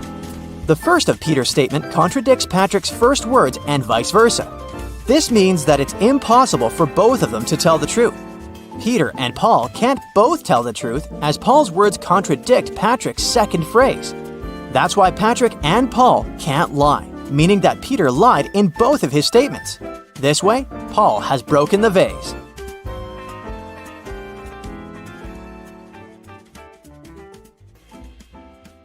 The town's modern art museum has just been robbed. A priceless painting from top-notch artist Floyd B. has gone missing overnight. The museum's manager called Detective Pressfield to help. As soon as he arrived at the museum, he asked to see the security footage of the previous night. He identified 3 suspicious individuals staring at the painting for longer than usual. The first person, wearing a blue jacket, entered through the museum's front entrance. The security camera caught her staring at the painting from several angles, like she was measuring it. The second person, wearing a red hat, left the museum through the side exit, which is pretty suspicious. And the last person, who was wearing a black face mask, spent a long time looking at the museum's ceiling, trying to identify where the security cameras were located. Take a look at the footage. Can you guess who's the most likely thief?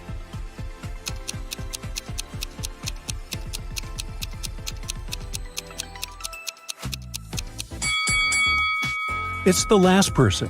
I mean, he was wearing a mask and spent hours trying to identify the security cameras. After that, there was no footage anymore. So that probably means he was successful at leaving the museum with the priceless painting. Samantha and Joanna were stuck at Blue Ridge's airport security line. A security guard found both of them suspicious and asked them to wait while he analyzed the X-ray footage. Take a look at both women. Who do you think is really hiding something?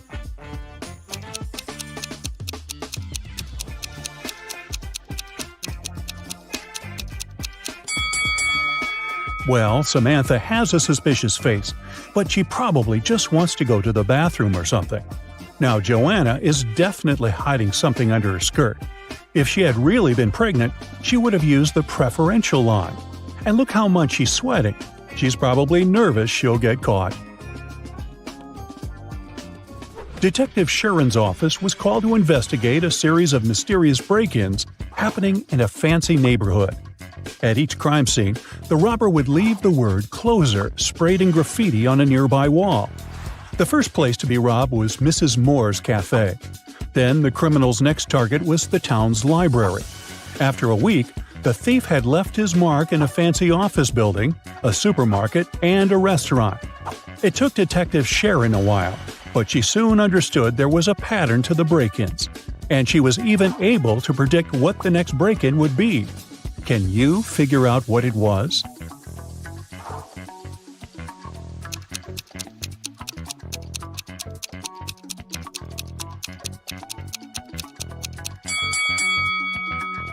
The thief was pretty clever for sure.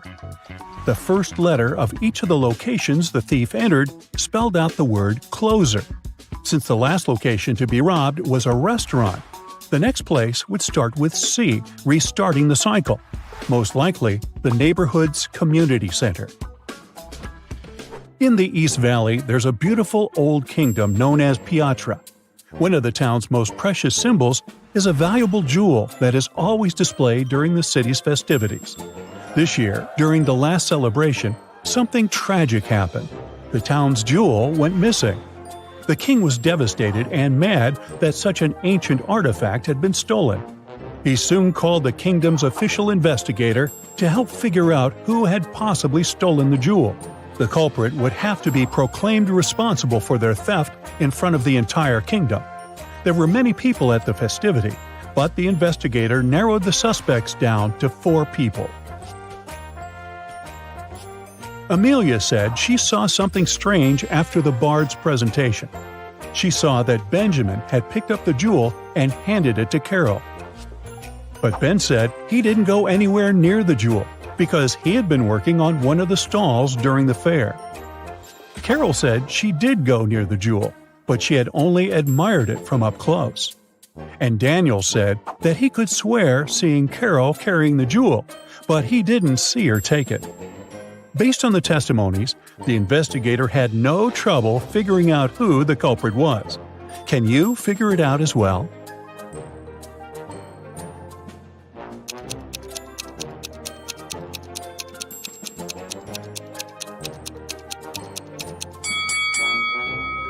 It was Carol.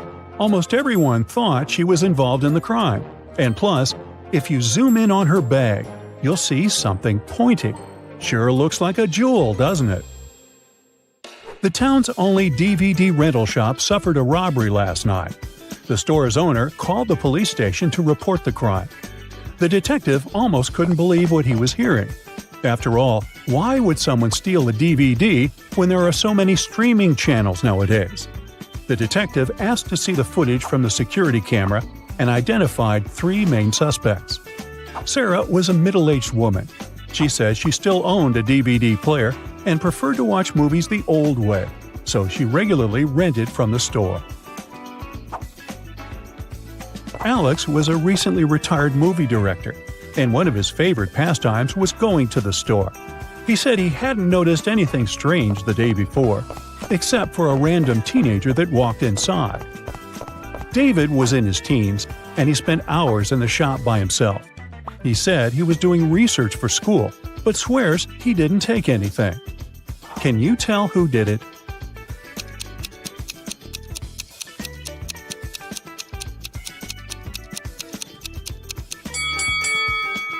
It was David. The security footage caught him in the R-rated section of the store. He must have stolen the DVD, thinking the store owner wouldn't sell it to him. There's an old museum that only displays ancient Egyptian artifacts. One day, Susan, an anthropology student, went to the museum in order to study some of the art on display. She went into a room full of things, such as necklaces, bracelets, and earrings.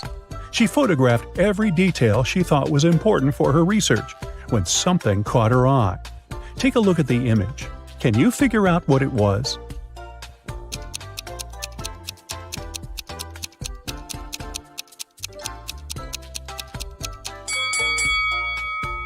Look at those earrings. They look completely fake. Plus, they have a tiny price tag attached to them. The original earrings were definitely missing. Susan reported the crime to the museum's manager.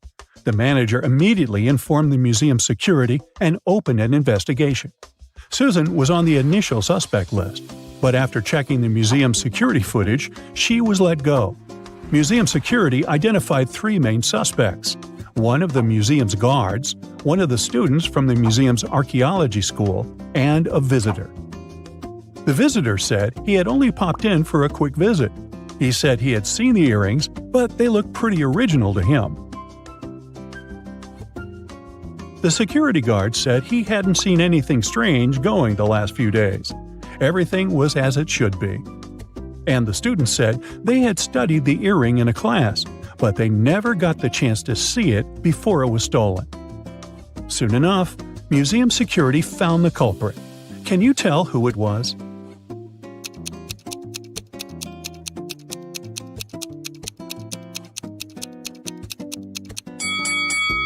It was the visitor. When security went to investigate the suspects, they never mentioned that the original earring had been exchanged by fake ones. The fact that he knew there was an original version means that he was the one that swapped them. Yikes. Maya was working on her latest artwork, which was commissioned by a high-end gallery in town. Suddenly, all the lights in her studio went out, and since it was nighttime, she was left completely in the dark. She heard footsteps approaching the studio door, and the next thing she knew, she was feeling dizzy. Maya passed out and woke up in a tiny room that had nothing other than a metallic door. She tried to open the door, but it was locked. That's when she noticed that beside the door, there was a little device where a red sign appeared asking for a password. Below the device, there was a piece of paper with the following hint: 1, 2, 3, 4, 5, 6, 7, 8. It took a while for her to understand what this meant. She read the note aloud several times before she finally figured out what the password was. Can you guess what password she typed into the device?